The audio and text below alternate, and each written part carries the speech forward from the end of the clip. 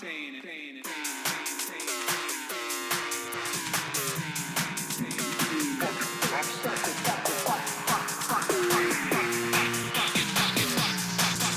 America deserved 9/11.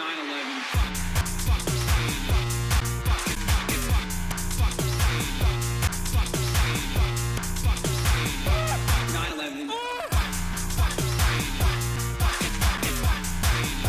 Only thing I know about the song is I think it's really funny. What a fucking liar, dude.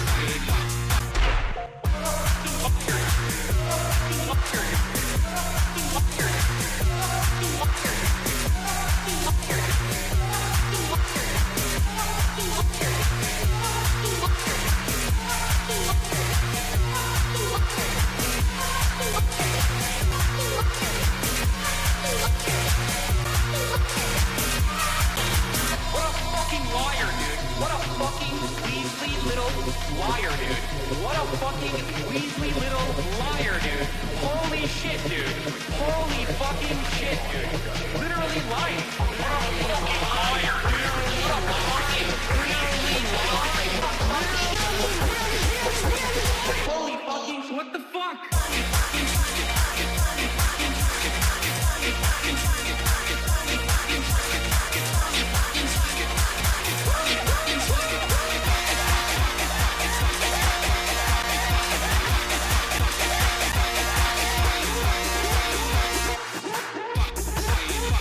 What's going on, everybody? I hope everyone's having a fantastic evening, a fantastic afternoon, fantastic pre-noon, no matter where you are in the world. I'm Hasan Piker, and this is HasanAbi broadcast coming to you live from sunny California, Los Angeles. Folks, we're live and alive, and I hope all the boys, girls, and MBs are having a fantastic one, because today's a beautiful day. Today's a wonderful day. Today is Sunday, folks. Reddit shelf. It's Sunday. Thank you for telling me I dropped a Zen chat. New setup looks great. It's dark as fuck. Yes, I know. Background is a little bit improved, but it is a little bit darker. It is a little bit darker. Camera angle is pretty similar. I picked up the Zen. Don't worry. Thank you. Thank you for calling it out. Folks, I'm in cozy mode right now. I'm in super cozy mode. I hope the room looks good enough for you guys. Folks, this is part of the broadcast where I tell you about my personal news about what's going on in the world of HasanAbi Piker. In between the time period where I press the stop streaming button and press the start streaming button. And a lot has obviously occurred. As you guys know, there's stuff changing in the background behind me. That's like one thing.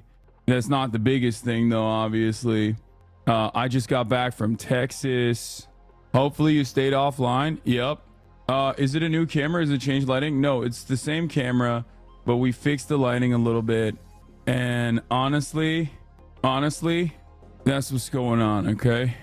Hasan, I'm the dark calming out Piker. Yeah, I am looking at how to make it brighter. I think I can just like make it a little bit brighter.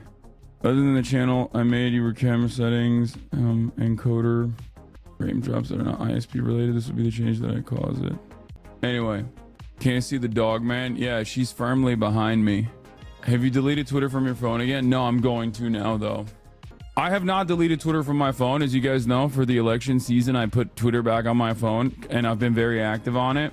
And, you know, it's definitely not the best for my mental health, but like, I've been fine. I haven't been like, it hasn't been like fucking up my mental health. I haven't seen anything too bad. I just keep seeing stuff like this, though, honestly, and it's gross. Like, it really bums me out. It's basically stuff like this that upsets me. But other than that, you know, it's fine. Also, as you guys might have noticed, we got glare free background now. No more lights hitting, no glare on the image behind me. But yeah, great setup. I think I'm happy with it. Bruh, the Discord mod hat. What? Oh, Elon. Yeah. So anyway, folks, I was in Texas. Oh, I can bump up the Elgato lights from the control center. That's true. Let me see. Let's bump these lights up a little bit. I think it's good to... It's a little bit brighter, right? You see that, chat? Maybe make them a little bit... Nope. What about now? I feel like there's something off about the light. Hold on. I'm gonna fix all of this. And then what if I cranked all of it? No, it's too much. Too bright. I think this is good. This is good, right? Doctor's office lighting. The owner of Jew Boy is incredibly nice and takes time to talk to everyone that comes in the door. Shame you didn't get to take a few minutes to chat with him. Otherwise, top Austin Berg. He wasn't there. It would have been sick. Did you change the color of the light? It's a bit cool. Warmer would be better. No, I made it warmer. It was too cool. Anyway, I'll tweak it. I'll tweak it. It's fine for now. Everybody calm down. Play the clip of Trump. Yeah, you're looking pasty white today. Good. I think if you wore a tan jacket at Alveus, Mia would have thought you were a tree and vibed again. Would you be interested in doing an interview with my professor who's on a local school board and fights against? No. That Chatter's been spamming it nonstop. Probably not Chatter. We got a lot on the docket. SNL playlist related. Thank you, Themasius, for the playlist, for the fat playlist. We got a blast off gif and everything. So yeah. What did I do yesterday? So I obviously I did my stream, brief desktop portion. Then we went to Alveus with Dean, which was really fun. Alveus is always incredible. We raised some money this time around. We raised like 5K, and you know, it was great. It was fantastic. It's always a fantastic experience. After Alveus, I got back home. Nick's place. Nick Pollum is the GOAT. I mean, he has been spectacular this entire time. He's been so wonderful and so helpful and has opened his home to me. And it was great. You know, I had a great time. Why'd they rob your MVP? I don't think I deserved it. I think the deserving party won. I think the deserving party won MVP.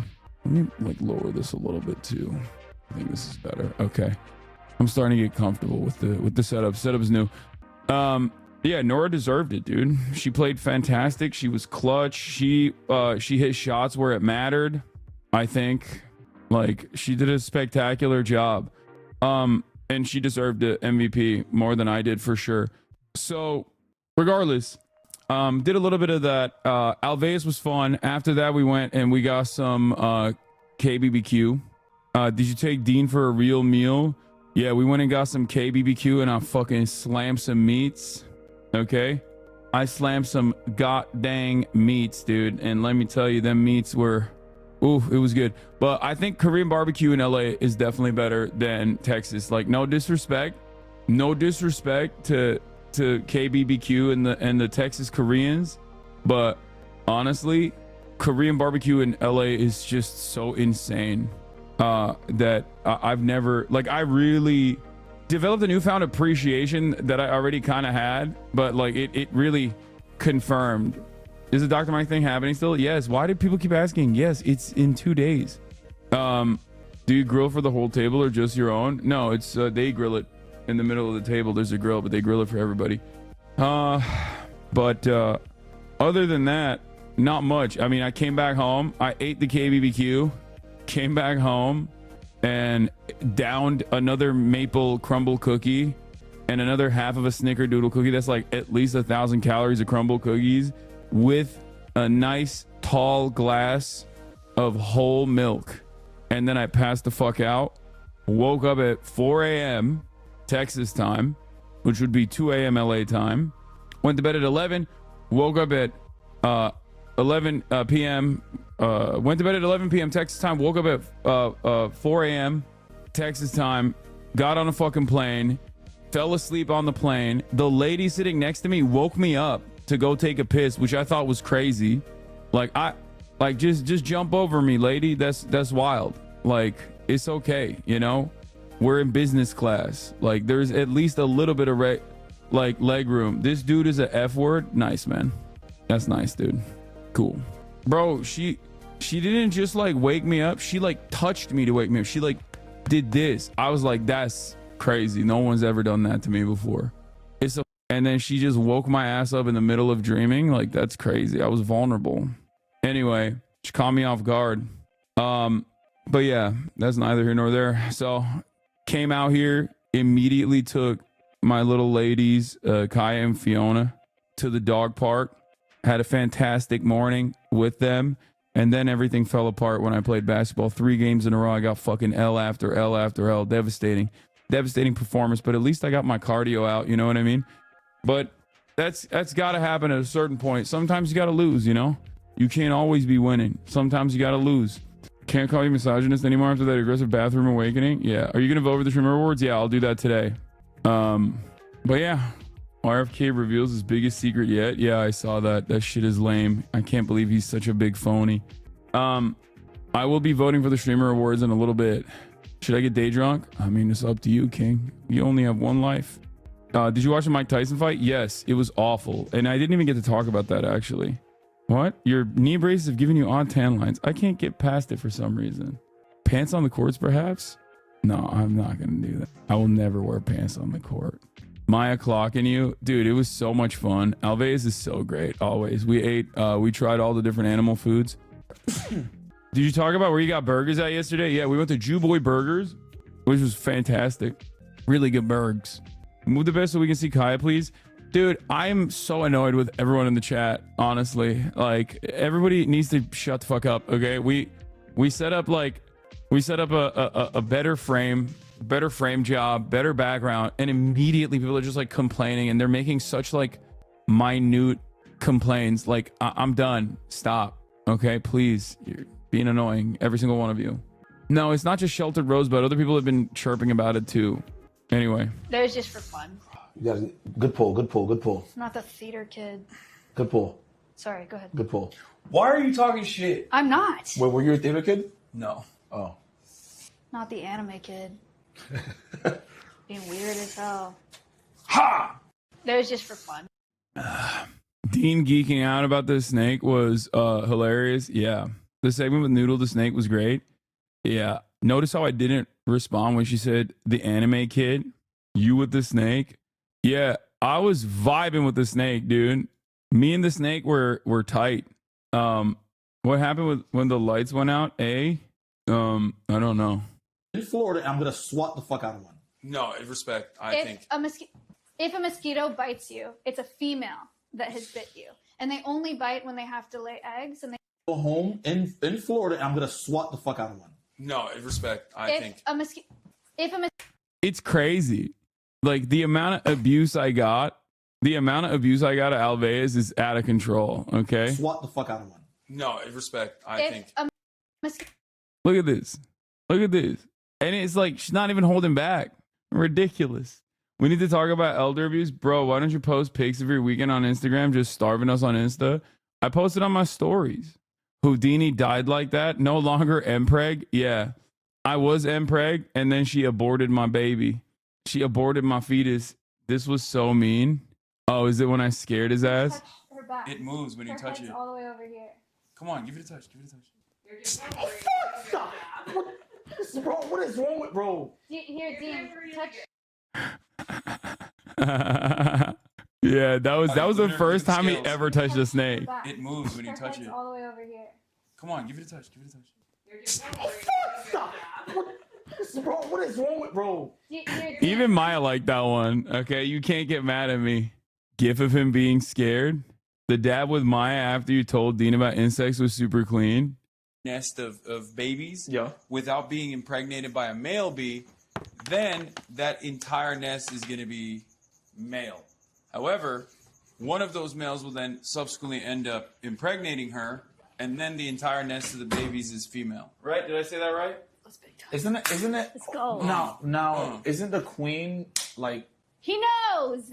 The queen is like just no. It's an ant queen. That's Funny how HasanAbi won't address this. What is this? Should I buy these for Hasan? What the fuck? No. You're always so excited to be here. I am. I love. Alveus chat, Dean. Welcome to Alveus. Are you excited? I'm so excited. I heard we're eating animal food. Yes, we are. If you guys, Alveus.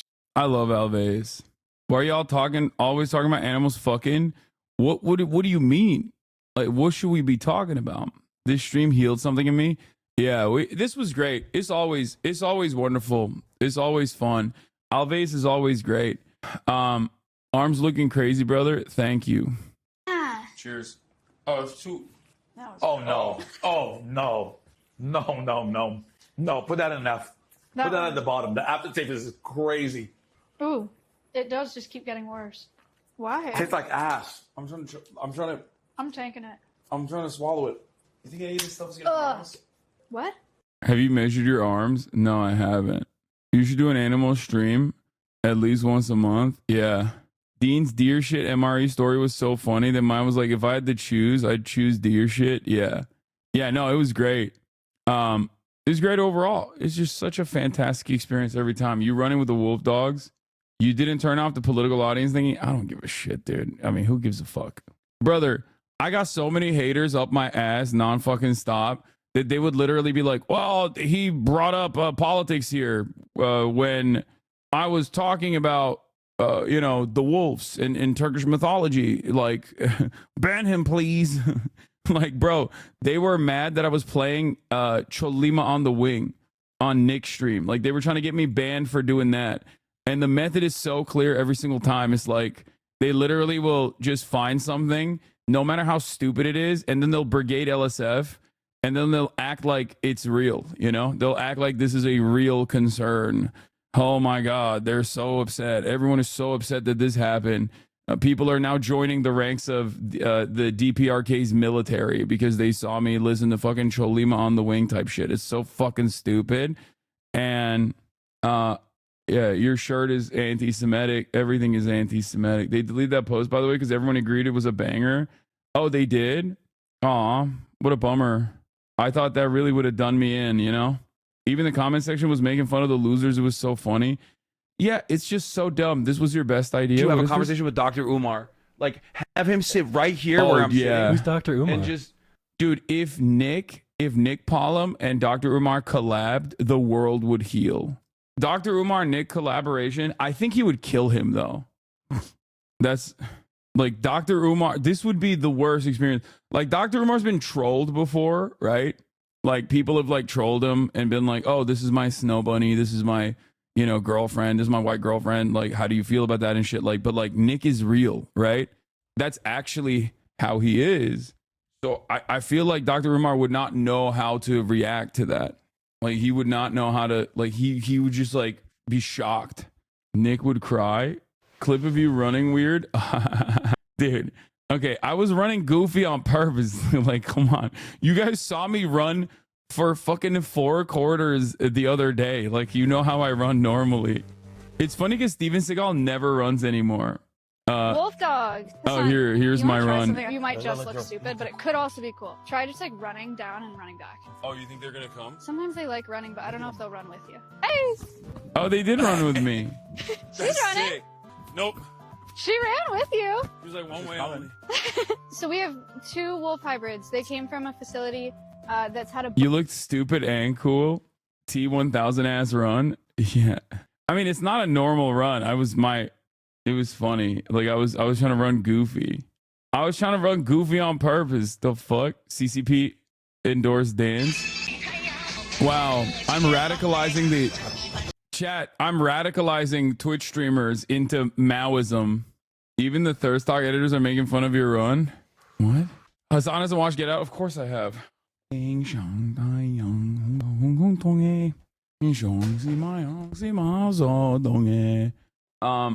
Anyway, are these wolf dog hybrids Maya was talking about? Yeah, they A are. bunch of Animal Welfare Act violations over the past decade. So their enclosure was like a tenth of the size. They just didn't have the resources to take care of them. And so they got transferred here in May of this past year. We have the wolves to teach people. So they're wolf hybrids. I keep saying that. They're part dog, part wolf.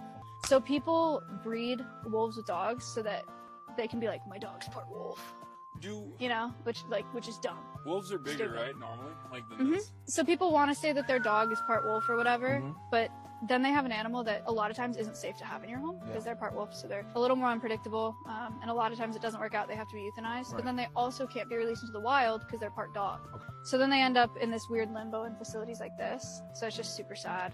It's okay, tall person, calm down. I am more than my limbs. Are you wearing a bulletproof vest? Yeah, it was a 9mm bulletproof vest though.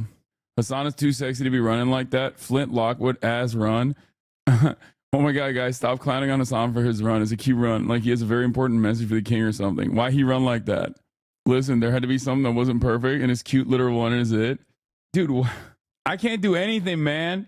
I can't do any fucking memes. I have to be perfect all the time. What the hell is this? Hasan loves communist music. Twitch streamer HasanAbi dances North Korean music in the car with NMP Law. Didn't know Hasan was chill like that. Sauce. Will be awful propaganda if that shit wasn't fire. The people's K-pop. Yet again, spreading his views on people who have nothing to do with politics. It's music, bro. It's just a mustache, bro. Okay, should I play it? Yeah. I'm ready. Like, this is so desperado, dude. You said Don't Fuck Dan is now saying you were playing Nazi music on Nick's stream yesterday. What? Wait, why are they saying that? Are they just fucking straight up lying? Is that? I mean, I guess they are. It's edited? Can I send you the tweet? Yeah.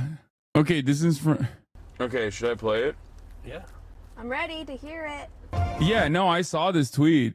I saw this tweet. Yeah, they're not saying it's a Nazi song, though. They're saying that it's a DPRK song, so it's like not allowed. Like you can't. They're literally saying you're not allowed to listen to music at all from like Korea or North Korea, anything. Like, don't play the Nazi one on stream. They will try to get you showing Nazi music. Wait, are they claiming that I played Nazi music or what? Breaking, a third Hasan clip has been released. Yep. I'm being told from multiple sources that Hasan said prior to this clip, Dan Clancy is my bitch. If that motherfucker even thinks about telling me what to do with my content, I will start calling advertisers myself. Wait, is this they edited it to put Nazi music on it? That's so weird, man. That's a whole ass weirdo, dude. Why are they doing this? Bro, they're so fucking weird, dude. They're so weird. I'm not even gonna play it. Yeah. Guy who really cares about anti-Semitism is like making fake edits. It'd be a better bit if they edited Taylor Swift music onto it and said it was Nazi music. Oh my God. It's like so insane. The K-pop stands for KKK Clancy. The funny part is that this fake clip arguably breaks less rules than the originals. Nazi Germany doesn't exist, so isn't it propaganda? Yeah, dude, it's better. I love that the guy who is combating anti-Semitism is saying that it's better that I play Nazi music on the stream than Iacha. Like, oh, you fucking Jesus Christ. Dude, this is like, this level of like being a stalker is just so unhealthy. You didn't even have, why did you do Nazi apologia, man? What the fuck is wrong with you? Fake crusade against anti-Semitism makes anti-Semitic video. Yeah, it's so wild. The Sear clip. Now, I wish you could hear what Austin and them were saying about you. Wet? You are more wet than your mom was last night. Thank you. Now, listen. Austin's calling you the Rim Lord. So what do you have to say about that? It looks like you've been going out there with some crazy plays. I saw you ran over there. You went whoom, went swooping. But sometimes you're just getting that rim job. Is that what you're working on right now? Yeah. So the problem is, I'm not gonna make any excuses. Normally, if it goes in, it goes in. You know. And right now, it has not been going in. You know what you're doing last night? You're digging my mother's vagina. That is disrespectful to your own mother to say. You're wet as fuck. This is a Burberry shirt. Yeah, go on. What do you have to say? Is your You're team wet as fuck is what your mom told me last night. is your team doing? That is incredibly. I'm getting that on. Now, You almost killed Misgive. It was great. Yeah. You never got into the spot on your 3-point throws. Unlucky. Yeah. Dude, it's crazy because I was nailing him. I was downing him so fucking hard before the game. So I was just like, oh, I'm good. Picked his little ass up too like it was nothing. has finally passed away, which is some of you will like and some of you won't like. A lot of fun being had here today. We just saw Hasan Piker bludgeon and drag his concubine Mizkif back to his chambers. That will certainly make Twitch himbos. This is why he said you needed to get banned. Yeah, I beat his ass so hard. He immediately was like, we got to ban politics off the platform, please. Wake carried the commentary. Wake is the GOAT. I love Wake. He's very funny. And so is Austin. They're both great. They're both fantastic commentators. What is this? Dude, this was so funny. Lud made a mogul mail, edited a part out, and people thought you messaged him to do it. Lud said it was Miz. Yeah, I woke up to this clip, not available, by the way, chatters. I woke up to like LSF, insane LSF shit once again. And it's so funny because like I think I was literally sleeping while all of this shit was happening to begin with. Like I was like I did not know that I had no idea that Ludwig did a mogul mail. I did not know that I was mentioned in the mogul mail. None of that shit. But that has not stopped people from fantasizing, it seems, all over LSF about how I actually am manipulating Ludwig into like deleting stuff. That's cool. Ludwig live edits. Look at this. 4,000 upvotes. Ludwig live edits his YouTube video about the Twitch apocalypse to remove Misgift blaming Hasan. The literal tamest criticism. He's not even the one criticizing. Sounds like Misgift may have gotten a call from Hasan. It wasn't Miz. Miz talked to him and he decided on his own. Ludwig misspoke on things Miz didn't say and wanted to correct it. He said on stream yesterday. Yeah, I don't know about any of this shit. I was too busy eating fucking meats. I don't know exactly what time all of this stuff happened. It was either, I assume it was like, you know, either when I was sleeping or when I was eating KBBQ or probably when I was sleeping. I don't know. He was comparing Ludwig's coverage of the ADPOCALYPSE to French collaborators in World War II. Very serious about it, I'm sure. Yeah, these people are fucking hilarious. They claim you have blackmail on all of them. I saw one comment. So they're saying you called Miz to call Lud. You are both the worst person and also one who's in charge of everything and everyone. These people have one speed. Yeah, I don't know how, like, look, guys, this is just how conspiracy theories work. And it's weird that a lot of people have basically created conspiracy theories by doing too much Reddit. And these are probably like normal people otherwise. And by that, I mean, like, they're probably like Democratic Party voters and they are, they make fun of people who are thoughtless about vaccines and stuff like that. And then they basically fucking operate in the same capacity. Like they do QAnon memes, but for one guy only. And that guy happens to be me. Like, do you think that I was like, aware of all the stuff that was happening? And I was like, Ludwig, you better not fucking post me in there. Oh, I'm so mad. And then like I texted him and then Ludwig was like, oh, I'm so sorry. I'm so afraid of you, Hasan. Or do you think that maybe what he said, just like this happened last time, what he said is the truth? You got to lawyer up. Brother, you are insane. What do you mean lawyer up? Like what am I going to fucking hire a legal team to be like, hey, these guys are out of their fucking minds? Yeah. Isn't this also yet another contradiction? They always say you're the dumbest person alive, but you're also playing such 5D chess to pull all these strings. They call you an idiot all the time, but you're somehow the smartest, most manipulative person to be able to control other big content creators. Sounds like neo-Nazi making conspiracies. Yeah. If you did have this control, why would Lud not just send you it for editorial notes? Yeah, I don't know. It is funny because like, the problem here is that these guys, like, they don't understand how fucking unhinged they are. I mean, I saw the Miz clip and this is exactly what he said. And then someone said ban Hasan or even Hasan and something. Miz was like, yeah.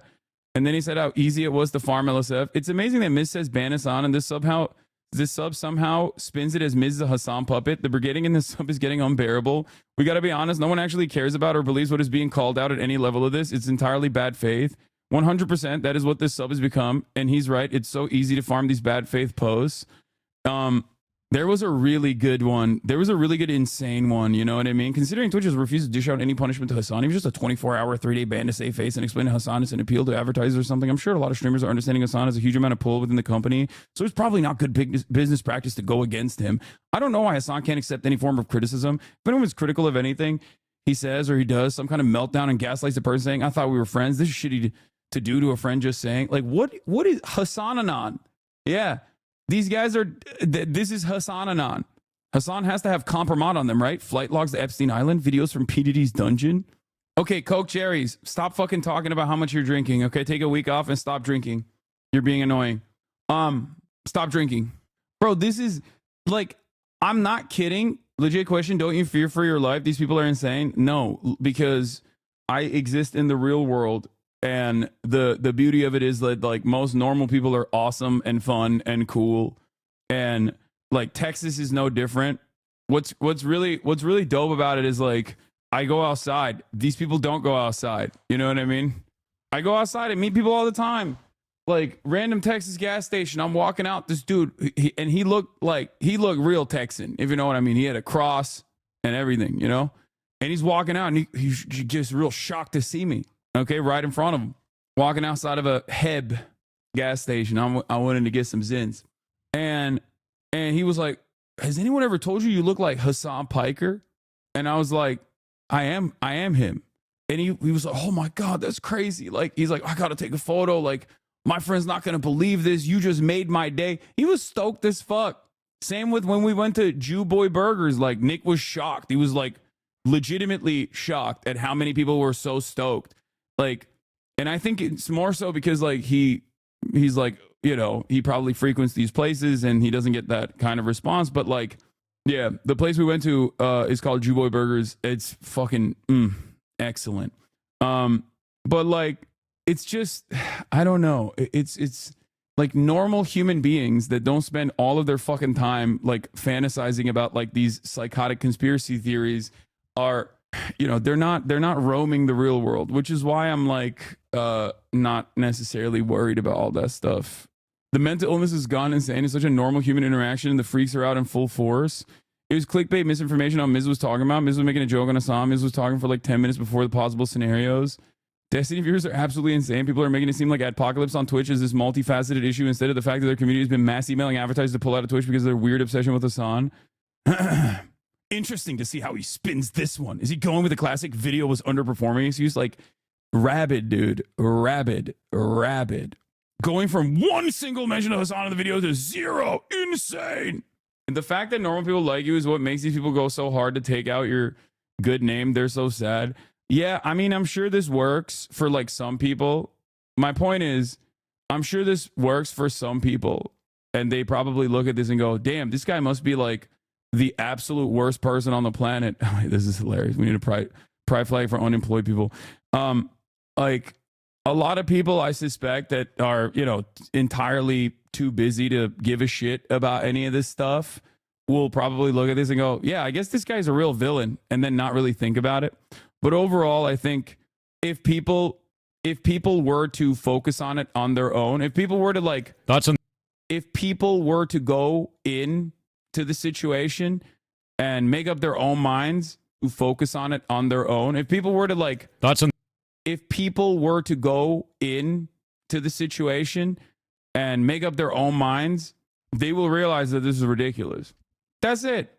There is 0% chance that if you were primed into fucking hating me because you saw a bunch of clips out of context and you came in here and you sat your ass down and you watched me for like 5 minutes to 10 minutes interacting with other people, talking about whatever political issue you thought I had the exact opposite opinion on, you would be like, okay, never mind. I was misguided. That's it. But there's not really much I could do about other people's mental illness. You know what I mean? And there are people like that in here. There are literally people like that in here right now. There are people like that who came in here who probably were like, Hasan, I heard a lot about how you're like pro-Russia. And then they start hearing me talk about Russia. And they're like, okay, maybe I was wrong. Maybe he's not pro-Russia. I don't know why the fuck people were saying that. You know? I have a mass, like, this is not a normal circumstance. I don't think most people have ever experienced like a mass serial cyber stalking, cyber harassment operation like this. It is what it is. Anyway, today we're going to talk briefly about the ADPOCALYPSE shit, and the Ludwig video is on the playlist, so we'll get started on this. But apparently people in my Discord, I asked this morning about what the drama was, and they were saying that his like his coverage on this was awful. Adrian is online. Thank you for the 10 community gifted subs. Loner Box right now is saying that you were telling other streamers to help you promote terrorism. Oh, bro, little bro's gonna break 100K on one of these videos again. I promise. Okay, you never blasted off. Oh shit, you're right. I forgot. Holy fuck, I'm invested, dude. Yeah, let's blast off real quick. We'll talk about RFK Jr. Yes, new lighting. Okay, UFC Trump night. Yeah, boner box going. Boner box. I like that this is what political commentary in like the supposedly intellectual realms of debate have have basically devolved into, which is just straightforwardly and earnestly lie about other people with the hopes that like their audience never goes there and checks for themselves. You know, that's cool. Yeah. Peace. All right. Sad state of affairs. I mean, it's expected. It's expected. It's whatever. All right. UFC Trump night, SNL Sunday. recapping Texas, addressing the drama surrounding ADPOCALYPSE. Is it happening? Get in now. Oh fuck, you're on. I saw your plane on Insta and I just assumed I'm not streaming. Come on, chatter. You thought I would skip a day? What are you, out of your mind? You speaking at USC shows something none of these debate lord weirdos could ever do. I met you at the Texas gas station, dude. Usually catch you on YouTube on the fan channels. You helped me lose weight and now I'm wrestling. Oh, let's go. That's the guy. I met you at the gas station in Texas. You've helped me lose weight, and now I'm at my wrestling rate in high school. Thanks, man. Meeting you was the highlight of my trip. That's me. I'm from Minnesota. Oh, okay. My man wasn't even Texan. Dean is so funny because Dean saw this dude pull up to me. Okay. He saw this dude pull up to me, and he was worried. He was putting gas in the car, and he thought like this dude was an op. And he like rushed inside after the conversation was over. And I was like, nah, it's all good, man. He's just a fan. He was the homie. He was chill. I met you at Texas at the gas station, dude. I usually catch you on YouTube fan channels. You helped me lose weight, and now I'm at my wrestling weight in high school. Thanks, man. The roommate was just jealous. Hell yeah. That's got to be a real trip. It's a fucking random-ass gas station. You're walking out. You see me. You're not even from Texas. Random-ass gas station in Texas that you're walking out of, and I'm just walking in. Anyway. I'm legit scared some fucking psycho will roll up on you one day, but that's probably just the anxiety. Yeah, my attitude on stuff like this is you can't think about it. Like, you can't let that sort of thinking cloud your mind. That's why I'm super chill about it, even though people say I'm insane for not worrying about, like, the psycho stalkers and shit. Because, like, if I were to think like that every day, I would go insane, dude. I'm sure there's, like, a valid reason for why people would have a healthy level of anxiety in these sorts of situations. But, like, I can't live like that. You know what I mean? I can't live like that for a multitude of different reasons. One, I can't let these losers dictate my life. I'd never think about them in the real world. That's not even a thing that ever crosses my mind. The thing that annoyed DGG Reddit and all is the fact that Elwig said that the adpocalypse would only last a month because of how important Christmas is to advertisers. Elwig is correct. Also, it doesn't even seem like there is like a full-blown adpocalypse happening because there are some people who have been hit like Kason, but it seems like Lacey and Ronaldo and others that were also claiming that their ad revenues were getting targeted were actually just memeing. They were meta chasing. They were just trying to clip farm. And like Kason's ad revenue was cooked. They took it out. And I think the reason why his ad revenue was taken away is because of the Iran tag, right? And there are plenty of other content creators who are saying that like their ad revenue has not even remotely gone down. So yeah, like Nick is fine, it seems. Kai is getting ads, it seems. And for me, since you don't play ads anymore, they clip it like this. Open a different stream where an ad is playing. Switch to a clip of you to make it look like the ad was playing on your stream. So dishonest. Can you please show me that? That's amazing. Yeah, XQC said he was fine. Like, I think a lot of people are just fine. Yeah, there is no ad revenue for sure if you're on the politics tag. Like, if you're a political streamer, there's no ad revenue at this moment. I'm sure that will also change. Like, because it's a new CCL label, content classification label, there's probably not like a way to get ad revenue for it specifically. Dan Saltman shows how he implies ads are playing on Hasan's content. What was happening here? That we got an ad. That's weird. How did we get an ad on Hasan's page? Oh, it's because Hasan was hosting someone, but I was still on this page, and the ad plays right here. Okay? This is a legitimate thing that happened. Okay? What? Hasan was hosting someone. Thank you for hosting someone, Hasan. We were actually on this URL right here. J Balvin, we're so proud of your sponsorship with Cheetos. Let's get you on our wall of fame. Yo, that's hilarious, dude. What the fuck? Yo, he's so mentally ill. I was looking into it, and it looks like ads on the politics CCL are opt-in, so an ad buyer has to know about it and opt in for their ads. Bro, this is... DGGers are smugly watching streamers freak out about losing like 80 to 90% of their ad income. It has been gross. Yeah, but it hasn't even really been happening. Like, that's the other thing. It doesn't seem like it's happening. I mean, you can literally see an ad on Laura Lux's stream while this is occurring. You know what I Kid mean? with the brand below. My mom gonna be so proud. Cheetos, official sponsor of J Balvin's Fingertips. Oh. Like, do you see what I mean? Looks like Apple is coming back to do some advertising on Twitch. Interesting choice. What is this? Awards scholarships to 98% of incoming freshmen, totaling over $57 million every year. Apply to DePaul University. They bought an ad called advertiseontwitch.com. Site that lets you understand how your ads might appear on Twitch. Dude, this is so mentally ill. This is so mentally ill. I don't think these guys understand that, like, the more they do this, the more advertisers can be like, you guys are fucking freaks. Like, this will never go on LSF. Just so you guys understand, like, nothing that actually is correcting the record will ever go on any of these, like, aggregator subreddits, because it goes against the overarching narrative that they're trying to build. So the only thing I can do is basically just show you the truth on this front, on this aspect, like, and basically show you how fucking unhinged they are. And it's hilarious because, like, I'm not running any fucking ads anyway. So, like, I don't like running ads. I never liked running ads. When I got my contract, I specifically negotiated to ensure that I had the minimum amount of ads that I could run. And so I don't give a fuck about the revenue. You know what I mean? I don't. And this doesn't impact me, which is precisely the reason why they wanted to, like, because I don't have my own personal sponsorships either. Normally they would go after, you know, whoever is sponsoring me directly, but because I don't have that, they can't do that.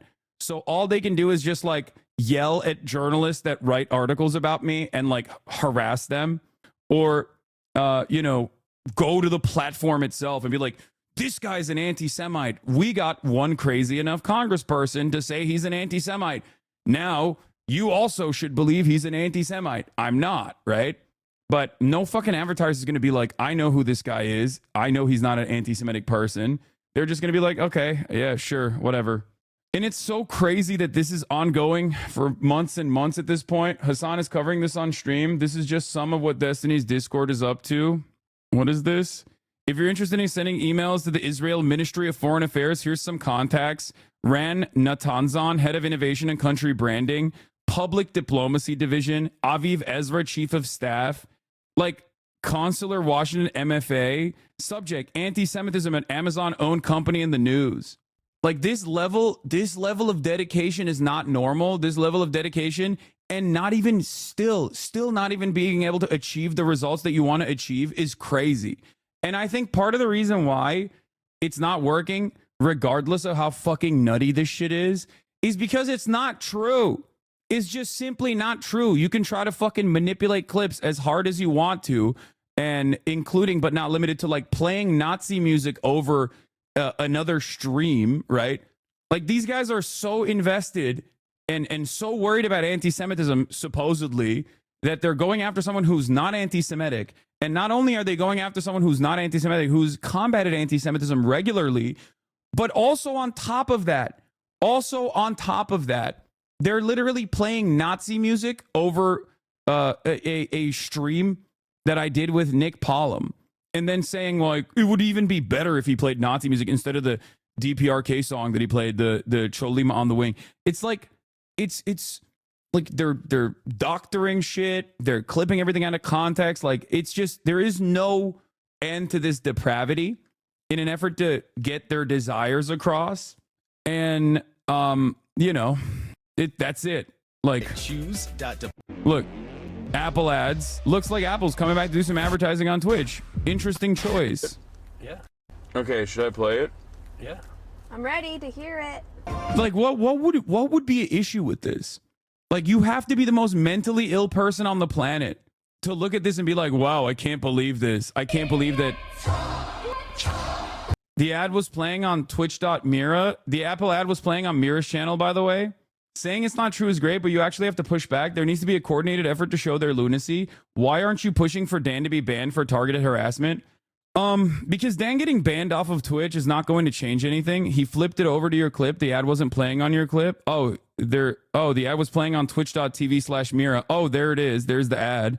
Then we navigated to Then we navigated to a different clip. This is just a specific clip in an effort to make it seem like it's playing over this. But it's hilarious because even if it was playing over this, there's not a fucking issue. They say they got you now? What do you mean? Oh no. Anyway, they're snitching to a whole ass government. The bottom text has a disclaimer for protection. Yeah.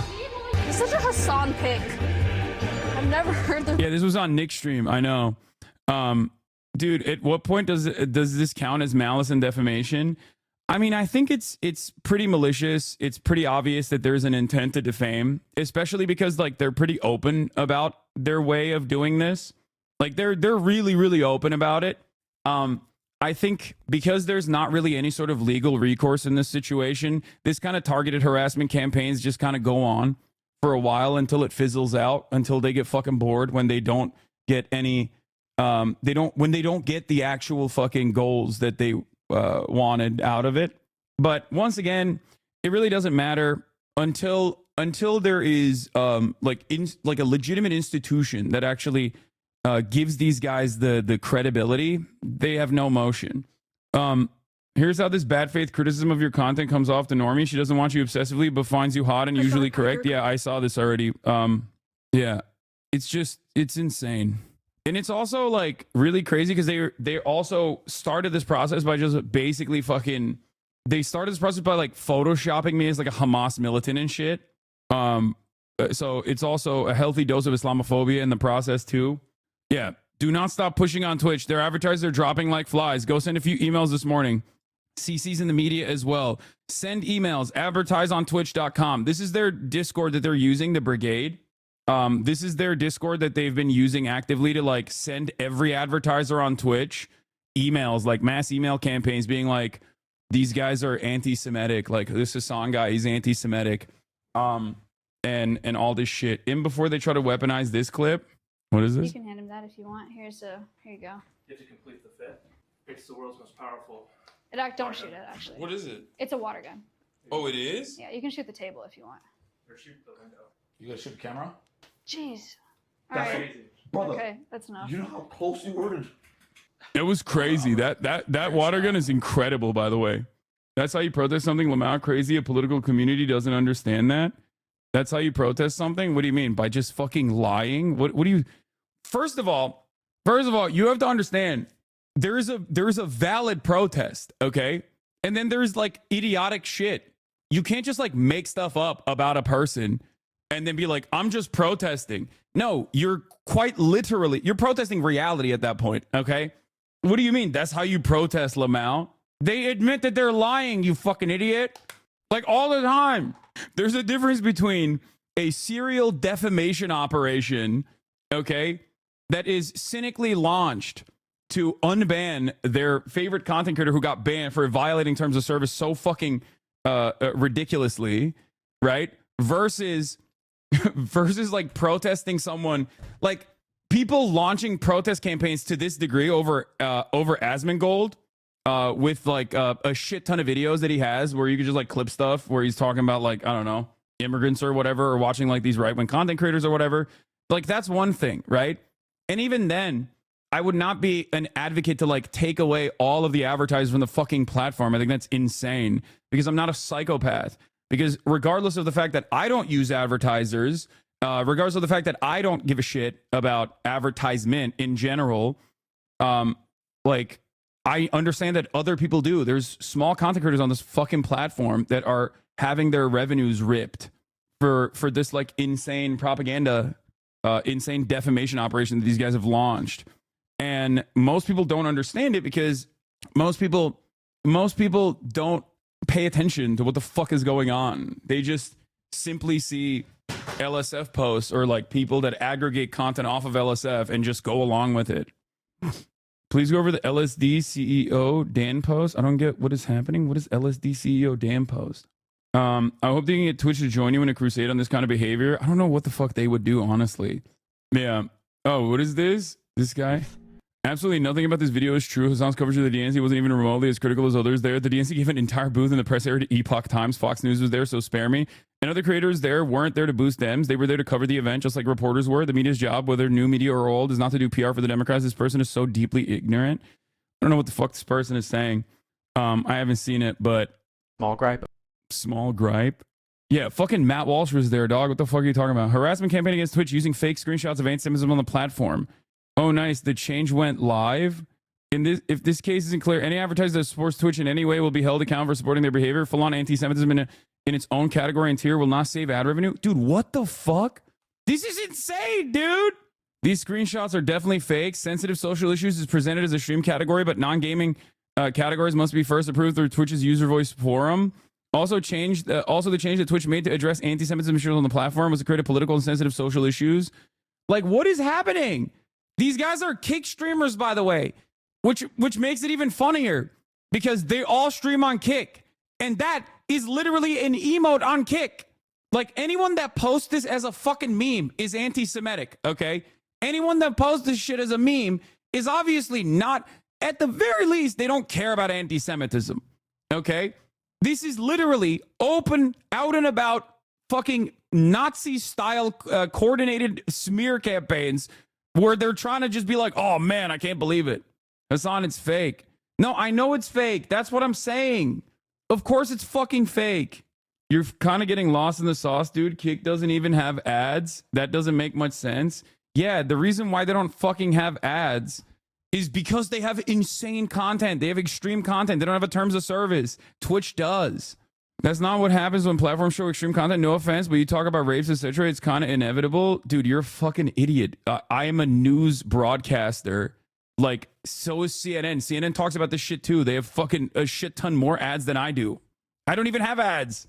They're not going after my ads. They can't go after my ads. I don't even fucking run ads now that my contract is up, dumbass. That's why they're trying to go after the entire platform for even hosting me. And it's not even working. So that's the other part of the story that we haven't even gotten to. Okay? The part of the story that we never even got to is that not only are these guys like cynically doing this shit, and not only are they so omega unhinged, right? Here, there's more. Send emails, DM me or Dan if you get a response. Do not stop pushing on Twitch. Advertisers are dropping like flies. And then they got Richard Lewis to like write an article apparently. But it turns out it's not even fucking happening. If there's anything you feel missing from this site, let me know. Latest and greatest stuff, ideally. This website basically streamlines that entire advertising email to call to action Dan did earlier. Go nuts. Same deal as before. Send me a message here or in DMs if you get a response. New York Post, Richie Torres' article on the New York Post. Twitch has become a hotbed of extremism and hateful rhetoric against the West and Jewish people. Dan Clancy is allowing streamers such as Hasan to openly promote hate and terrorism. This needs to be stopped. Sign this petition and demand action.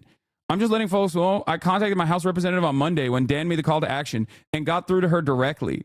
She was very interested in hearing what happened and was going to look into it. I contacted her again yesterday for updates and she spoke to her staff. She had gotten 5 to 6 calls from folks during the week, all talking about the Twitch ban on Israel and was planning on doing congressional committee with other interested congressional folks.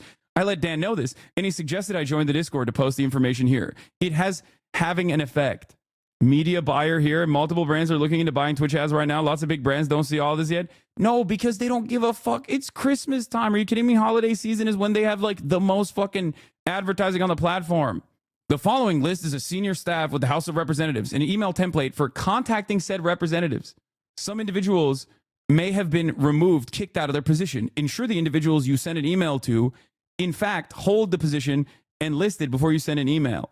The thing is, if I was legitimately this massive anti-Semitic, like Nazi terror lover that they try to fucking present me as, this would be valid to do. Okay? Straight up.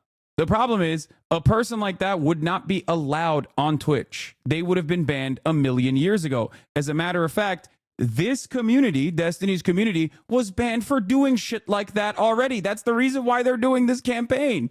And it's so funny that, like, the reason why they're doing this mass harassment campaign, this mass coordinated campaign is straight up because they're on Kick and they can't come back on Twitch. So they're just fucking mad. They're bitter. Oh, and it's wild.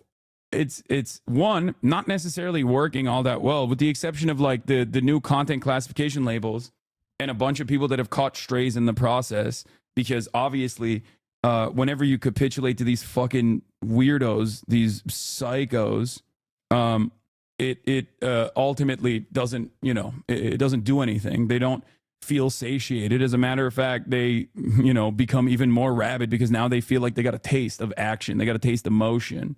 They won't stop till he's back on Twitch or you lose your mind. Nothing will stop unless you sue them, to be honest. Yeah, it's just not gonna work to make me lose my mind. It doesn't fucking, I look at this as like the saddest thing people can do. I'm Jewish and I don't even remotely buy that they're doing this out of a genuine concern for Jewish people. Yeah, it was some of the Jewish content creators on this platform like Nandre and Ham and Cheddar that were genuinely frustrated about the Zionism designation that came as a consequence of Dan Saltman and Destiny going to the ADL and his community that, by the way, also calls their operations the Taliban, which is another fucking hilarious thing. Like they consider themselves to be cyber terrorists. You should just say you're reviewing your legal options. Easy peasy. Yeah. Okay, guys, fucking Wikipedia just sent to a sitting member of Congress and everything Dan is linking. Twitch is pausing of account creations in Israel. twitcherterrorist.com. This wiki page provides a list of every link we have for the article. Please avoid linking anything we already have on this page. What we need: every instance of someone who contacted Twitch about why they couldn't get an account. Every instance of someone who emailed. Oh yeah, they also, this is the other, they call themselves the Hezbollah brigades as well. Community dedicated to documenting the anti-Semitism of Turkish colonizer Hasan Piker and the Sultan of the Twitch Empire, Dan Clancy, as well as other streamers. How fun, dude. I recommended you to my normie older bro for your election coverage. He really enjoyed it. Now he texts me that he doesn't know what the fuck you're talking about. Yeah. Normie older bro for your election coverage. He really enjoyed it. Now he texts me that he doesn't know what the fuck you're talking about. Yeah. No, I absolutely think these orbiters calling Congress people is dangerous and can stack with ADL, APAC, pressure, etc. Yeah. They're moving on to doing conspiracy theories that your merch designs are AI generated now. They absolutely are not. Likely AI generated? What the fuck? Outline runs differentiate foreground. Me trying to prove Hasan merch is AI made? What? Brother, get a job, dude. Please get a job. Please. Please get a fucking job. Please, dude. Don't they get off on your attention? Most neat behavior in existence. I know. We need to do a fucking massive work program for sure for all these guys. Unfortunately, it is their job. No, they're doing this shit for free, and they're doing this because they are permanently jobless. So, like I was saying, we have the stock guy who was complaining about like advertising revenues going down for him, but he does talk about like news and information, so he might have been like classified with the new political designation as a consequence of doing news coverage no matter what. And he did an election stream. Yeah, they're probably that could be part of the reason why he was like slapped with the news and politics designation. So that might have led to a revenue loss for him, which is again unfortunate. But it seems like a lot of the content creators on this platform that aren't doing any sort of political coverage whatsoever have not experienced revenue loss from advertising at all. Thoughts on the adpocalypse? There's no adpocalypse going on. Yeah, there's no adpocalypse happening. None of our ad revenue has changed. None of the ad revenue of any streamer that I know has been changed. I know that there was some problems with specifically certain tags that were on Twitch that people were talking about, but none of our shit has had problems. Yeah, none of it. Yes, there is. No, there isn't. You know what an adpocalypse means? Adpocalypse means the entire platform is getting shit on. Our ferret rescue runs off of ad revenue. Hasn't changed a dime. Yeah. Misgive, I'm surprised to see you not banned for spreading DPRK terrorist propaganda. Yeah, you need to keep being surprised if you think that is like something that tracks with most normal people. By the way, that Lacey clip people are sharing about his ad rev, people don't see what he said afterwards. It was bait. I will not be streaming anymore. Revenue does not go back up to what it needs to be. I will not be streaming anymore. Simple as that. 10 out of 10 bait, that's gonna hit on Twitter. Chat, how many hate comments is that gonna get on a Scuba Ryan Twitter reply? How many hate replies is that one gonna get? How many, chat? Yoxic hate thread incoming? So many. Yeah. By the way, that Dan guy saw this Pirate Software clip and immediately started calling him anti-Semitic and a Jew hater because he didn't use his talking websites for proof. Wait, shut the fuck up. Hilarious that these people think that there is absolutely no First Amendment right to say things. They want more censorship than Nazi Germany, Lamau. Yeah, this was like last week. I'm the best rage baiter. This was like last week. And so a lot of like, I think there are valid concerns for a lot of content creators that are getting hit with like the politics CCL, content classification label, because it's a new label. They haven't started selling ads towards that label yet. And I'm sure inevitably they will start putting ads, like slotting in ads to that label as well. But as far as like the rest of the platform, like these guys are saying, Dan tried to recruit Pirate Software into his harassment campaign. Pirate Software blocked Dan on Twitter. They're so fucking gross and weird, man. It doesn't make sense. Like I don't even think XQC is going to be on board with this shit. Like, I feel like maybe I'm wrong, but the only person who's bit this has been like Asmongold. This is Dan literally making threats about going after you in this community. You know what's so fucked up is this fucking little weasel rat. I mean, it's okay because I'm doing the same thing. See, this is what you guys don't get. This is what you don't get. You don't play the game. You don't play it strong enough. You're over here like, Dan, do not bring up that he went to a brothel. Yes, it was raided, but in the end, they didn't find enough crimes to shut them down. He has no issues clip chipping me, okay? He's fine doing it. Why the fuck would I not do it in return, okay? What is he talking about? Dude, it's getting completely unhinged and completely out of fucking control. Hey, he wants to, like, do out of context fucking clips at me.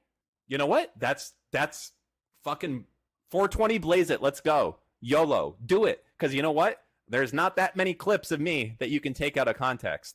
There's a few, but I got a lot that I can do for you. I'm winning this battle. So you know what? He's literally openly saying, I'm going to like actively pursue my defamation campaign. That's crazy. You got my approval. Let's do it. Out of context battle, fucking you go first.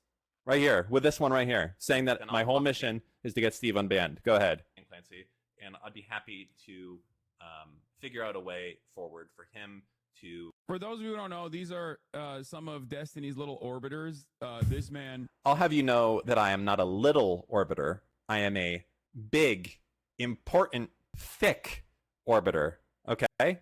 Also... Oh, bro, have some fucking self-respect. God damn, you're like 50 years old, man. What the fuck are you doing? Oh, this is so sad. Oh. Yo, this entire dude, his entire community is so busted. These vibes are so bad. I don't know what to say. I'm a big orbiter, not a little one. I'll have you know. Oh my god. By the way, the brothel thing is crazy because he openly admitted that he knows. He openly admitted that he knows that they were fucking raided for tax evasion, basically. Like he's saying, like, it's fine. They weren't raided for sex trafficking, but it doesn't matter. I'm just gonna keep lying about it. Okay. Sick, man. Have fun. So, what's going on with your hair? 200K to 28K fell off. I know, it's over. My career is done. I should hang it up today. I should hang it up tomorrow. I'm done. There, big man. Why is your hairstyle so bad? What the fuck's on your microphone also? Not good. This guy just looks fucking weird. Am I wrong? Am I wrong? I mean, I don't know what to say. I see two men on the screen. Oh, wait. You can't see. Hold on. Ooh, that's awkward. Let me just go ahead. See, I see two men on the screen here, and I happen to think that one of them is more handsome than the other. That's just me. Okay? But anyways, let's continue. We used to have conversations back. Yeah, back when you weren't a fucking terrorist. Yes.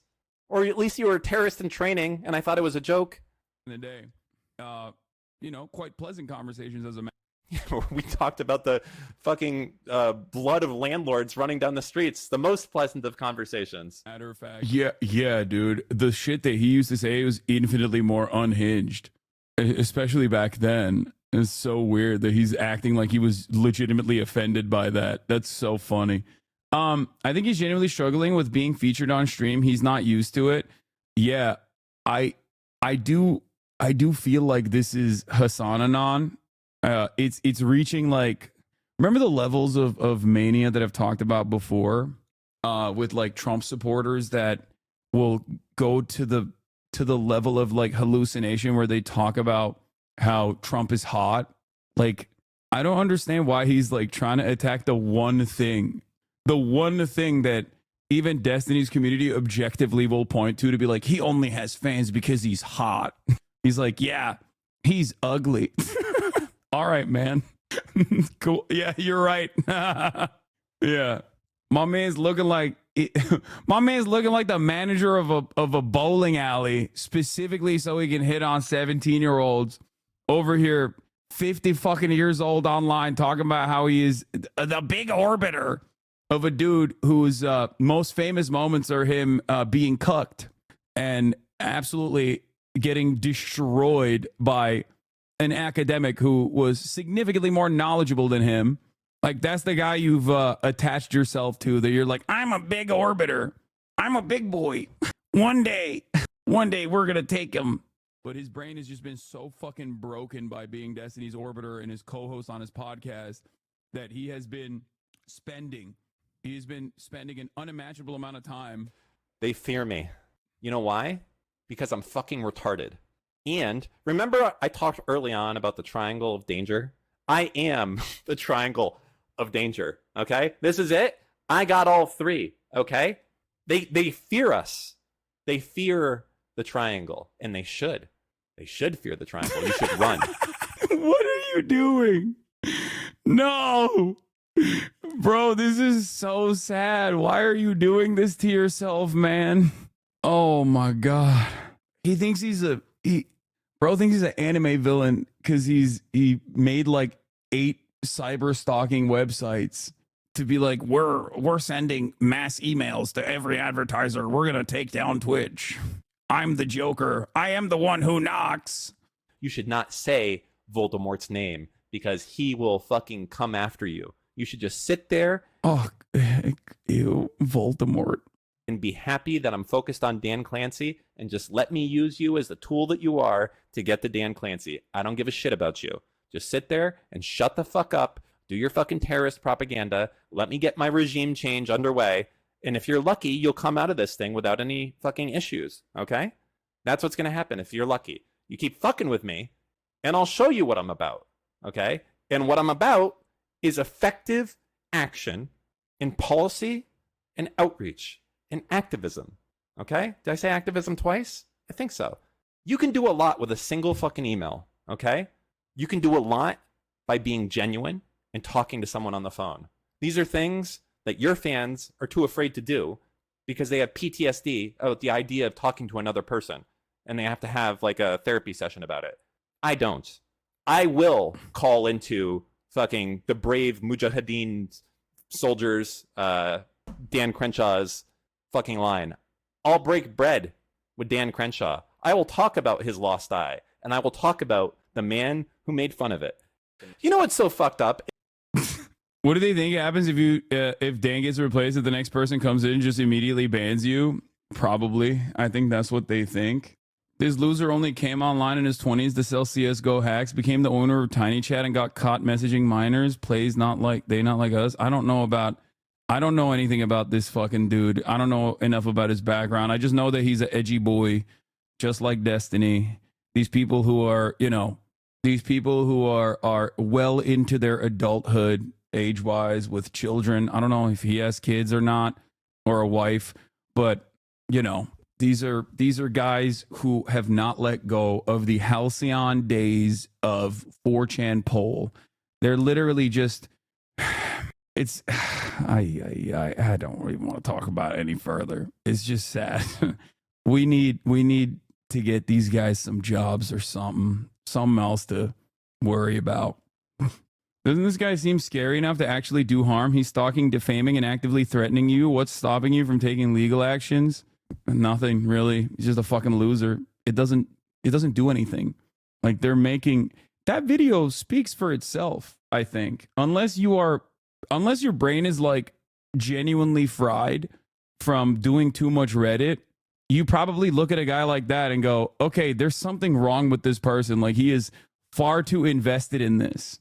But yeah, as I was talking about, it seems like the ADPOCALYPSE thing wasn't, or it hasn't happened in the way that they're claiming.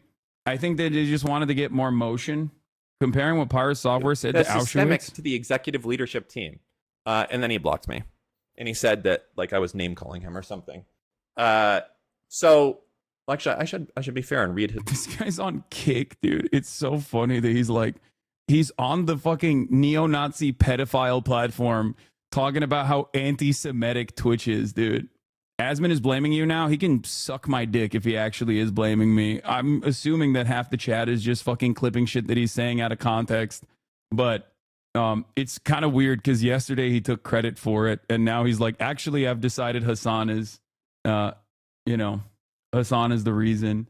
They don't care about being hypocrites. They care about winning. Yeah, but it doesn't matter. His response, if I can see it. Let's see. Here it is. This one, what is this? Trying to put that kind of hateful statement in a quote while referring to me is outrageous. I've blocked you as a result of this and nothing else. It's clear that you're not familiar with my content, considering this thread that you've made towards me either. Twitch needs to make action, and finally Twitch needs to take action, and finally is, even if it is small. I'm glad they're at least doing something, and I can never agree with the inflammatory stances you've taken here. You know what this guy, in my mind, what I've heard is like the neighbors have complained about the killing of Jews and the smell, and the Nazi factory has put a filter on the fucking stacks. And he's like, listen, what the fuck? Bro, they're trying to make this a beef between you and Asman. Don't fall for it. You can always just reach out to him directly. His dad was in the chat the other day saying he doesn't want you banned. Yeah, I don't know why Asman thinks that this is like if he thinks that this is like a solid approach, like he's wrong. And I've correctly called out that he would not appreciate the waters that he was the treacherous waters that he was engaging in. And it seemed like there was a turning point when he apologized for the inferior cultures deserve to be genocided take. There's already news articles stating he already claimed being the reason for the adpocalypse. Twitch could actually sue for tortious interference. Tortious interference is a common law tort allowing to claim damages against a defendant who wrongfully interferes with the plaintiff's contractual or business relationships. I mean, I don't know. They're talking shit. Asman isn't blaming you. People just want drama. Yeah.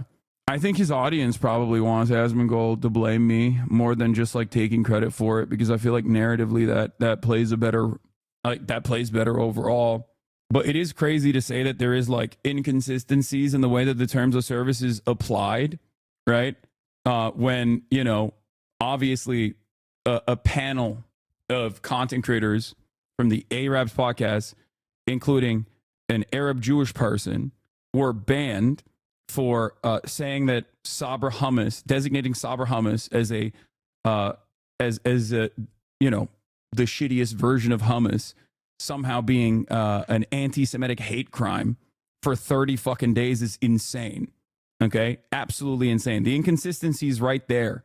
It's not in the other way. The inconsistency isn't right-wingers are getting a real tough time at Twitch. Real tough.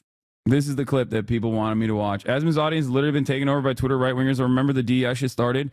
They were elated how Asman is the normie voice for them. Yeah, I know.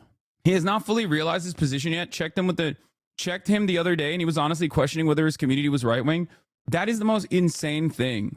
Hasan, stop giving these guys attention. Brother, while this isn't close to the adpocalypse shit, it is like a treacherous territory. I do have to speak the truth. Like, what do you mean?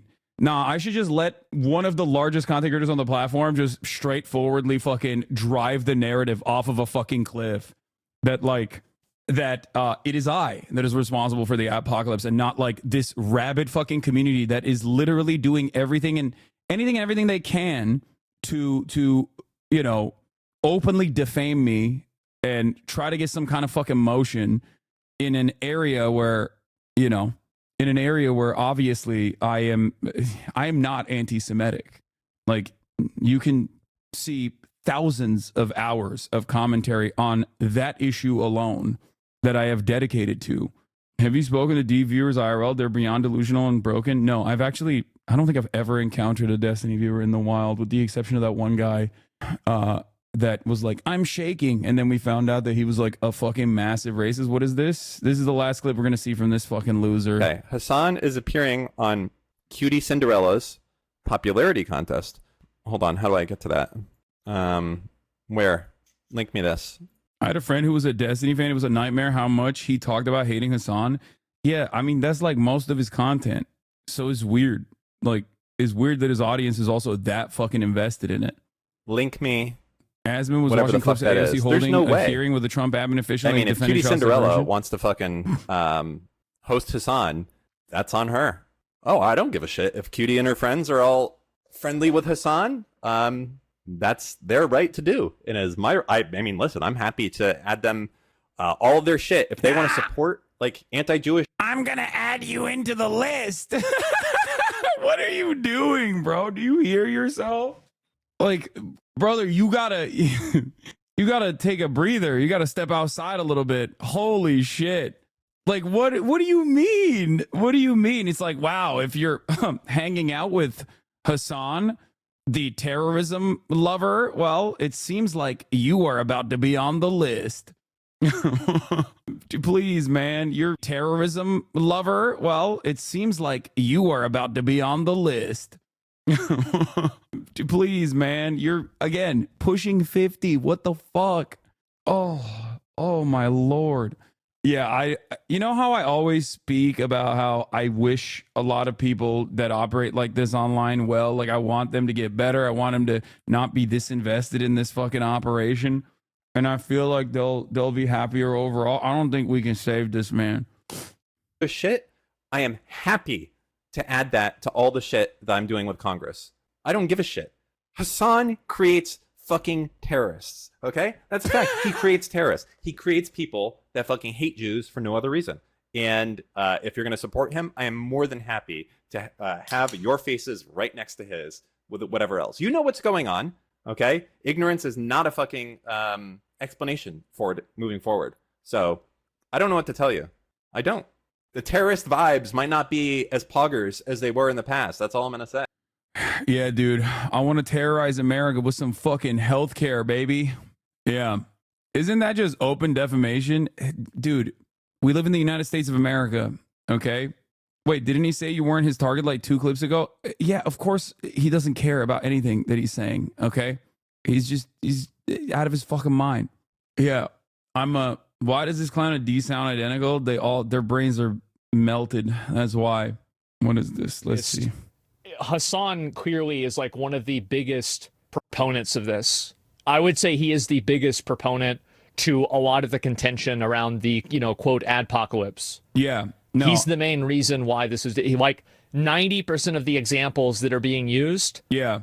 Is me being anti-Semitic and being pro-terrorism. Thank you, Asman. Are him. Like, or maybe not 90, it might be 80, 70%, but it's like the majority of all examples on the entire platform are all Hasan. So yeah, very clear. That didn't ring any alarm bells for you at all? Like, not even a little bit? Like, do you think this is a genuine operation? Like, do you think I'm genuinely a anti-Semitic person? 700 upvotes, 300 comments, top of LS7 50 minutes. Of course, dude. The method is always the same. It's just funny because like half of the fucking people that are doing this are legitimately anti-Semitic. Like, actually. Very clearly, this is the reason why it's happening. Now, you can say that it's unfair, but that's fine. That's okay. But you can't say it's not happening or that's not the reason. Talk to Asman again. He's getting brain broken. I don't think I can change his mind. It's unfair, but that's fine. That's okay. Of course, I think he probably knows what's going on. I mean, of course he does. And totally right. Blocking Israel and happening. Now, you can say that it's unfair, but that's fine. That's okay. But you can't say it's not happening or that's not the reason. So blocking Israel and ADL memes? Oh, no, that's definitely bad. But I'm talking about people's actions on the website. Of course, there are other things like them blocking Israel and things like that, too. You're totally right. So, and Hasan probably has no clue what's going on. I think he probably knows what's going on. I mean, of course he does. And so people see Hasan can get away with it and they start doing it, too.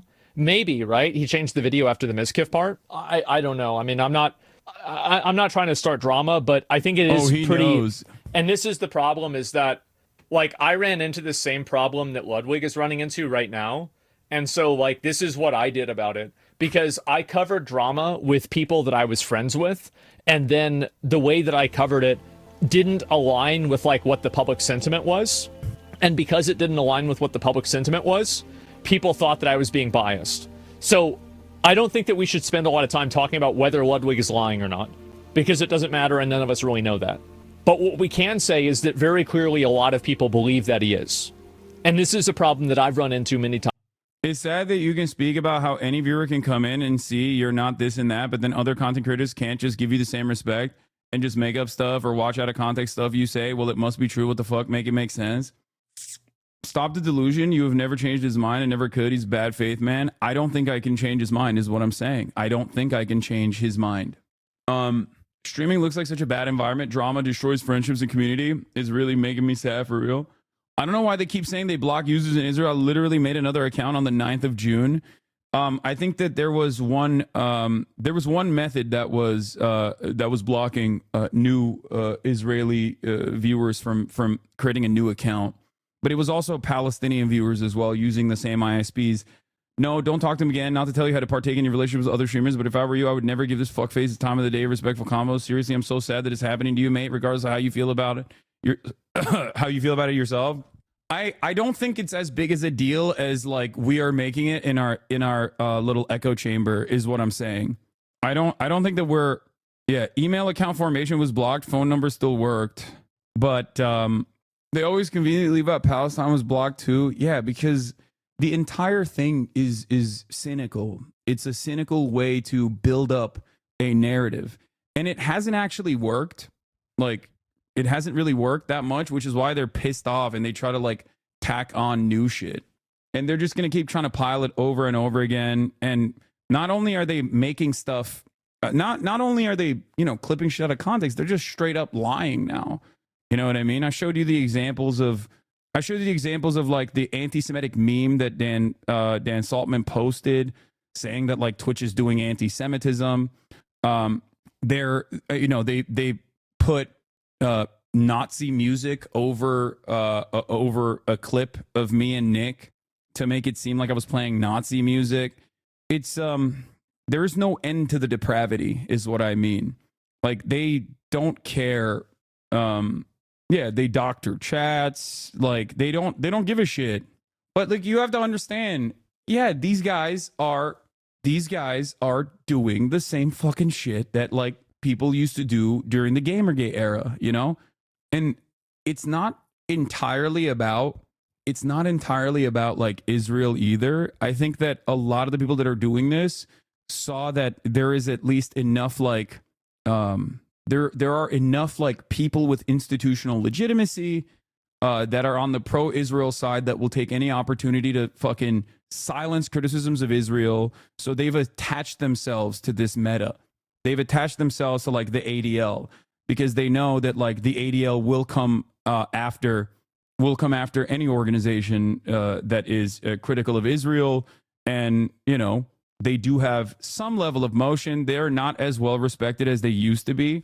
I have a few clips you should see from these guys. Who do I send them to? You can send them to the mods. Going after the Z word is such a straw man for talking about why an actual genocide is occurring or allowed to occur. Yeah, it's pretty crazy. Like I said, it's pretty wild because like this is a very deliberate way. This is a very deliberate way to just basically fucking stop any sort of discourse from happening. Like any sort of discourse. This isn't like someone who is legitimately being anti-Semitic or someone who's like whipping up their audience to do acts of terror or some shit, like a dangerous person that must be stopped or anything like that. This is just straightforwardly a very obvious instance of like direct censorship, because the context in which we talk about Hezbollah or Hamas or any number of these different like organizations that are classified as non-state actors, terrorists, is academic. Like, yeah, I fuck around, I make jokes, but ultimately the purpose is literally educational. I'm offering historic context, historical analysis, historical context to this conversation. It's just like literally what you would.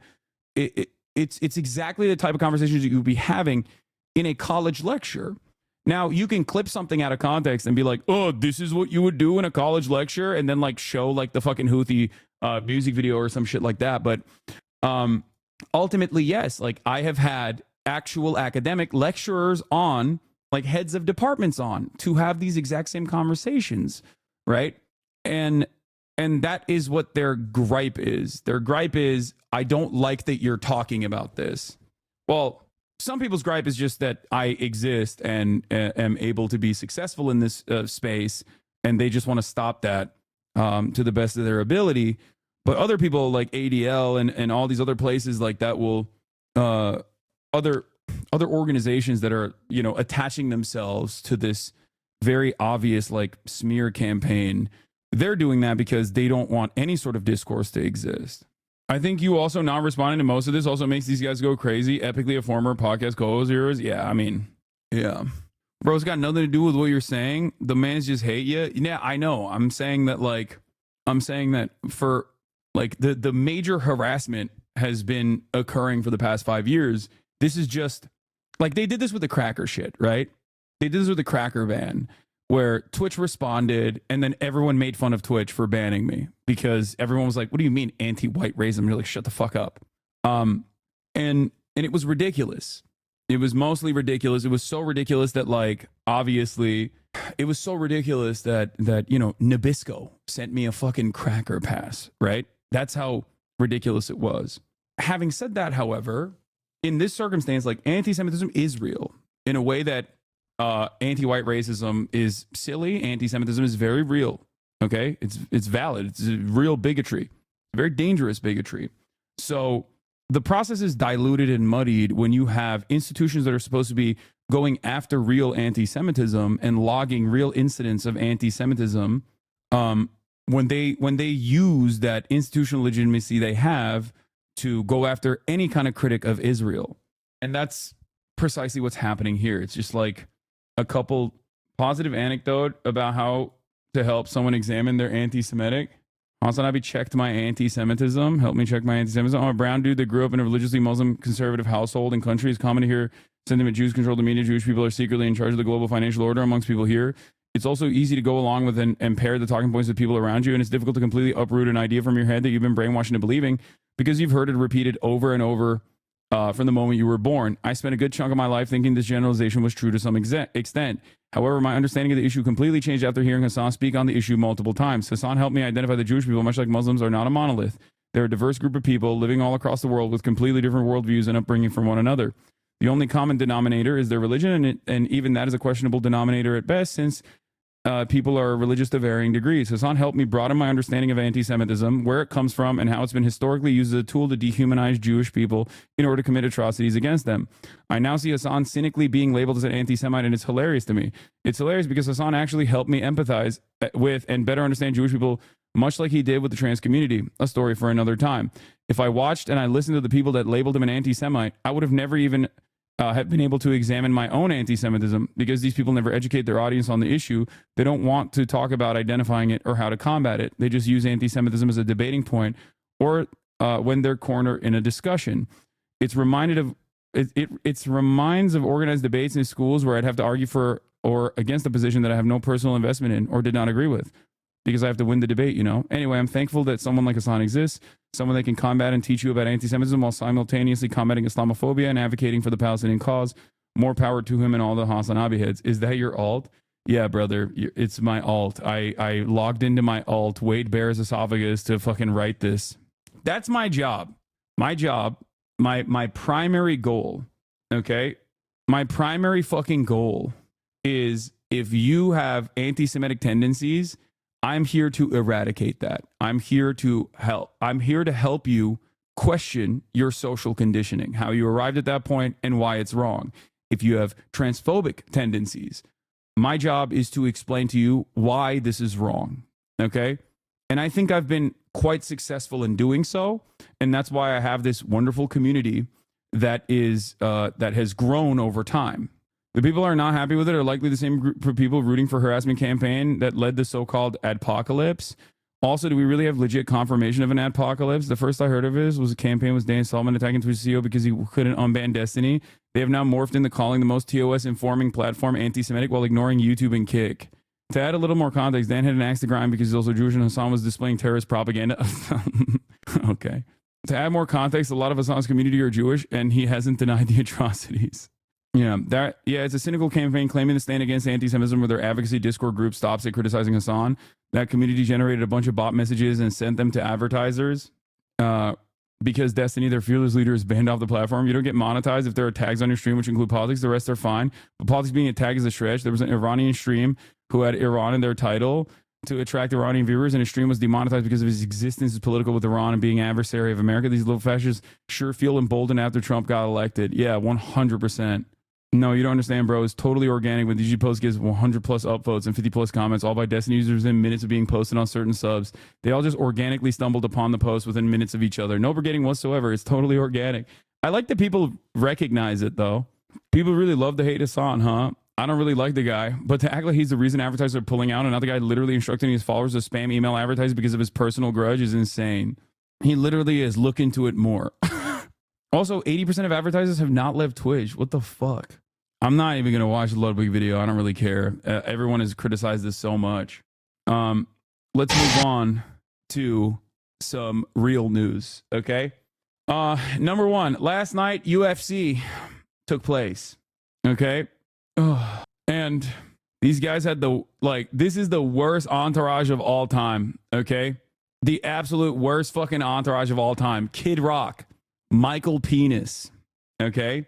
Elon Musk, just the blunt rotation from hell. Nightmarish scenario. Vivek Ramaswamy, Donald Trump Jr., Eric Trump, just the biggest bozos, okay? They went from Trump is a fascist Nazi to now that the Republicans are in control, it'll be easier for us to get Hasan banned. Losers. I know. I believe they're also working with Republicans now to try and change the discourse to Twitch is anti-Semitic to Twitch is actually anti-white and also anti-conservative. Yeah. That's they've moved on.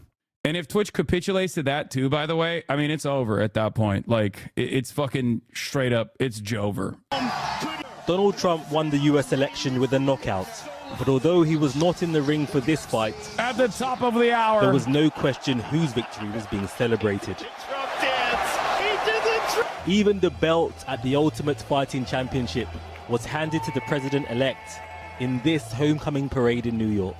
I think it's positive for the world, to be honest with you. I mean, listen, no matter what side of the fence you sit on politically, you cannot deny that there's almost like this weight that's been lifted off the country right now and this sigh of relief. And yeah, definitely.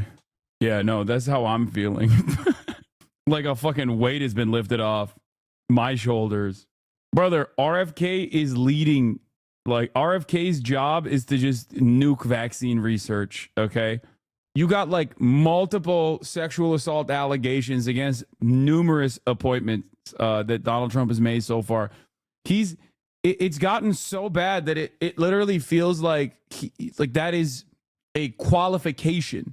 Like, you have to have at least one credible sexual assault allegation against you or an active investigation into it to even be a part of Trump's fucking cabinet. Okay? Like, it's shocking how bad it is. Donald Trump's cabinet is either cranks or warhawks, okay? And nothing in between. Like, the competent administrators are the warhawks, and you see like a lot of the media kind of drop the ball on that front, where whenever they see the warhawks like Marco Rubio, they're like, oh, well, he's great. He's going to be great. We have no issues with Marco Rubio. Like, that's what I listen to NPR, and that's what they say. And then the rest are just like fucking insane cranks like Tulsi Gabbard or RFK Jr. Matt Gaetz is obviously, Pedo Gates is pretty crazy. Pete Hegseth for DOD, like to lead the Defense Department, is insane. Actually insane. Tulsi is a warhawk, though. Is she not? Yes, Tulsi is both a crank and a warhawk. A twofer. And things were already getting better. He's not even in there yet. But he is a believer in Trump's church. This is the base that... Yeah, John Jones did the Trump dance after he won his fight, and then he even continued with the glaze, like just maximum glaze, by handing his fucking title belt to Donald Trump. Okay, like I cannot. Oh God, the dick riding, dude. Have some fucking decency, man. Have some fucking decency. Have some self-respect. He was throating it, dude. He was working extra hard to make sure he gobbled all of it. Okay, here, look at this incredible moment of respect when John Jones handed his UFC championship belt to President Trump. The culture was changed. Yeah, instead of fighting what's his name? What's his face? The dude he's ducking that's like younger than he is. What is his name? I'm forgetting. Oh, Thomas Aspinall. Yeah, instead of fighting Tom Aspinall, he's gonna retire and become a part of Trump's cabinet. Yeah. I know the meta. I know the fucking memes. Okay. John Jones gave him the belt as a down payment for a future pardon. Yeah. He just does not want to fight Thomas Aspinall, but it seems like Dana White, regardless of how much he wants to have sexual intercourse and probably does have sex with John Jones, has said that is the next fight for him. Jones will be in charge of the ATM. A guy that openly, to the point where it's memed about beating his wife, of course, gave his belt to the #1 lover of wife beaters. Yeah. Don't worry, Chuck Schumer was slurping him too. Wait, what? Ay. Gross. Yeah, he wants to. I know John Jones wants to fight. That's an old pig. I know John Jones wants to fight Pereira. He wants to fight someone with a real legacy. He spent his entire career defending his legacy and fighting people that were, in his words, upstarts himself. He doesn't want to give clout to Thomas Aspinall. I know Pereira is 10,000 times better than Tom. No, that's false. No, that's what his argument is. That's what he's saying. He's saying that I've listened to him say it. He's saying he doesn't want to fucking fight. He doesn't want to fight Aspinall because he doesn't want to give him clout. He doesn't want to fucking. He does not want to be the guy who ends his career to launch his own career, which I feel like is another. As far as I understand, this is what he did to Daniel Cormier when he was younger, but I don't know. I don't know enough about MMA memes or MMA history. So, and he cheated. I do know that he did cheat, but Dana White loves him, so he gets to do that. He is a fantastic fighter overall, and he is very telegenic. I get it. Like I understand why Dana White loves him. Also because Dana White, fellow wife lover, sees a lot of himself in him. But yeah, Dana White has said no to the Pereira fight and has said the Aspinall fight will continue. But I think he's trying to farm as much money as possible from that fight. Here, yeah, there it is. In here and I watched this. You said if you want the Tom fight, you want to be well compensated. Dana said his quote was, "He will be," but he knows you're going to disappear. He probably won't hear from you. We won't hear from you. And then when you want to talk, you'll quote emerge and talk with Dana and Hunter. So I guess what is your plan moving forward for the next few weeks? I'm not really worried about the Tom fight. I'm really worried about the Pereira fight. That's what I want to do. That's what I want to do. And I think if the UFC wants to have me back, then I think that's the fight they'll make.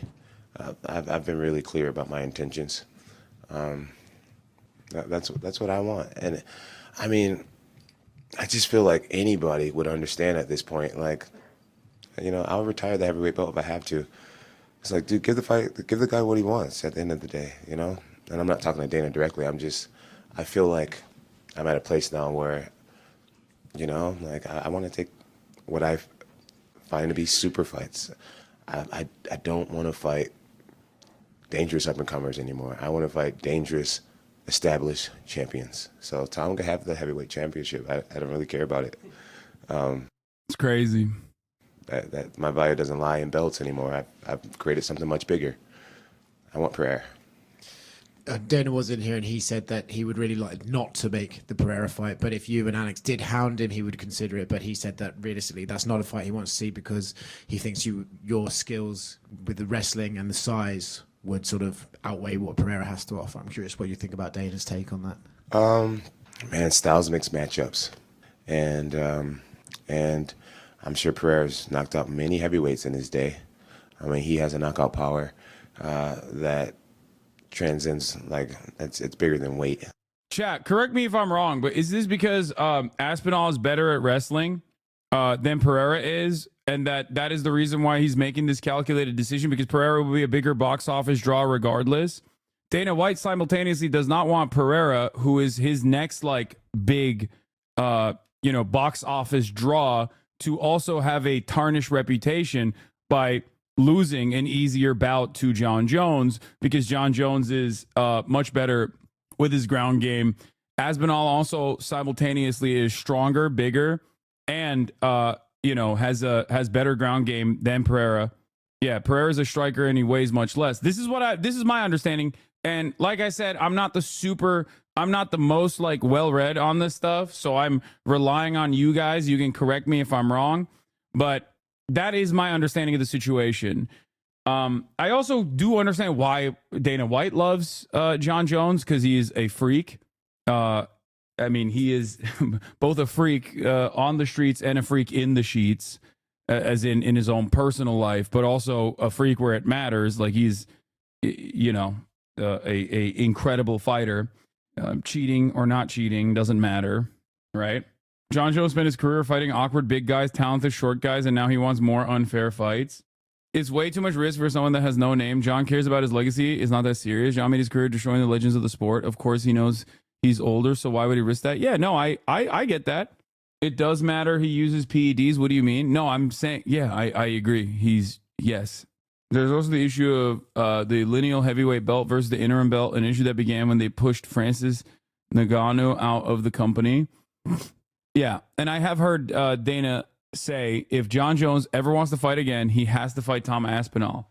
But yes, John Jones is not a good person, for the record. Very special. And for me, it'd just be worth my while fighting again. And for the record, I think a lot of people maybe even talk about, like, a lot of people defend him because he's such a fantastic fighter, regardless of how bad he is as a person. But then there's also, I think, people that really ride for him. As far as the Thomas Aspinall thing, like, he's like, oh, I hate him. He seems like a bad person. Like I said, I don't know too much about the sport. I'm not the most well-read, but I feel like Aspinall, I've never seen him say something that's like shitty or even remotely as mean as like what John Jones has said on a daily basis. Like, he seems like a super chill dude. Jones the worst person, the dirtiest fighter in the world, bro. Hide under a cage for 6 hours just to dodge a drug test. Against Pereira, people can call me. DC's reaction to not being able to fight Jones is always heartbreaking to watch. DC still wanted to fight him after learning he tested positive for PEDs. Yeah. A duck and a chicken. I'm going to go home and cash a massive check. And I'm sure Pereira's knocked out many heavyweights in his day. I mean, he has a knockout power that transcends, like, it's bigger than weight. Pereira's special. And for me, it'd just be worth my while fighting against Pereira. People can call me a duck and a chicken. I'm going to go home and cash a massive check. And so the duck and chicken thing is kind of funny. Yeah, that's kind of what I want. And if it doesn't align up, then professing my love for Jesus in front of everybody tonight and telling the world how proud I am to be an American champion, and fighting in front of my president, man, if that was my last fight ever, then I'm cool with that. That was the way to do it. I did the Donald Trump. That was the way to do it, man. So Glaze, flag on the play.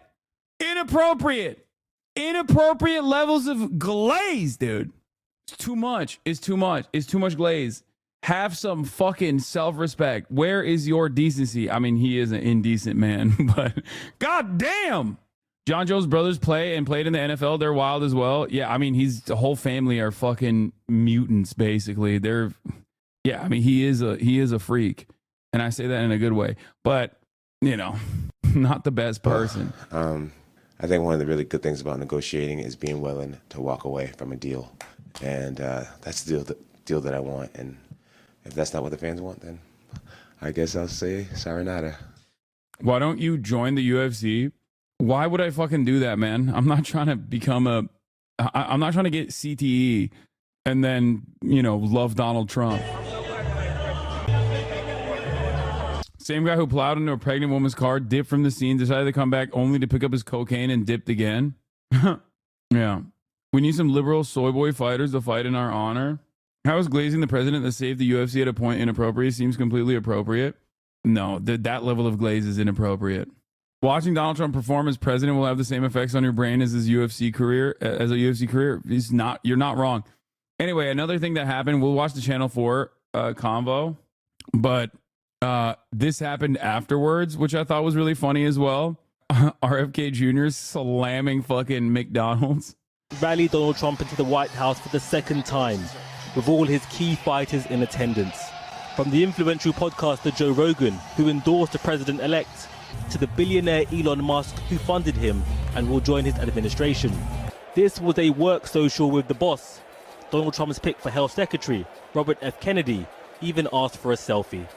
But one colleague was absent. The news anchor Pete Hegseth is the man in line to be Trump's defense secretary. He has been accused of sexual assault. Now his lawyer confirmed that Hegseth paid the woman in a settlement, but denies any wrongdoing.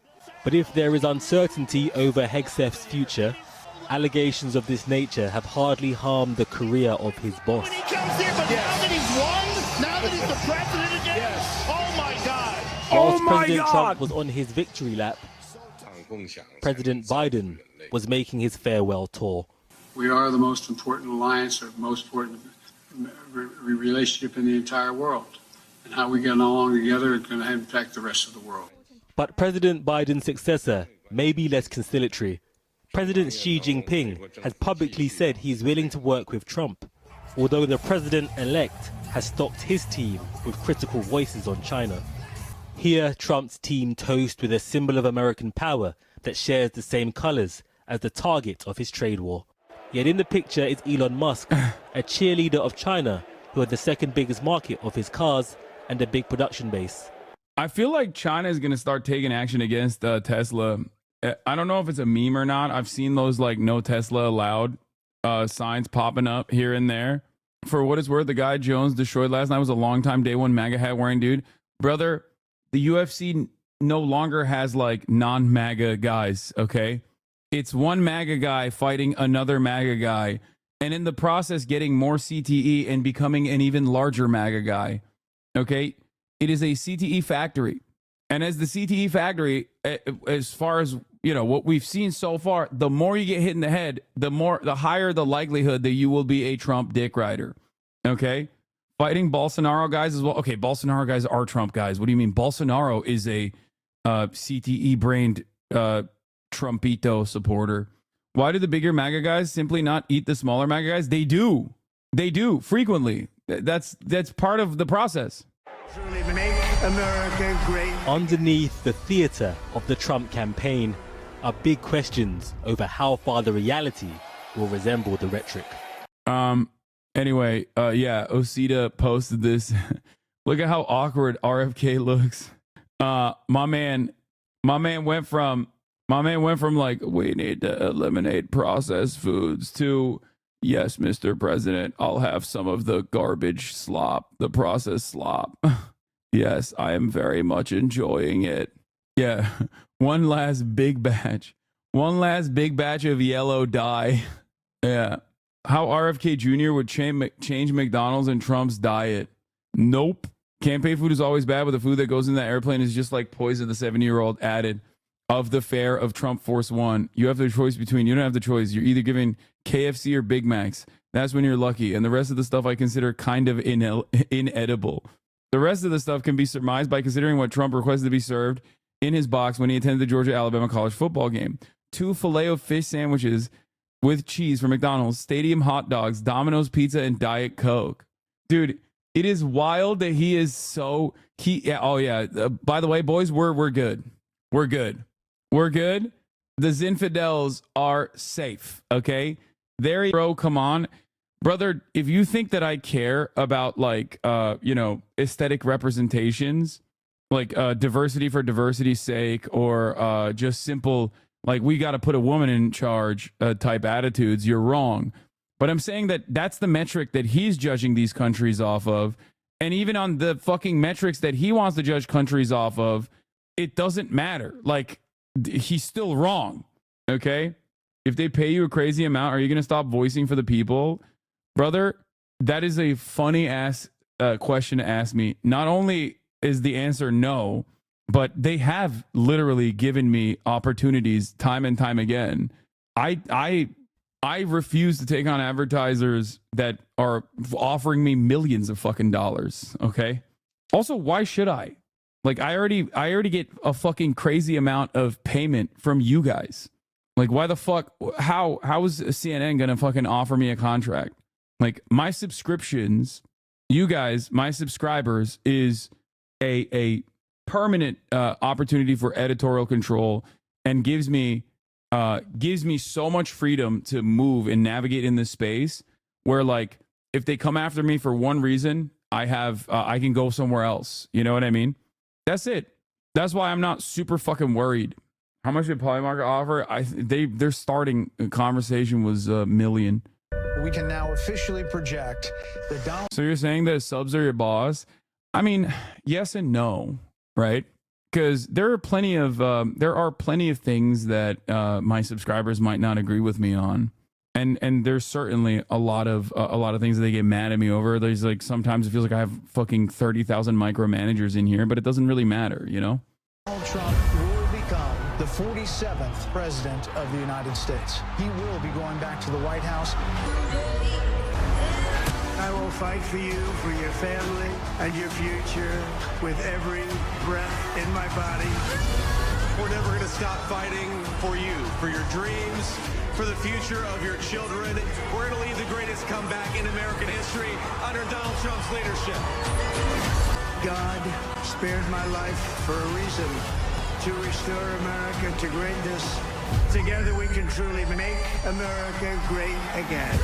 People are saying you should team up with the Onion for a show on InfoWars. Yeah, I would do that. Why don't the Dems have such ads? I don't know. I mean, the Dems have ads too. Tyson! Oh, let's talk about fucking Jake Paul versus Mike Tyson. I didn't get to talk about this yesterday, but my disappointment was immeasurable. Okay? Jake Paul, I mean, look, I've been thinking about this quite a bit for the past week leading up to this fight. And I even tweeted that I even tweeted my anger of the situation. I even tweeted my anger of the situation leading up to the fight, where Jake Paul was like saying some fucking stupid ass bullshit. You look sadistic in this light. Wait, what? The fuck does that mean? I don't even know how to respond to that, dude. Yeah, when Jake Paul was like talking about fucking for liberty, for God today, I was like, dude's fighting a 58-year-old man. And it feels like, I mean, it just felt so weird. It felt so weird watching this shit because, like, it literally felt like elder abuse. It felt like Jake Paul did this elaborate bit to do elder abuse. And I feel like it's going to backfire on him because, like, this is not him, like, ending the legacy of Mike Tyson, even though so many people were very clearly watching for Mike Tyson and you know, wanted Mike Tyson to fucking chop Jake Paul's head off. It felt like you know, again, Mike Tyson is another person with a lot of fucking, you know, baggage, to say the least, to use the nicest terms possible. It felt like, regardless of his background, it felt like Mike Tyson is like a deity almost in this sport, right? For boxing. He is a boxing legend, right? And is Mike Tyson based? No, I wouldn't say that. Okay. But I think that the condition that Mike Tyson was in at the age of 58 was so sad, was so fucking sad that like he couldn't move. He had no footwork whatsoever. It was obvious. Like his upper body is fine. He could like move around a little bit, but like he couldn't make up the distance. Jake Paul obviously had a reach advantage over him. And ultimately, like, I mean, he tripped on his fucking walkout. You know what I mean? He looked sad the entire time. And for me, like, watching Mike Tyson, just a shell of what is a former glory represented for boxing, it just made me sad. It literally looked like, you know, Jake Paul was beating on an elderly man. The first three, like up to the third round, the first 2 rounds, like you could see Jake Paul was scared because Mike Tyson did open up on him a couple times.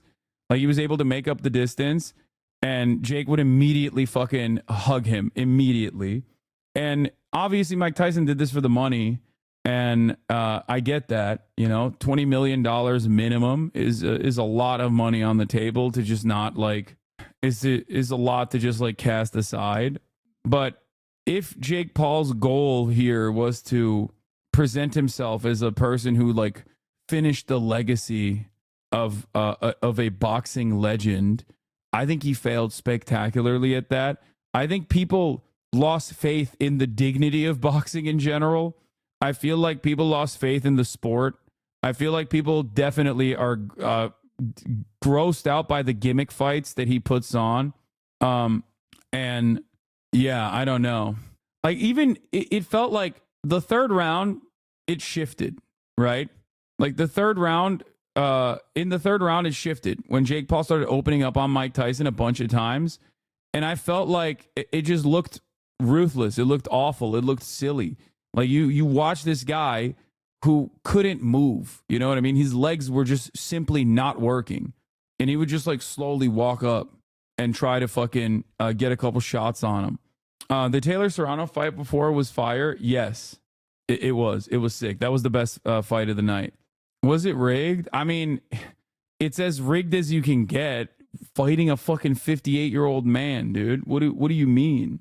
But like I said, if your goal in that night was to, you know, show yourself as someone who was able to like end the career of a boxing legend, you didn't do that at all. And what kind of like respect you might have had, what kind of respect people might have had for Jake Paul as like a decent fighter. And he certainly is like a decent fighter. To be able to hold yourself up against someone who is a boxer like Tommy Fury and still lose, but like to be able to go, you know, to be able to fight someone like him, I think shows that like he's not just some fucking average dumbass YouTuber. Okay. I will say that. I'll be endlessly charitable here. Okay. And now all I'm saying is he's not as bad as Logan Paul at boxing. Okay. But having said that, this was gross. Okay. This was 100% gross. And I think a lot of people, it left like a bad taste in a lot of people's mouth. It's everything that I hate about like society, where like money can get you to like destroy the legacy of someone. It's just very frustrating. This is the best take on on that I have seen. Y'all are letting the little girl interview distract you from Mike Tyson trying to tell us I'm taking that motherfucking fall tonight for that bag because I don't give a fuck about upholding no legacy. Well, in your return to the ring for this fight, you are setting a monumental opportunity for kids my age to see the legend Mike Tyson in the ring for the first time. So after such a successful career, what type of legacy would you like to leave behind when it's all said and done? Man, I don't know. I don't believe in the word legacy. I just think that's another word for ego. Legacy doesn't mean nothing. That's just some word everybody grabbed onto. Someone said that word and everyone grabbed on the word, so now it's used every 5 seconds. It means absolutely nothing to me. I'm just passing through. I'm going to die, and it's going to be over. Who cares about legacy after that? What a big ego. So I'm going to die. I want people to think that I'm this, I'm great. No, we're nothing. We're just dead. We're dust. We're absolutely nothing. Our legacy is nothing. Well, thank you so much for sharing that. That is something. It is pretty funny. It's pretty funny to say that to a 13-year-old, but Mike Tyson also is the same guy who, when Hezbollah was like play fighting him, picked his ass up and started giving him little kisses because he thought Hezbollah was a baby.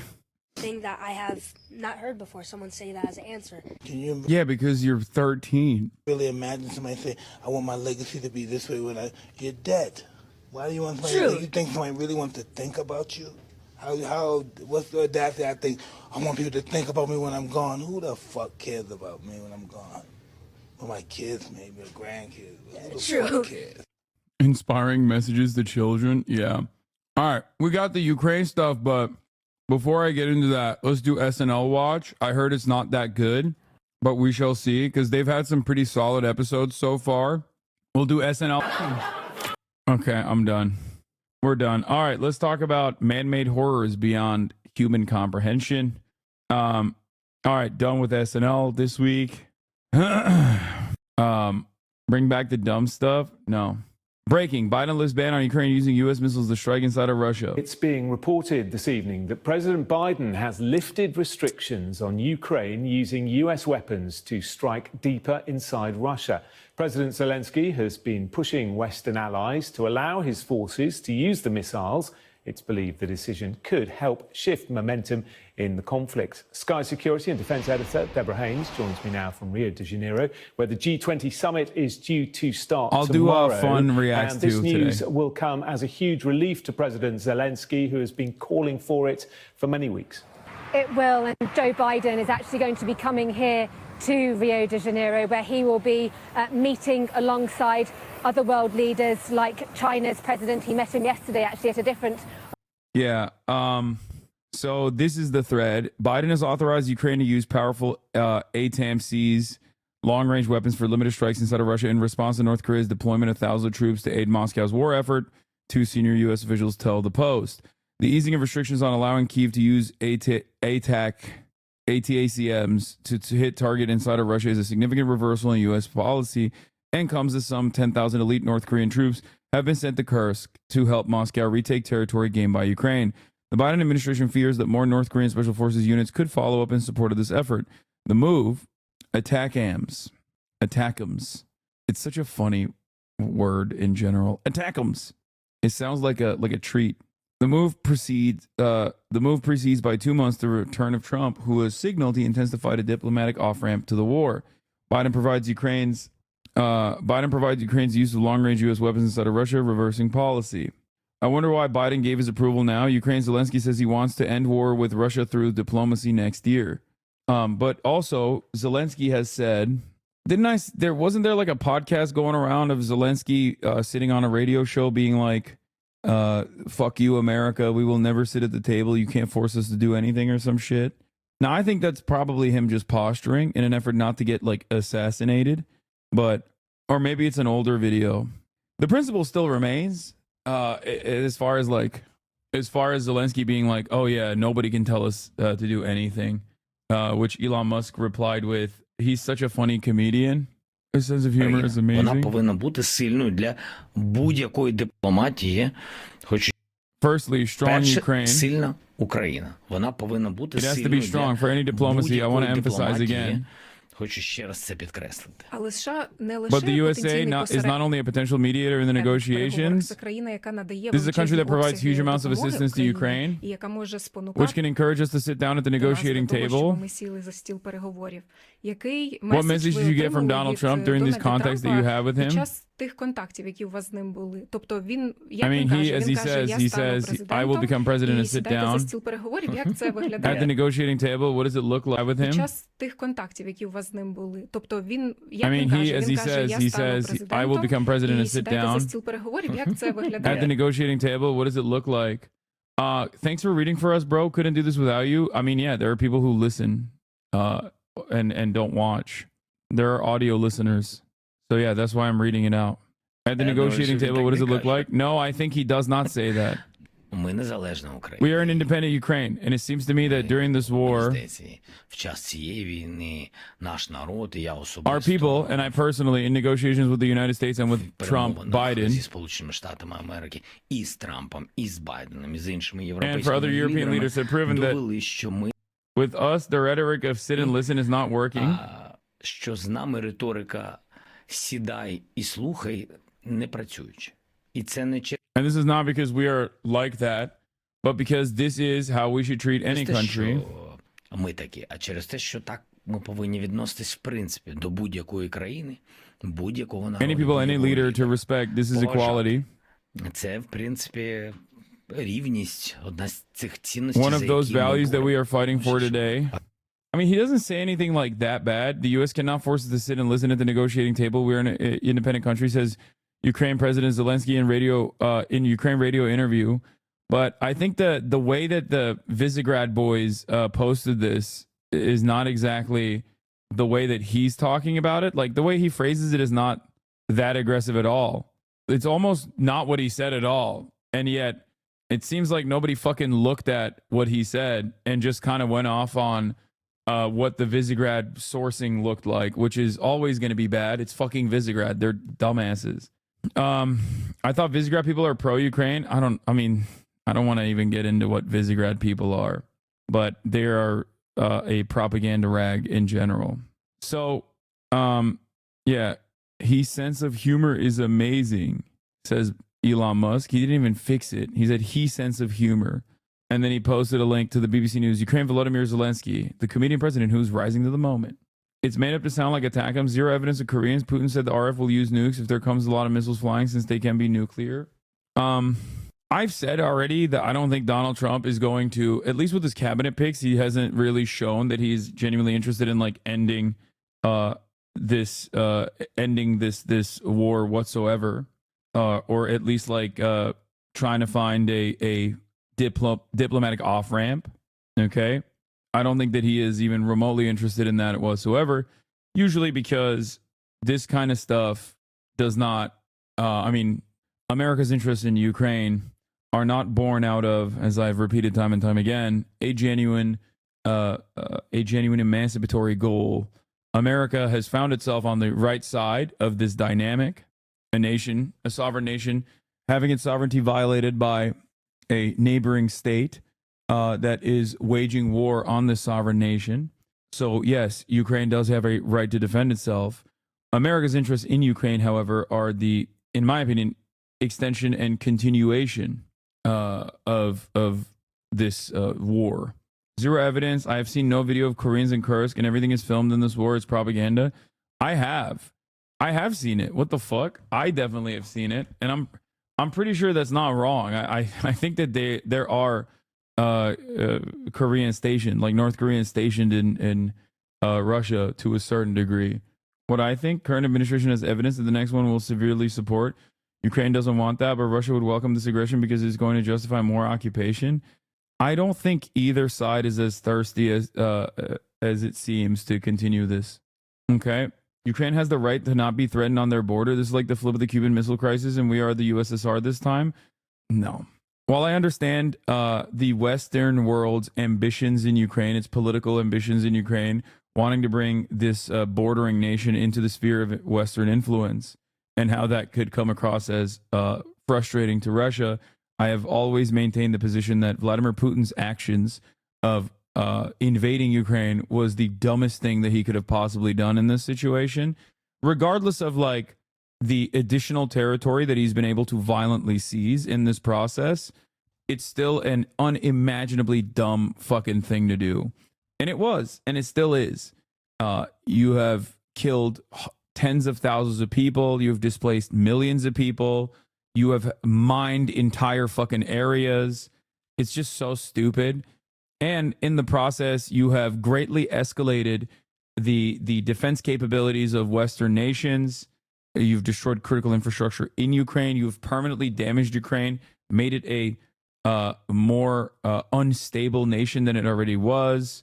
And while you're doing that, you have, killed a shit ton of your own people as well. So it is, and you have legitimized the NATO admirals and their positions at a time when, you could have gone the Chinese route, You could have 100% pursued the Chinese route of just doing energy contracts. That's why I always laugh when people who are pro-Russia will always say like, oh, what about LPR and DPR's independence? And it's like, dude, they've destroyed LPR and DPR. The fuck do you mean? Like, if you're talking about the 13,000 people that were killed, through routine bombing campaigns that the Ukrainian state and its National Guard were engaging in a tit-for-tat battle with people in the region. Some were Russian proxies as well. Yeah, guess what, dude? The solution to that is not to kill more fucking people. It's just because that's what the Vladimir Putin solution has been. And I feel like that is not an adequate solution. That is a bad solution to the problem. You just worsen the problem. So I don't think that is a valid excuse. I don't think that there are valid excuses to invade a sovereign nation like this, regardless. Honestly, in China, even the most Z-pushing hogs would say that Russia still had diplomatic options they should have tried before invading lol. That's what I mean. It's just like, it is incredibly disruptive when there were there was definitely a lot of soft power capabilities that Russia had, and there was a shit ton more economic avenues that they could have pursued, especially when they were like still developing, Nord Stream 2. It's just very, very stupid. They did try dumbasses. No, I know, but there's no reason to lean into this. I recently talked to a family member who's living in Russia. I think he's leaning in the pro-Russia side, sadly, but he told me apparently a lot less people are protesting now. Russia's supposedly signing contracts for up to 8 million rubles for people to go fight in Ukraine. Seemingly, the government doesn't care about hyperinflation as long as they can outlast U.S.'s aid to Ukraine. Every action that... Oh, by the way, Pale Scrit, thank you for the 50 gifted. What should Russia have done to prevent Ukraine from joining NATO? The process of joining NATO is one that is supposed to be democratic, regardless of how much clout America has in this situation. And not only did Russia already maintain Crimea, okay, which made it impossible for Ukraine to actually join NATO, there was no interest. And America itself has also routinely said that Ukraine will never join NATO. Like they hold that as a fucking carrot, but it's just, it's marketing. I don't think that it was valid. I don't think that Russia's concerns about Ukraine joining NATO were valid. That's it. That's what I think. The U.S. also said they don't plan to move eastwards with NATO, but they still did. Yes. I mean, look, the NATOization of Finland happened. Okay? It did. North Sea 2 was bombed in the process. Like, this has not been as a banger of a fucking campaign for Russia as the way certain people claim it has been. I don't think that even the biggest Ukraine defenders at this point are saying that it's been successful for Ukraine. I think everybody understands the situation is dire.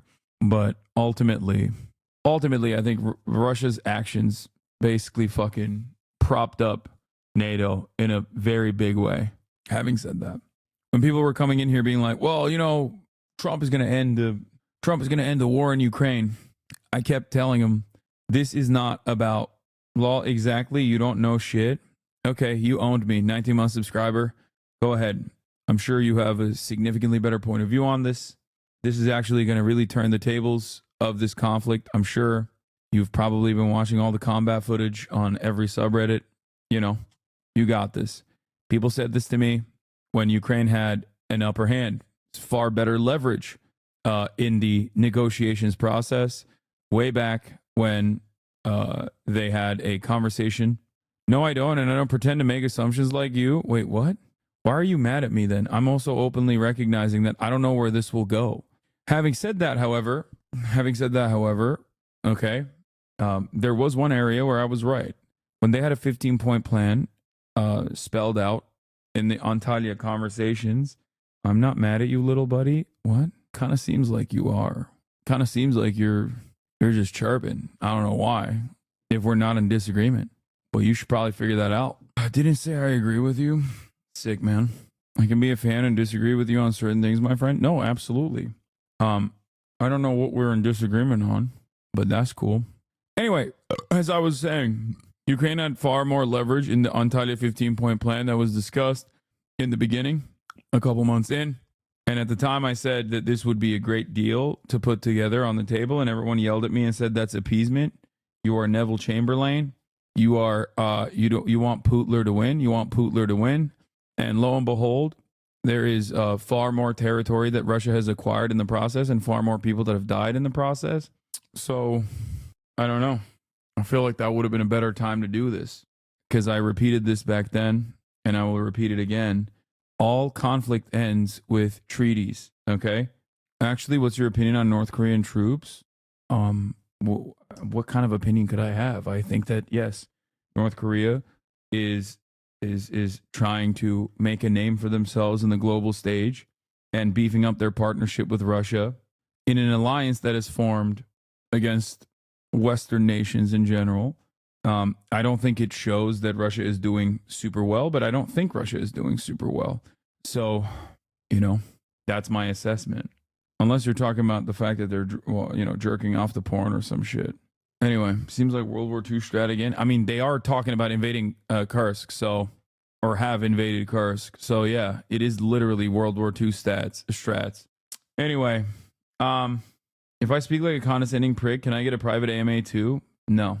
I think that chatter is probably hopped up on Hasan pro-Russia fumes, and that's why he thought he could get a gotcha on the North Korean thing. He probably thinks I don't think that there are North Korean troops stationed in Russia because I assume, does not listen to what I have to say, at least when it comes to this. He probably agrees with me on all this other shit. But I think on the issue of like Russia and Ukraine, he probably thinks I'm like pushing Z. So he's arguing against that position, thinking that I will be in agreement. Instead, he should be just listening to what I'm saying and the words that are coming out of my mouth, where he would be, I think he would understand it better and realize that maybe we don't have that many disagreements. Or maybe we do. I don't know. Pushing Z, yeah, like pro-Russia, pro-Vladimir Putin's invasion of Ukraine. Anyway, I think that if Russia's unjustifiable invasion of Ukraine is going to end, it is only going to happen not because like America genuinely wants this conflict to end, because they're morally appalled by it. It only ends because they feel like the defense industry can offload their older weapons or even newer weapons elsewhere, and they realize that it's far too costly and that the war can't continue because there's not enough manpower remaining in Ukraine to use the weapons. So yeah. On the sidelines of a different summit in Peru, Vladimir Putin normally comes to the G20. Russia, of course, a member, but he is facing arrest warrant from the International Criminal Court, and so is not going to be here. He said previously that his presence would be a distraction, but you can be sure that Russia's war in Ukraine will be talked about on the sidelines of the summit, and as well as... I don't believe you're lying in any way, and I believe you're very pro-Ukrainian, but I honestly have not seen a single video of Koreans in Kursk or in combat, and literally everything is on video. Yeah, I've only seen them like moving around. I've never seen them in combat, but then again, I don't fucking know how you would see them in combat, how you can identify them as Korean. But the only places that I've seen like a bunch of... I mean, Russia's a big country. There's hella Asian people inside of Russia too, so, maybe they're just... Asians from Russia and they're being presented as like Ukrainians, but that seems kind of silly.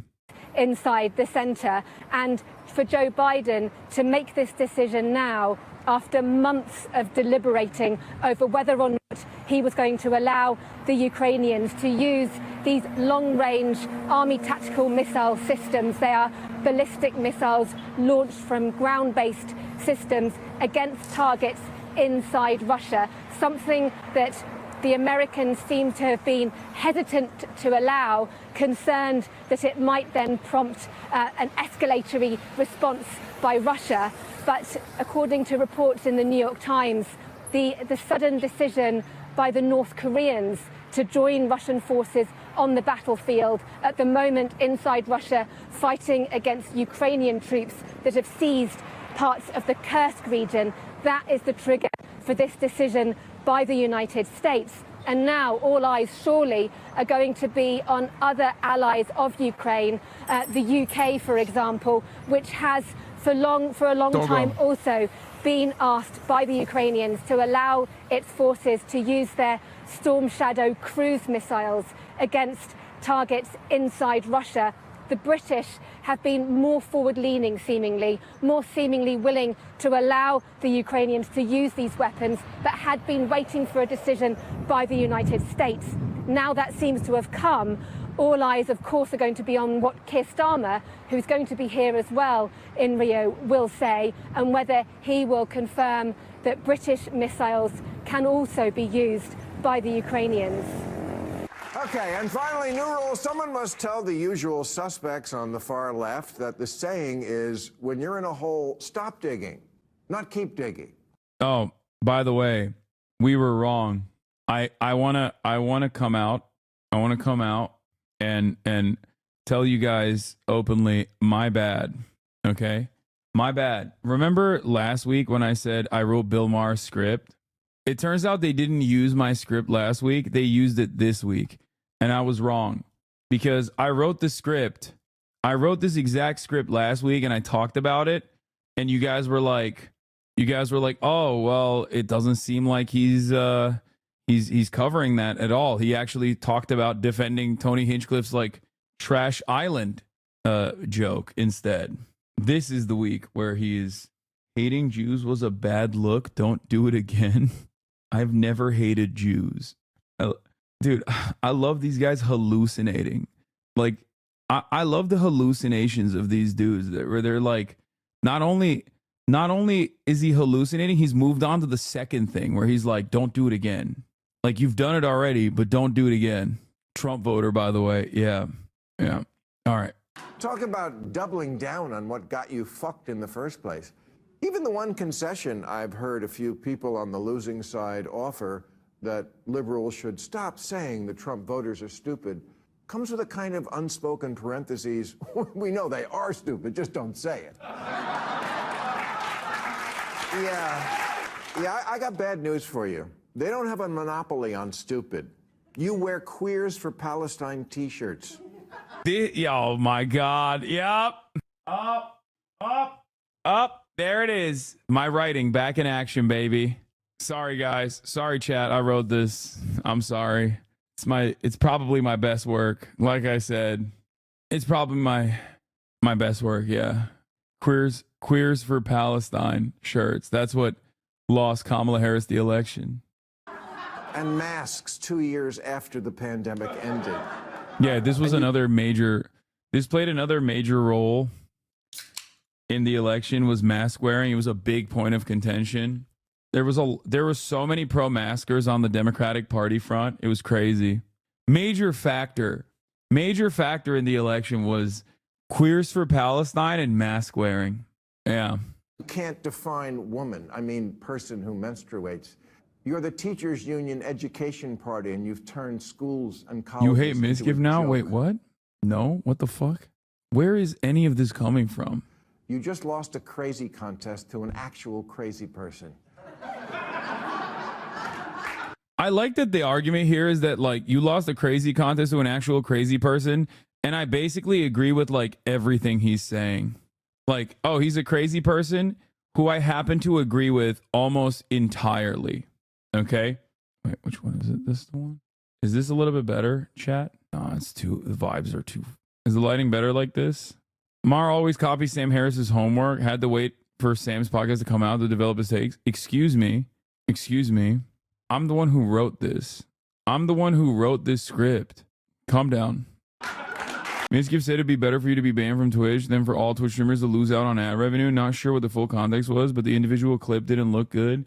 Yeah, he was most likely farming LSF because it is the easiest way to get updates on Reddit. And I believe he literally openly stated that it was bait immediately afterwards. But it's okay. I mean, even if he was being serious, like, what am I supposed to do? I still don't hate him. You love to speak truth to power, and we always should, but you have completely lost the ability to speak truth to bullshit. The Democratic polling firm Blueprint told Democrats months ago that black voters, aka their supposedly liberal base, were more likely to find the president too liberal than too conservative. They also found that voters... Here's him laughing at D for taking the bait. He was fucking clickbaiting, dude. Yep. He was clickbait. Imagine being clickbaited by Clickbait Andy to then be reacted by a video of Ludwig reacting to the reaction of Asman, but Destiny's watching this interaction But then this guy chimes in and is not ready that, and I'm watching this whole ordeal. This is so good. Imagine. Which is like already sweeping because Mizkiv's saying, yeah, just ban Hasan, ban politics, because Mizkiv actually knows what's going on. No way. No way. No way. No way. They're so stupid. Oh my God. Ay, ay, ay. People want to have you banned for your politics. I want to have you banned for subjecting us to Bill Maher's smarmy voice. Well, you're going to eat it. I think that half of that community doesn't understand when someone is like being sarcastic, and the other half of the community doesn't care because they can just use it as a talking point to be like, see, even his friends hate him. And I think that's what it is. Best comment from that thread. Sure, Mizkiv was baiting us, but his bait was actually right because it agrees with our overarching goal, which is getting us on ban, stopping anti-Semitism. Yeah. I mean, yeah. That is precisely what this is. D fans are in denial and pissed that you didn't tell Lud to edit that video. Brother, I don't know. I don't know I don't know how to explain to people that they're like hallucinating. They're hallucinating so hard that they have like duped themselves into this permanent state of believing their own false narratives. Cheeseballgate version 2.0. Yeah. Oh, HasanAbi. What's the leverage that you would have over Ludwig? That doesn't make sense. I don't know. I don't know what the fuck they're cooking up over there. They have given themselves collective psychosis. Q Hasan. Yeah, that's a good one too. It is pretty funny, like I said, that like the truth does not matter. So for them, it's like they will continue. The more the narrative crumbles apart, and the more it becomes insane, the more they lean into it. Instead of just like revisiting it, instead of revisiting this idea that like I'm somehow the puppeteer, the puppet master that's controlling everything that's going on at Twitch and everything that's going on with like Ludwig and everything that Mizkiv is doing, the more they double down, triple down, quadruple down. Miz mentioned Dan not long after the clickbait, and Dan was in the chat within the minute trying to recruit him. Yeah, it's very strange. Liberals are just going to double down and create a false narrative or using purposely flawed data. They are doing that. This is analogous to what's going on. Watching Bill Maher talk about this shit is also low-key analogous to what we have been talking about with the collective hysteria that Destiny's community is engaged in, and try to get others on board with on their LSF brigades. What happened is I said something on stream that's was pretty much joking, so I knew it would get farmed because I just wanted to get on live stream fails. Okay. And it got skyrocketed on there. Nice. Which then Twitter started taking it seriously and started saying based Miz, and then Ludwig put it in a mobile mail saying I blame Hasan for everything, which is so funny. But he took it seriously?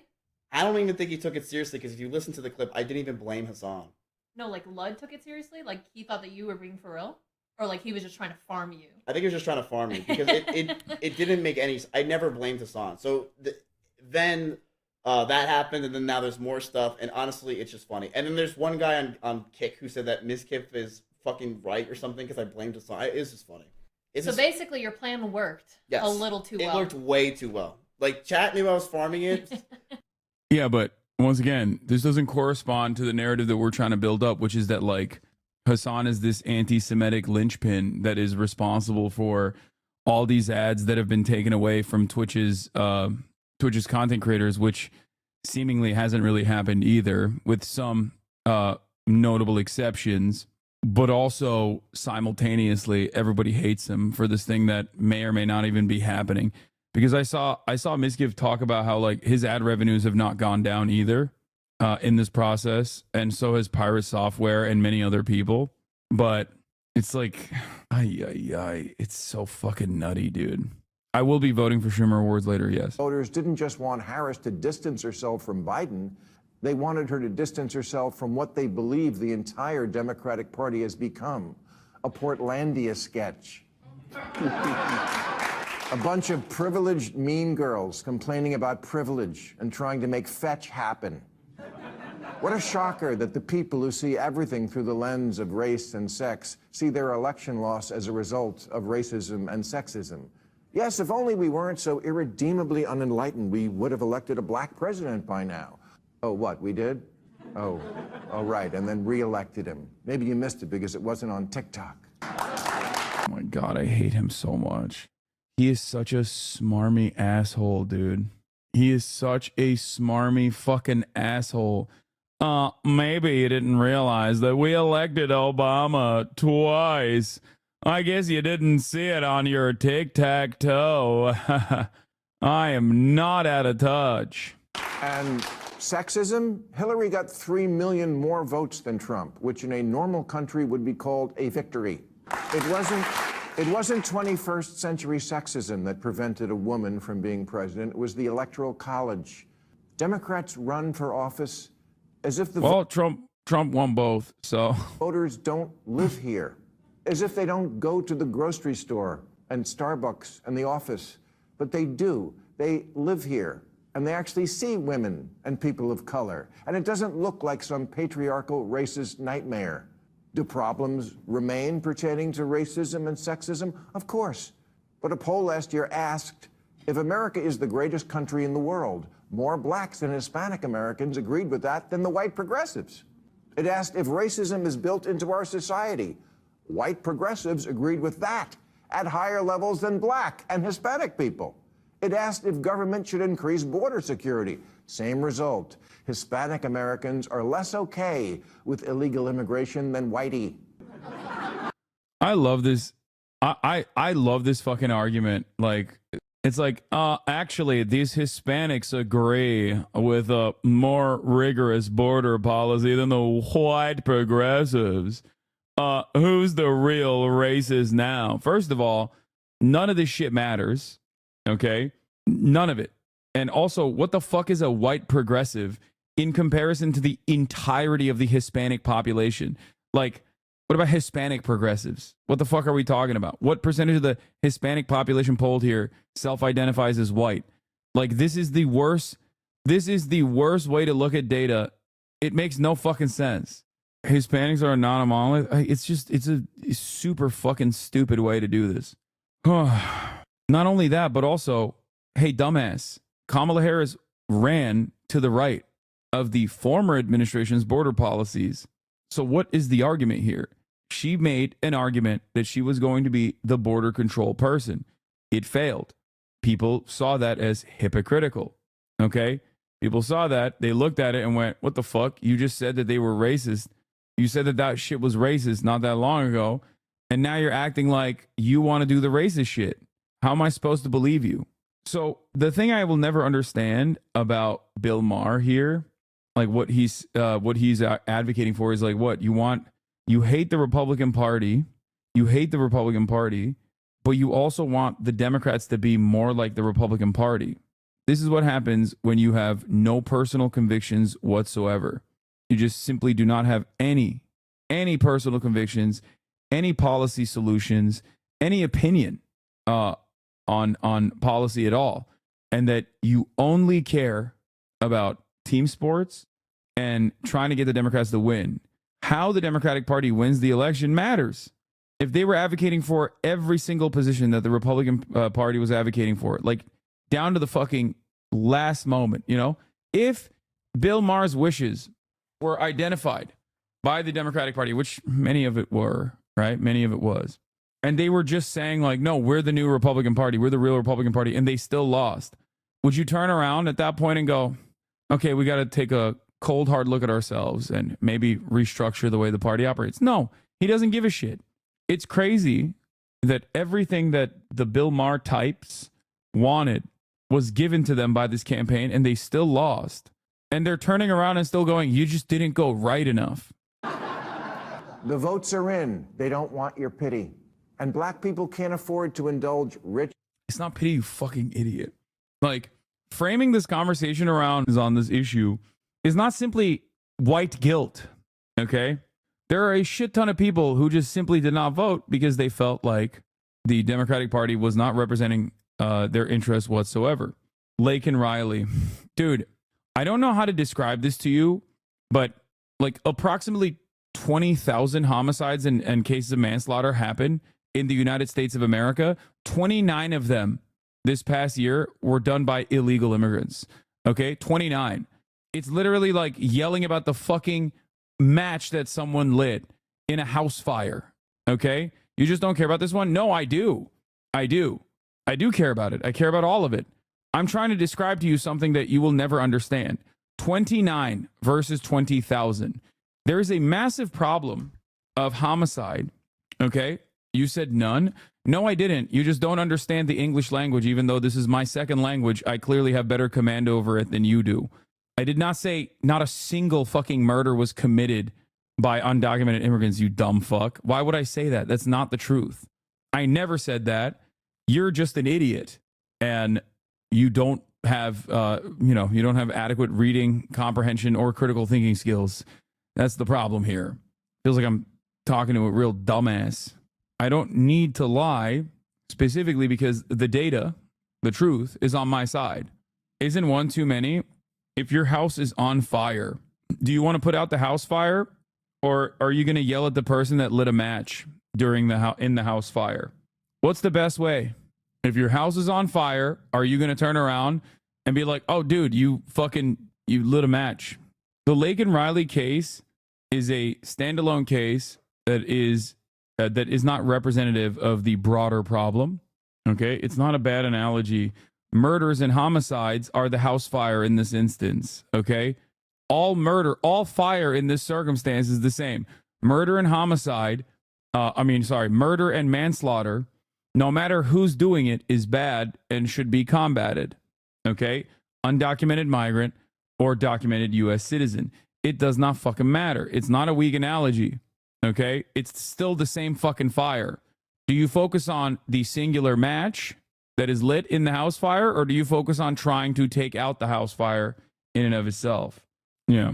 The idea that you are going to forcibly deport 12 to 20 million people that are living on U.S. soil currently that have nothing to do with this 29 different instances of manslaughter, which includes car accidents in it, and homicides, which includes the case of Lake and Riley, is not a solution to fucking the problem of crime. There's a much larger problem here.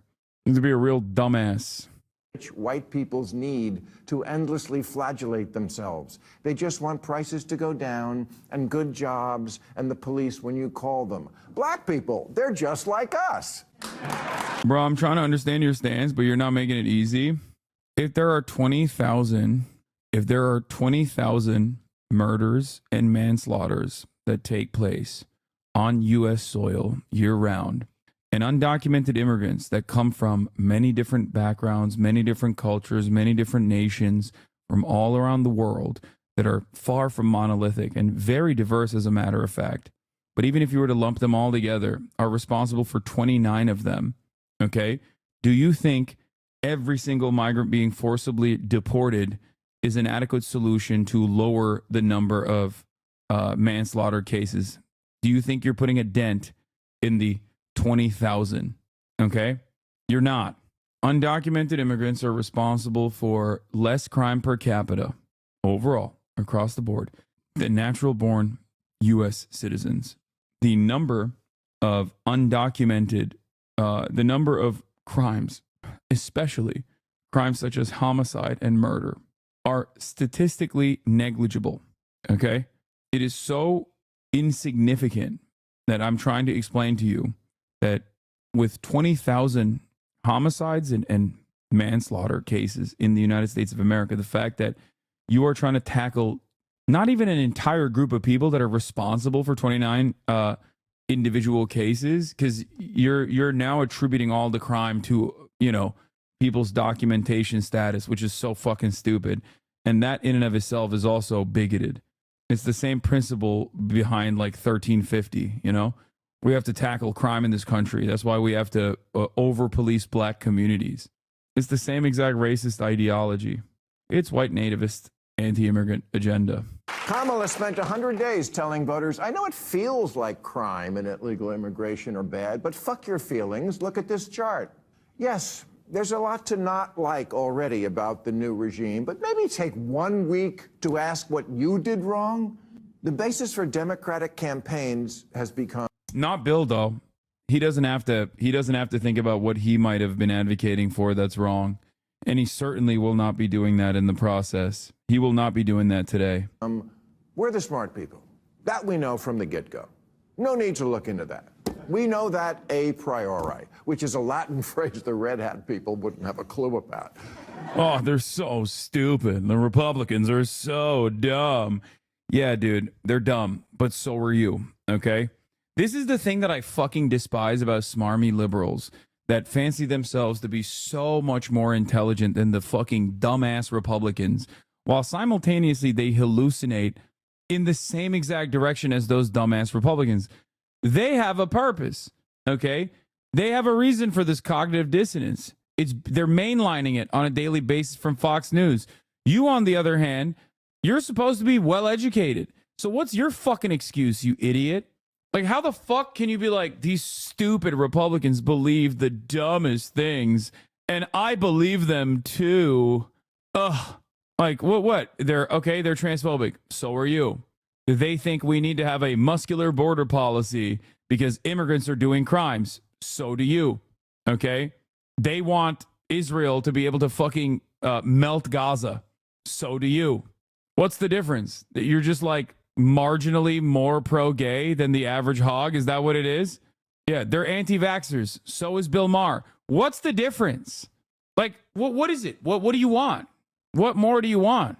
It's just weed. Hogs love smoking weed. So it's not even that. So what is it? Bill Maher smokes weed, so do hogs. He wants the Republican policies, but he wants to be smug and intellectual about its defense. Ugh. You stupid, dumb Republicans don't understand. Like, what is it? Why did he vote Democrat if his stance is Republicans? He just hates the Republicans. He thinks the Republicans are dumb. Okay? He hates Republicans. He thinks Republicans are dumb. He claims to hate religion, but loves Israel. Okay? Which is a religious ethno-state. So there's that. Okay. So that's it. That Republicans are Christian, and that's what they base their morality around, a false understanding of Christianity. You, on the other hand, don't have that, don't have that intellectual hang up. So how the fuck did you arrive at so many similar goddamn positions to the average hog then? And also, he doesn't have an issue with, sourcing the Bible when talking about Israel. So on the issue of Israel, he's like identical to a fucking hog. Yeah. I don't believe in God, but I believe that a higher power promised the land to the chosen sons and daughters of God. I'm Bill Maher. I hate religion except for the religious ethno-state of Israel. Unironically, the same take as Bonarelli. I'm Islamophobic because I hate Islam because I'm an atheist. I know. But they don't need to. Have you seen my "In This House We Believe" lawn sign? See, it says right on it, we believe in science. Right, which is why you demanded no one even debate whether COVID could have escaped from the one lab in the one city where they were... Oh my God, he literally is. Have you ever thought what Gaza does to the gays? Yeah. No, this person is being sarcastic. They're doing a Bill Maher take. Bro, I'm telling you, he is literally just a hog. Studying it. How far-fetched. The New York Times called it racist. Democrats have become like a royal family that, because of so much incest, has unfortunately had children who are retarded. I loved it. Whoa, dropping the R slur. Ooh, edgy boy. I love the lab leak theory because, like, it's a theory. Just like zoonotic disease spread is a theory. The scientific consensus at the time was that it was a zoonotic disease spread, okay, through the wet markets, whereas the CIA under the Trump administration, the State Department under the Trump administration was saying, no, they were literally fucking building this in a lab. Okay? They were building this in a lab. It's still, the zoonotic disease spread is still the consensus. And yet many Americans basically under the Joe Biden administration,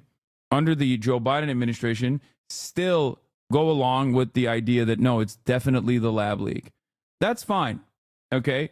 I'm not saying that I know 100% with certainty. I can simply only resort to people that are, significantly smarter than myself. Okay? It is zoonotic. We have all the evidence except the animal itself, which is impossible to get. This is the main issue with China not being transparent. the mail and said, if you're a patriot, you'll wear a mask, and probably 100K people at least wouldn't have died that are now dead. Yes. Pretty sure Lab Leak is the consensus now. I don't think so. I don't think it's the consensus at all. I think it is a theory, just like the zoonotic disease spread is a theory. And unfortunately, the way science works, it takes decades sometimes to figure out exactly how this happened. Now, having said that, I'm not discounting that it was potentially gain of function research that escaped the lab, okay? I'm not. But it's still, once again, a theory and not 100% a fact. Having said that, however, him pushing this line once again while simultaneously being like an anti-vaxxer is just him being a hog. So what's the difference? Royal family that, because of so much incest, has unfortunately had children who are retarded. And the same thing can happen to ideas if they are also conceived in an atmosphere of intellectual incest. Maybe take the clothespins off your noses and actually converse with the other half of the country. Stop screaming at people to get with the program and instead make a program worth getting with. What good is liberalism if you don't win elections? Last week, Massachusetts Congressman Seth Moulton said, I have 2 little girls. I don't want them getting run over on a playing field by a formerly male athlete. But as a Democrat, I'm supposed to be afraid to say that. Yes, there's the problem in a nutshell. Because Congressman Moulton sounds reasonable to me, but his campaign manager immediately resigned in protest. Let me make this as plain as I can to the smart people. The campaign manager who resigned, yeah, let that person go. Marginalize that guy. That's right. Fuck trans people. God, I'm not doing it in a dumb way. In the way that these fucking disgusting Republicans and their uneducated fears of trans people would say this. I'm saying that in a cool elitist kind of way. I am Bill Maher. I'm so much smarter than a Republican. I hate Republicans, but I love what they represent. You're right. 40 trans athletes at the varsity, up to the varsity level in this entire nation. And I think that's the reason why Kamala Harris lost the race. Because I spend a whole bit of time thinking about the 40 transgender athletes. That's right. We should spend tens of millions of dollars dealing with these 40 transgender athletes. Up next, I'm going to shit on women's sports again. I hate him. I hate him so much. He sucks so bad. Sometimes I imagine how awesome it would be if this fucker invited you on a show. No, if you keep making fun of Bill Maher enough, will he do a segment on you? Probably not. Try making too woke be a cancelable offense. It's important for America to have a center-left party and for that party to be competitive, and a good first step toward... America literally had a center-left party, okay? America now has a center-right party. America has a far-right party and a center-right party. And the center-right party, of course, lost. Because why would you ever go for the diet soda when you can get the real thing, okay? And many Americans were like, yeah, I want the real thing, dog. That's great. So it is entirely so stupid for Bill Maher to, run this theory when it does not correspond to reality at all, even a little bit. That goal would be to make the voters not want to punch you in the face. I will conclude by saying the reason I'm so mad at the Democrats is because as a voter, the issues that were important to me were democracy and the environment. And now, there's no one to champion or defend either of them because you, with your aggressively anti-common sense agenda and shitty exclusionary attitude, blew it. You lost everything. House, Senate, White House, Supreme Court, and left us completely unprotected and ready to be violated. Happy Thanksgiving, everybody! Actually, we're on next week. We're on next week for our season finale. I will see you there. Yeah, no, that's why Kamala Harris lost. Not because of anything Not because of anything she did. Come on now. Of course. It's because of the left, always. And it will forever be the left. He's the co-founder of Wellbeans. I can't deal with this. It's going to make me die. Okay, so this is AOC explaining the AOC Trump voter in the readout full interview. This was somewhat interesting, and we're going to take a look at it while I go pee real quick, but I'll be back in a second. Of all the confounding results in this past election, perhaps the strangest phenomenon was the surprising number of people who voted for Democrats down ballot and then checked off Donald Trump for president. That was the case in New York's 14th district. A number of voters cast their ballot for both Trump and one of the House's most progressive Democrats, Congresswoman Alexandria Ocasio-Cortez, better known as AOC. And while the Democratic Party is still reeling from the results, Congresswoman Ocasio-Cortez is doing something a lot of the D.C. folks aren't doing, which is talking to social media and actually talking to voters to figure out why this happened. If you voted for Donald Trump and me, or if you voted for Donald Trump and voted Democratic down ballot, I would really love to hear from you. This is not a place of judgment. I'm not going to put your stuff on blast or anything like that or dunk on it. That's genuinely not the intent here. I actually want to learn from you. I want to hear what you were thinking, and I just want to hear from you. Joining me now is the aforementioned Democratic Congresswoman Alexandria Ocasio-Cortez of New York. Okay, AOC, what'd they say? I mean, there's a lot of different things that we saw. I think there's a lot of people. First of all, it's important to note that Democrats, oftentimes when we lose elections, we think that we lost people to Trump. And that is true in circumstances, but they don't look enough at the fact that we also lost people to the couch. Mm-hmm. We have two people that we're running against. So a lot of people say, this is why I voted for you and Trump. And some people say this is why I didn't vote or didn't vote top of the ticket. Right. Skip the top of the ticket, which, by the way, there's been a lot of paranoia about the fact that Democrats were able to win statewide in some places while Kamala Harris lost. And I keep trying to tell people there are voters who go in and either just vote the top, Trump voters who will say, I just want Trump and don't care about Republicans, and the reverse, who say, I'm not voting top of the ticket, but I'll vote everybody else. Right. And oh, did she say that Democrats only care if you vote Republican? That's the HasanAbi method, baby. You already know. You already fucking know, dude. I've said it before, and I'll say it again. If you want the Dems to listen to you, you got to portray yourself as a Republican, straight up. She said they lost to the couch. Oh, she said the loss to the couch thing. That's another HasanAbi method. But I do genuinely believe the second thing, okay?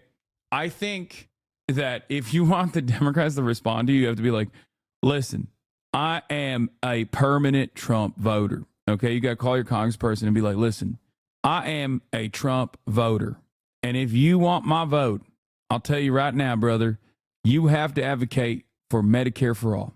Okay, as a lifelong Trump Republican who would have voted for Trump over Ronald Reagan, I'm willing to switch my party. That's a Charlemagne line. Hasan stealing credit. Shut the fuck up. No, that is my line. Get the fuck out of here. Okay?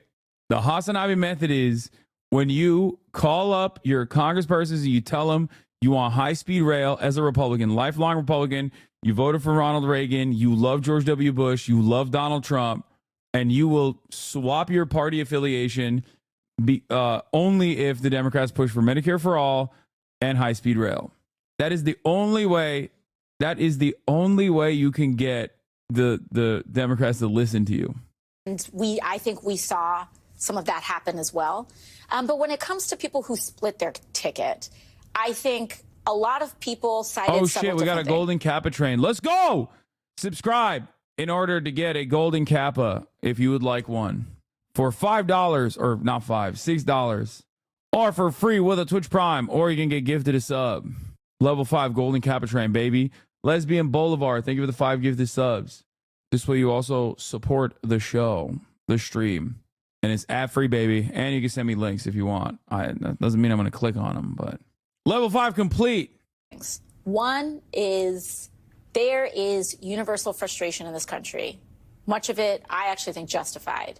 That is raging at a political establishment that centers corporate interests, billionaires, and puts their needs ahead of the needs of working Americans. And we know that we can either channel this righteous rage, because there are people whose SNAP was cut off, their child tax credits were cut off, but they're seeing people like Elon Musk getting tax breaks and kissing up to Donald Trump in order to do so. But they vote for the why vote for Elon Musk and Donald Trump? And I think almost level 8. That, of course, is the question. It makes no sense. And I think part of it has to do with the fact that, and I think we're still in a process of going through the data. It's important to say that. Yes. And I actually think that it's important to say that the people who are rushing to say, let me give you my grand theory of what's going on right now. The problem is you went too woke. Sorry, Kamala Harris was running with Liz Cheney at her side. She wasn't going quote-unquote woke. If we had an election on November 5th and November 6th, you've got an answer. Right. Don't listen to those people. I agreed. Do not listen to those people. Co-signed. So I want to have the... Okay, to be fair, I had the answer before November 5th. I'm just saying. And I was right. That's it. I'll stand by that forever. I was fucking right. Every single one of my criticisms ahead of time panned out to be disastrous. I want to say that we should all have the humility of saying this is an ongoing learning process. However, there is something to be said about it doesn't matter that he's lying. He's saying that I'm fighting for you. In all of this debate that people are talking about with this woke thing, right? Yeah. Oh, my gosh. It's because we care about trans people, and that's why. And by the way, only Donald Trump cared about trans people because he was the one running $130 million worth of ads. The Harris campaign said nothing about this issue. That's right. That's right. And listen, the ads, it's not to even deny the fact that these ads were effective in certain areas. What I think people are paying too much attention to is the first half of that ad, which says, Kamala Harris is, or that said, Kamala Harris is for they, them. Everyone's focusing on that. They're not focusing on the second half of that ad, where he said, Donald Trump is for you. Yeah, yeah. And Democrats very often, in their messaging, they speak in terms and in concepts and not in the second person. I care about you. And political races are not about one candidate versus another candidate. Too often it gets pigeonholed like that. It is a race to convince a person about who cares about you more. Let me ask you this question, because we've been talking a lot about RFK Jr. My mind is a bit blown. I mean, we knew that Donald Trump would go wild. There's no constraints on him. He could just put all his friends in. But we're talking about RFK Jr. and the possibility of people pulling back on measles vaccines, on another pandemic happening. You're talking about Matt Gaetz. There's a 17-year-old girl out there terrified that all of her records, all of the witnesses against him in this case where she was trafficked could be in the hands of Matt Gaetz, and he could be the most powerful law enforcement official in the country in a case where the president of the United States is an adjudicated sexual abuser. If you're a sexual assault survivor, you're thinking, oh my God, this country is out to get me. They're out to get me and force me to have children by sexual assault. So the message to women has been insane, okay? And the people he's nominating are TV hosts, etc. Do you think the people who voted for him that you've talked to were expecting this? No, no. Or true mass deportation. Genuinely, yeah, no. And it's heartbreaking, actually. It is heartbreaking. And people may want to take like a kind of vengeful stance about this, but Judy it Hassanarella, is thank you for the $5 gift. heartbreaking. People need to understand that there are people, millions of people in this country, and I was one of them, where you are working 2-3 shifts a day to try to make ends meet. You're not reading the newspaper every morning with a cup of coffee. Yeah. You're not. And it's not to say that people are uneducated or uninformed or anything like that. But like, this is real life. Yeah. This is real life. You got a baby on your hip and you've got 2-3 shifts to work in that day and you're just trying to make things work and you have such an overwhelm of information. And I actually think something that is different about this moment than Kristen, I saw 138, thank you for the 10 gift subs. Or after 2016. Matt NLT, thank you for the 5 gift subs. Irish Reese, thank you for the 5 gift subs. Stop giving a shite, thank you for the 10 gift subs. Is that almost like right the day after, people immediately said, were coming to me and saying, he's not actually going to do that, right?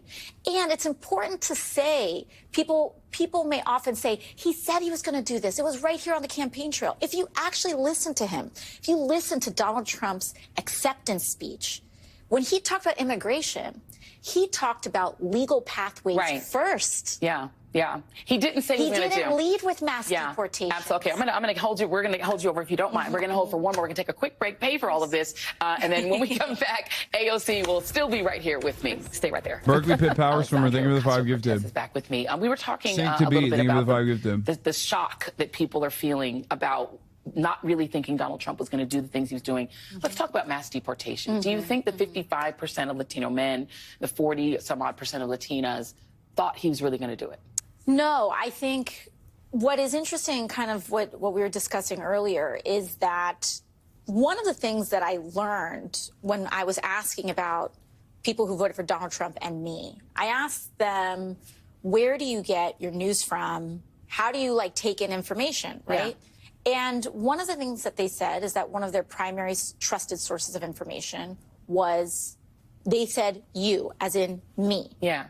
That means that they rely on me as their elected official for information directly. It also means that they are listening to him directly for his information. And as we said earlier, in Donald Trump's victory speech, he said that when he talked about immigration, the first thing that he talked about was legal pathways. He talked about mass deportation afterwards.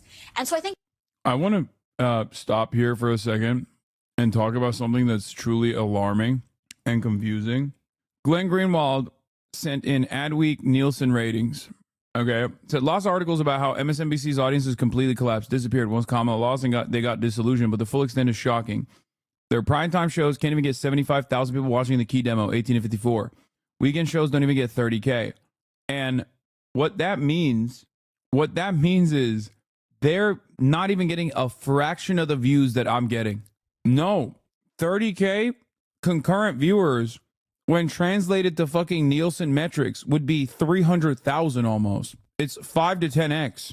No, it's so much worse. When they say 23,000 viewers, that means the concurrent, in real time, live viewership was around 2 to 3,000. That's TV. Because of the way that television ratings are calculated, what they're logging is, the way that they extrapolate this data is also kind of weird because there's Nielsen households, and it's guesswork. But when they say 23,000 people tuned into the show, what they mean is 23,000 unique viewers tuned into the show over the course of an hour. It doesn't mean 23,000 live concurrent viewers were watching the show. My VOD, my actual election night coverage stream, got 7.5 million unique viewers. Okay? I had 300,000 concurrent. You're just self-glazing? No, I'm not self-glazing. The way that it works is if I have around, 30,000 viewers right now, that means I have around 5 to 10x that number in unique viewers over the course of an hour. Okay? There is no perfect methodology to make this comparison, but that means I'm, closing in, if not defeating, the likes of the most popular television programs on Fox News. Even the only people that cook me are primetime Fox News. That is insane. This is absolutely insane because it means I almost have the same number of unique viewers in the same time slot as Fox News. Now you know why there's no new contracts. Yeah, but your viewers are probably a lot more of the same people over a period of time. Then some of those networks may rotate a bit more. No, I don't necessarily know if this is a good thing, chat. Your viewers are not in the key demo. The key demo used to be 18 to 35. Then they fucking made it 18 to 55. My viewers are in the real key demo. 18 to 35 is the real key demo for advertisers. And that is my audience. My audience is literally 18 to 35. I don't think it is. You are straight up talking to someone who did advertising. That was my profession. That was my career before I started doing online commentary. Originally, the key demo used to be 18 to 35. Then they increased it And now they're saying the key demo is 18 to 55. I don't think this is a good thing. I think this is a bad thing. And it's especially a bad thing because that means like Jesse Waters is basically fucking destroying CNN and MSNBC combined times like not 10, but you know, times fucking 2, 3. Like look at how they're fucking putting numbers on the board, man. That is insane to me. How many 65 plus Fox News viewers do you think we are watching because they're actually dead and couldn't switch out the television before they pass? I mean, I don't know. But it is shocking. Here's the article numbers with a few more days. Overnight cable news ratings for now. For November 8th to 11th, CNN, MSNBC experienced post-election ratings blues. Yeah. So it's 1,000. So it's like Chris Hayes gets 77,000 unique viewers over the hour, which means he's getting around like, 7, 8, maybe 10K live concurrent viewers in any given moment.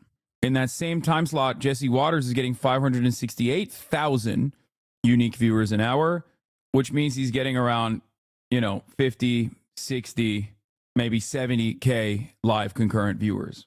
Now, on total viewers, prime time, this was, I guess, which day this was this? Oh, this was total viewers, not 25 to 54 demographic.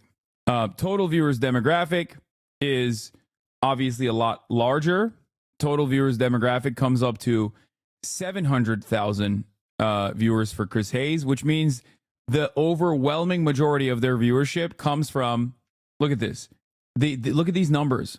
25 to 54 demographic is minuscule in comparison to the 55 plus watchers.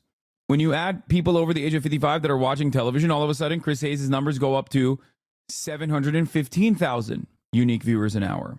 Sean Hannity sits there with 3 million, 3.4 million, 3.5 million unique viewers an hour, which means that on any given night, when you factor in people over the age of 55 on Fox News, you have like 300, 400, maybe 500,000 live concurrent viewers watching. The fact that it's so close to Twitch is kind of crazy. But when you look at the 25 to 54 demographic, once again, when you look at the 25 to 54 demographic on primetime, it's 200,000 for Fox News. That is crazy. This is national, right? Twitch is global. Yeah, but the overwhelming majority of my audience is American. Like, it's not even a question. Like, I have an international audience, but the overwhelming majority of my audience is American. This means that Kai Cenat over his fucking subathon is reaching significantly larger audiences that are most likely under the age of 25 than all of these TV channels combined. What? Be real, your viewers are very low propensity spenders. I feel like your audience do not have the income to spend or buy what advertisers sell if you are honest. Lol. You are so wrong. Out of Twitch viewers, this community, why the fuck do you think I have more subscribers than most content creators for the past fucking 5 years in a row at this point? I've literally been at the top 5 in subscription counts. Most of my viewers don't have the time to watch the entire day, but have a job and tune in periodically. Yeah. 30% of the audience has no salary or 30% of the audience has no salary or they're unemployed, which means that they're either in school or unemployed. Okay. Moon Sanum, thank you for the 50 get the subs. But the second largest chunk is 50K to 100K. Third largest chunk is 20 to 50K. Fourth largest chunk is 1 to 20K. And 13% of the audience makes $100,000 plus. There's a reason there is a reason why whenever we do fundraisers, we raise like hundreds of thousands of dollars in a matter of hours. It's like shocking for a lot of people how fast we're able to do that. That is before you consider the trust that Twitch watchers place upon Twitch upon Twitch streamers. Like, direct response campaigns on this platform are infinitely more successful than any other platform. Podcasts and Twitch streamers in general are at the top of that leaderboard in terms of like how successful a marketing campaign works in communities like this one, because the level of like a personal relationship that a watcher has like a content consumer has on this platform is significantly higher than you know, watching an ad on MSNBC or CNN or Fox News. Mickey Macker, type on 2, thank you for the 50, get the subs. Anonymous Skifter, thank you for the 25, get the subs. This is the most shocking thing I've ever fucking seen, dude. Like, I should be nowhere near total viewership number for CNN and MSNBC. And the key demos are more important. The 25 to 54 demographic, mine is even 18 to 35, which is an even more valuable demographic than the 25 to 54 demographic. Best way to break it down is what I'm saying is your audience as an advertiser wouldn't make back its money per viewer. Same with CNN and others, but with Fox, you would make back an awesome return on investment. I don't want to be that person, but doesn't that mean you have a huge influence as well? Man, I didn't think so before this fucking information, but now I'm a little bit more I'm a little bit more concerned. You lost the Democrats' election incoming. Yeah. The Hasan is to blame for the election. Crowd is elated right now. Yeah, that's what happened. Why are Fox numbers so high given that America is split politically almost even? Liberals watch Fox News as well in their media diet, whereas conservatives only watch Fox News. And also Fox News is more entertaining. They're insane editorial. It's the same principle why the YouTube algorithm also favors right-wing content in general. It's more captivating. It's more interesting. It's more insane. You draw even hate watchers as well. Whereas, like, people don't really watch a lot of liberal content in the same vein. Oaksai, thank you for the 100 community gives us subs. God damn! I think people who believe what he says, when he says we're only going after criminals, they think that he's going after somebody else. Meanwhile, the Republican Party, the Trump campaign, people like Stephen Miller, they believe that being undocumented means you... Unironically, I do feel you cost the Dems at least 5 to 7%. I initially thought 2 to 3%, but after final analysis, I think around 5 to 8% you cost them. That's insane. That is the dumbest thing that the Democrats have ever done. If I'm capable of, that's an insane estimation. You are making that number up. I still do not agree with that.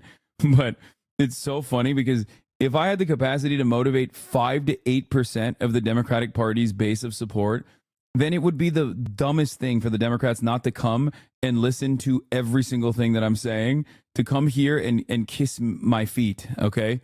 Like, that would be an unimaginable level of stupidity if they didn't come here to literally be like, I would be the kingmaker. Are you kidding me?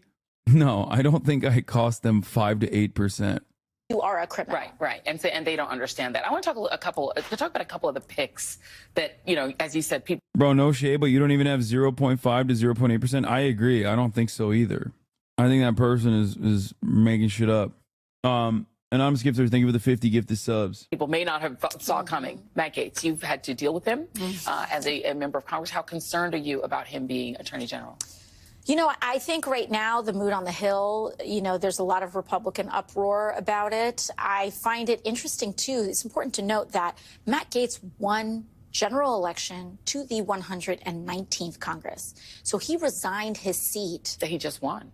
To finish this term. Yeah.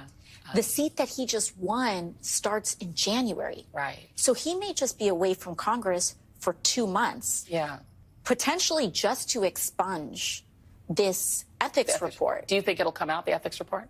Well, I think there's a large jurisdiction. I don't know if the ethics committee has a legal grounds now to release it. Yeah. I do wonder if the Senate would subpoena it in order to understand and make have a fully informed decision. Yeah. Similar to, I think, when you had Justice Kavanaugh with credible sexual assault allegations, and there was an FBI report, and that whole investigation is something else, you know, a different matter. But the Senate, it was still relevant to a Senate confirmation hearing. And so I think that's an open question. Barron Trump and the bro vote helped sway the election. What happens next? In a big week for the manosphere. Figures from this proudly anti-feminist section of the internet, made up of influencers. My analysis is peer-reviewed and tracked. Next election, if you want Dems to win, I think you need to do your support for Republicans so it drops them around 2.5 to 4% so the Dems can retake power. I think it's important to reconsider. Yeah, I'm going to support the Republicans next election so I cost them the elections. You're right. The irony is, if I were to support the Republicans, I would get so much more prominence. my life would be infinitely easier if I supported the Republican Party. Do you understand? Like, think about all of the shit that I have to deal with on a daily fucking basis from all these psychopaths out there because my politics are not even aligned with, like, the Democratic Party to a T. I'd be in this video right now on Vice News being like, this man is the man single-handedly responsible for giving Donald Trump the bro vote, working out every day on his Instagram stories, and explaining to people why you must vote for Donald Trump to save America. And that's right. Here you can see him doing the Trump dance, singing along with Yo voy a votar por Donald Trump. I'm true, guys. Trump's in the White House. Pundits, comedians, streamers, and podcasters are still reveling in Donald Trump's triumph and claiming they played a big part in helping him win what is being called the gender war election. I need an abortion. Get fucked. Many of them have spent the days since Trump's victory mocking female voters. Guess what? Guys win again. It's your... Like, this guy does not represent the bro vote, by the way. Like, this is an entirely separate thing. Like, I think the Nelk boys do represent the bro vote to a certain degree. Joe Rogan, certainly. Andrew Tate, even, I would say that. But, like, this dude is just a fucking gross incel neo-Nazi, right? He's not, like, I don't think he has motion like that. I don't. These guys literally, like, he is LARPing as, like, a Korean misogynist, okay, in the United States of America. Like, the level of hatred and vitriol that this fucking dweeb has. Who's that? Oh, it's Destiny's former friend, American Nazi, Nicholas Fuentes. Don't ask Destiny if he thinks he's a Nazi, though. He'll ban you. Maybe he might have changed his opinion on that, actually. But back in the day when they used to do collaborations, he would routinely defend that he was not considered a Nazi. Your body, my choice. As a president who was found liable for sexual abuse, ponders whether to radically redraw abortion rights across the US. I'm president. I want to protect the women. I'm going to do it whether the women like it or not. No, Hasan, they were never friends. They just debated once, according to a former friend of yours. I love Ethan's, like, final evolution, which is, like, defending Destiny. And also by way of that being like, no, Destiny did not elevate Nick Fuentes' platform openly and ban members of his community for saying correctly that he was a Nazi and this was dangerous, and regularly debated people on whether or not he considered Nick Fuentes to be a full-blown Nazi or not. Oh, that's right. He did do that, actually. That's crazy. That's wild. But hey, these guys, the real people fighting anti-Semitism out here, you know? Wait, let me see if I can find it. Hold on, one second. And when we talked a few times after that, he was saying, oh, I think you've changed. I think that you're like a Christian nationalist. I still think he has changed. That's why we had the whole argument over whether to call him a Nazi. I don't think they're as far right as they used to be. I've already said that. That doesn't mean that I don't think he has the same fucking, you guys, you realize that you are just as fucking retarded as Nick is, right? You guys are the same. Nick hears me push back against his shit, and Nick is like, oh, you think I'm just as right as I was? No, I don't think that. You guys don't think I push back enough, and then you guys are like, oh, you think he's not as far right as you guys. How does everybody? I don't know if I have to communicate better or if there's just more layers of emotional bullshit that I have to fucking chew through with you fucking morons to try to make you understand what the fuck I think. Clearly speaking, plain English is not enough. Clearly speaking, complicated English is not enough. I don't know what it is to punch through, you fucking morons. I don't know how to get it across people's skulls. I don't think they're as far right as they used to be. Oh, so you think he's a suckdem now? You think that he's a good person? No, I didn't fucking say any of that shit, you fucking morons. Fuck. You guys are just as stupid as they are. I hope you realize that. I'm talking to all of you in my audience. You guys are just as fucking dumb as these people are. Holy shit. This is because his community was like, hey man, that's a neo-Nazi. Like, that's a Nazi that you're prominently defending and propping up. It's unreal the amount of fucking babysitting I have to do for your minds to make you understand simple fucking English. Like, look, his own community.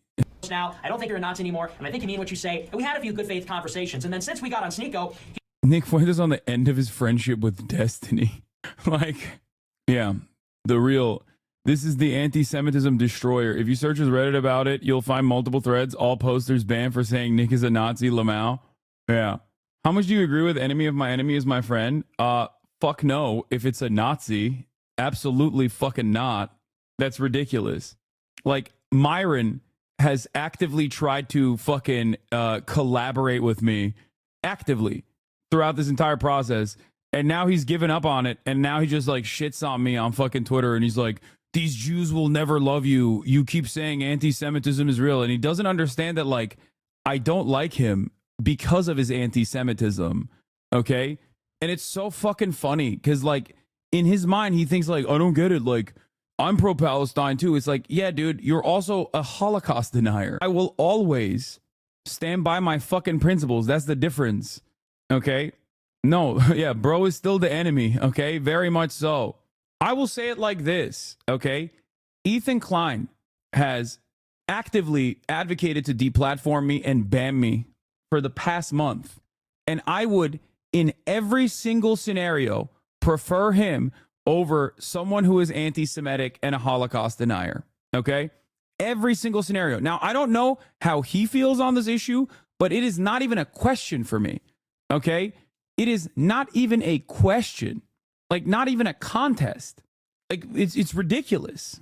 It's ridiculous. There is no world in which I would ever fucking find myself collaborating. Yeah, I mean, there it is. Destiny's incorrect. Nick Fuentes does outwardly meet his definition for a Nazi. Destiny's personal definition of a Nazi, he explained on stream, had 3 core elements. Look at, oh my God. Look at this fucking thesis. I'm happy to chat with whoever banned me. I think I've been pretty good faith about everything I put forward. Hi, I received some good pushback for parts of this post, and not some not so good. But unfortunately, as I'm perma'd, I can't actually reply to them. I don't want to drown this post in edits. Feel free to message me if you have questions. Now, Destiny will always, or his community will always fucking point to, so a genocide denier is better than a Holocaust denier? Abso-fucking-lutely not. Okay? Absolutely not. But I still, in spite of all of the things that Ethan has said about me and has said about Gaza, I still think he is infinitely easier to convert and snap back to normalcy than someone who has completely given up on the notion of, like, a historical atrocity that has taken place. Okay? That's it. The Holocaust is a genocide that happened. There is currently a genocide that is happening. He's defending D and Nick. I don't know. I mean, it's ridiculous. Maybe he's like super fucking far gone off the deep end, but it is shocking. You have to let him go. I already have. I'm not saying that. I'm simply presenting this as a, just so you guys understand. The enemy of my enemy is not my fucking friend. Okay. There's no reason to excuse or defend Ethan's behavior. I think he has. I don't know. I think he's lost in the sauce. I just found out today that most of the Circle's people's content is parasocial farming their own interpersonal relationship with their chest to watch like a reality show for the most asocial freaks online. I know. He took on this hall monitor role where he's like, put on his stream. Yeah, I'm not defending Ethan, by the way. I'm just saying that, like, I think I would have a much easier time. Still, albeit it's still impossible, but I think it would be easier to change Ethan's perspective right now than it is to change someone who, like, actively denies the Holocaust. Like, there was a moment in time when Ethan, aside from this last, like, conquest against what he perceives as me being a anti-Semitic terrorism defender, there was a point in time when he was, like, openly aware of Israel's apartheid regime and actively talked about it, which means that there's still somewhere down there where, I hope that there's still some kind of understanding there. Do I think E is genuinely Islamophobic? I think a lot of people are Islamophobic, and Ethan, I do think, has a healthy dose of Islamophobia, yes.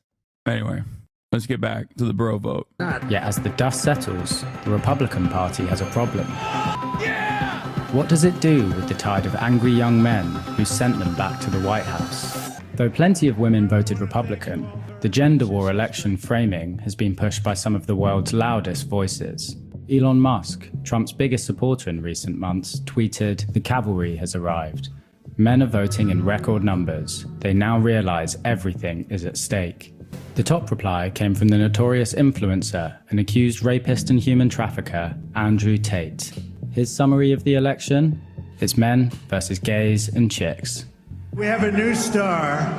A star is born, Elon.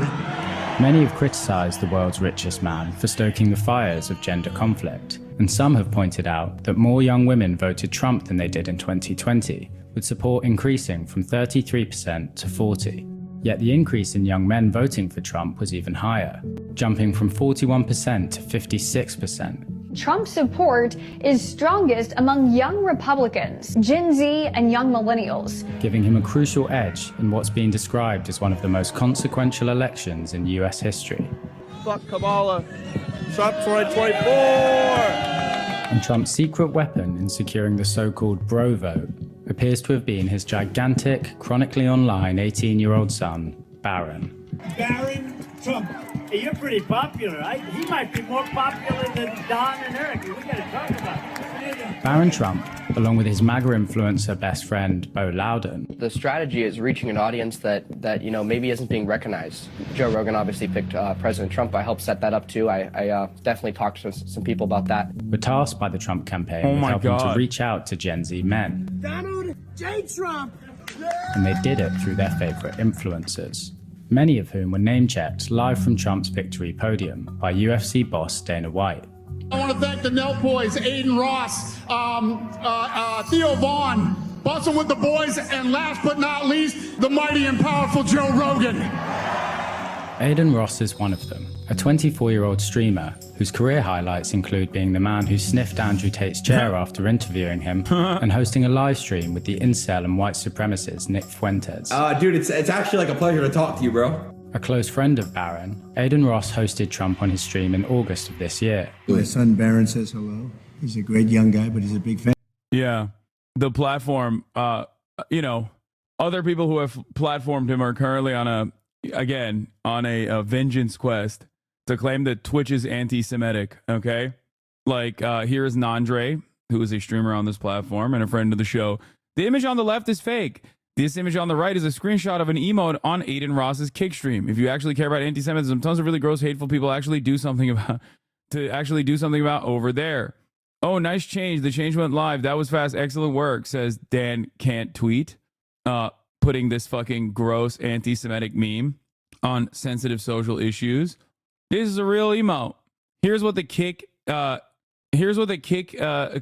had to say. The fact that it has to be said the image on the left is fake shows us the state of Twitch more than anything else. The image on the right was a user's emote that was removed as soon as we became aware. Unlike other platforms, Kick has never banned Israelis and all are welcome. The fact that we believe this says a lot about you, actually, is amazing.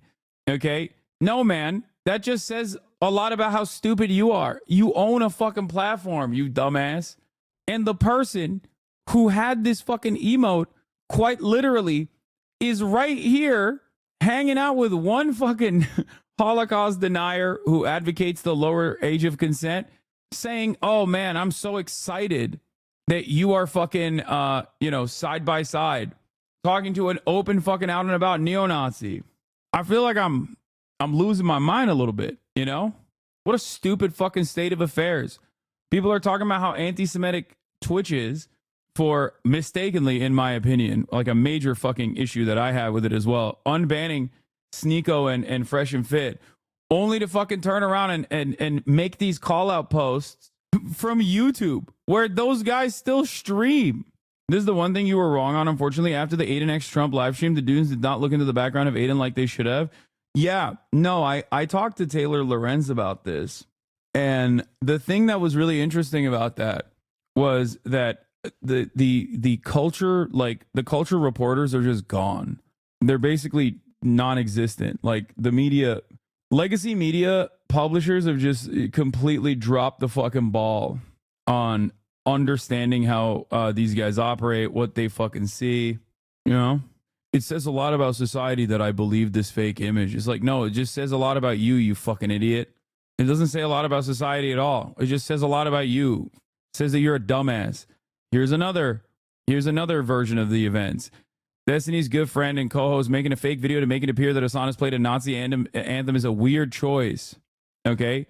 Like, Mr. Combating Anti-Semitism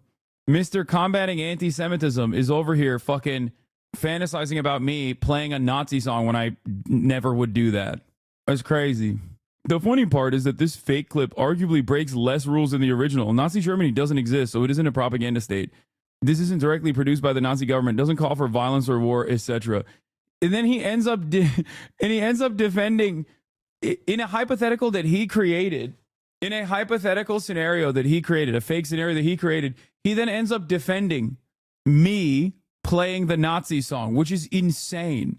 Well, he is a kick streamer after all, so that's not shocking. Here's him saying the N-word. Wait. Bro, are we doing the fucking show? Collins? Nigga, please. Whoa. It's a disco, Jesus Christ. Hutch said that. You're live on YouTube. No, that's you that just said that. A 50-year-old man, by the way. Lee's racist cake streamers. They're so edgy, man. I mean, on their podcast, Destiny has openly said the N-word as well, so many times. This should be the end of that campaign? No. They don't give a fuck. Okay? It's the way to go. I'm sick of the anti-Semitism, so I'm joining Kick, the most anti-Semitic mainstream website aside from Rumble, maybe. Tis dance. Stop interacting with DGG chat too. Push people. Get used to pushing people to your Kick chat. Okay, it's the way to go. It's the way forward, Dan. Okay. No, I already set up a deal with Kick. Doesn't matter on that stuff. I'm already good. Oh Jesus. Yeah. Stop allowing groups like the ADL and Destiny. Stop interacting with DGG chat too. Yeah, these guys definitely really care about anti-Semitism and are not like cynically claiming that I'm anti-Semitic. The picture to the far right was the head mod of LSF. Oh yeah, the head mod of LSF is a massive Destiny orbiter. He used to be a person in this community as well years ago. And so if you're wondering why LSF is so brigaded all the fucking time, that's one of the funniest parts about it is that like not only do they very obviously brigade LSF to oblivion, and it doesn't really have a lot of motion, but it doesn't really matter. Ultimately, I think a lot of people think like, why isn't this getting people to like change their minds about Hasan? I don't understand. And it's like, no, not RTBA. No, he's a DGG guy who used to be a former Twitch staffer, now is the LSF head mod. Look at this shit. Here's D's friendship with Myron. 13 minutes, hour long. He's smart in manipulating people that follows him. But he's not a smart guy. He's actually a fucking idiot. He's a contrarian by nature. That's like what he does is like debate and argue. I get along with him. We have a respectful relationship. He's in Miami. We have a respectful relationship. We disagree on everything though, but it's crazy. In all my years doing content, I have more respect for him than any other individual. He is the only person that I have seen that will consistently go into areas where there's so much like laughing and jokes and fun times to be had right here if he were shit on me, but he doesn't. He won't do it. He's the only person I think I've known in like my entire professional career who has like a large like independent career that's not like that wouldn't do it. Him calling you contrarian is when he calls me contrarian, he just means I like to argue a lot, which is true I do, but he doesn't read it in like the super malicious way. But yeah, I give him a huge credit for that. But anyway, okay. What did he lie about? Yeah. I wonder what Ethan thinks about all this. I'm sure Ethan will look at that and still say like, no, you don't understand. Like they have a respectful relationship. Myron throws out more anti-Semitism than anyone besides Fuentes. I know. Huh. It's just weird because, you know, Ethan is really worried about anti-Semitism because, you know, Sabra hummus being like bad. That's peak of anti-Semitism. His favorite content creator here saying, I actually have much more respect for Myron than anyone else. Myron, who is a Holocaust denier himself. Ethan would be like, oh, well, you know, he's just the edgy guy. I really like him. Weird. He's defended 2 Nazis so far. Nope, not 2. More than 2. More than 2. Not 2. Where was it? There was another one. He's defended Lawrence Southern. He's defended Sam Hyde. We need a better way to combat all of this. Lawrence Southern is better than the online left, according to him. It's on your Reddit. Yeah. What is this? Footage of Destiny going on a racist rant, dropping the hard R as I don't need surface? to go and study biology to know that niggers are fucking stupid. I don't need a PhD in criminal background to know that niggers just fucking commit more crime and do more drugs. Than I don't need a... This clip is of Destiny. What is cut out of context to make Destiny sound racist? Destiny was responding to a Ben Shapiro conference. This has to be AI, right? No, it's not, man. What are you, stupid? It's so funny that he's doing this face when he's like, bro, you're just as racist. Like, the fuck do you mean? God, I can't stand any of these motherfuckers, bro. They're all so goddamn annoying. Community noted. Excuse me. It's out of context. He was actually defending black people while saying the hard R. We are so back. What up, nigga? Dude, I don't get it. This guy's the Democratic Party's Joe Rogan, guys. What are you talking about? What's up? What up, nigga? No! For a minute, I thought this was AI. No, this is like, I've been kind of offline the past couple of days, and I think it serves a good litmus test for determining who the normal people are in this conversation. Yeah. Right next to him, the guy writing about advertisers leaving Twitch, for the record. Yeah. That's the guy talking about how advertisers are fleeing Twitch on his Substack. Right across from him is the guy that's also his second in command on the podcast. They've a real meeting of the minds here. What is the context in the community knows? I need to see it. The context in the community knows is probably the longest video. I want to hear it. This is the same argument given. This same argument can be given to a million other things, right? I don't need to go and study biology to know that niggers are fucking stupid. I don't need a PhD in criminal background to know that niggers just fucking commit more crime and do more drugs than I don't need a, I don't need a background in whatever to know that faggots are fucking unnatural. I don't need to get a biology degree to know that fucking faggots like are just weird as fuck and don't belong in the internet, right? Bruh. These are the same kinds of arguments that uneducated people can make because it plays into sociology. Yeah, he was making an argument about what uneducated people say. Like he was actually defending black people in the argument when he was saying the N-word with a hard R. Thank God Ethan is combating anti-Semitism with Destiny. Yeah. No, these guys are activists, dude. They're activists. Never mind, you're being sarcastic. No, I'm not. In his mind, he does think he's making a reasonable argument against how racist people think. He's like, oh yeah, this is how racist people think. It's a tactical slur. It's a waste of time talking about him. I mean, is it though? There are thousands of people that see like one fucking Jubilee video on TikTok and think like this guy is a real Democrat warrior. Okay, not realizing that a congressperson is actively supporting this guy and following this guy. A black Democratic congressperson by the name of Richie Torres has worked with him and the other guy.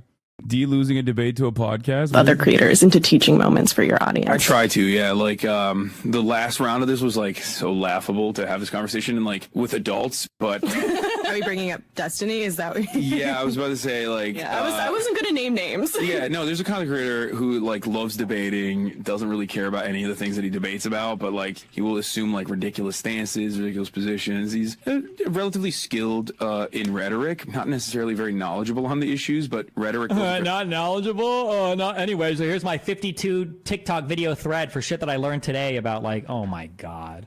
Very long way in debates. But beyond that, this dude is very edgy. Loves saying gamer words, the N-word specifically. Yeah, that's me. Yeah, when you think of Destiny, Destiny, he's the guy that loves saying the N-word. That's like definitely the totality of what I do. God. I mean, that's weird. It is though. Why are you? I don't understand why he's so embarrassed. I mean, he does it, and he has defended it over and over again. God, he's such a disgusting snake worm. Fuck. Recently, I feel like that happened. Yeah, recently. It happened like 2 weeks ago, where he said the N-word on a podcast. And 2024 said the N-word on a like, bro. Oh my, it's like the pearl clutching I would expect from like a 17-year-old. Yeah, I'm the one demonstrating the mentality of a 17-year-old, not the person who is defending saying the N-word on a podcast a week prior to this fucking conversation that I was having and then defending it. You're simply lying, Hasan. That is simply not true.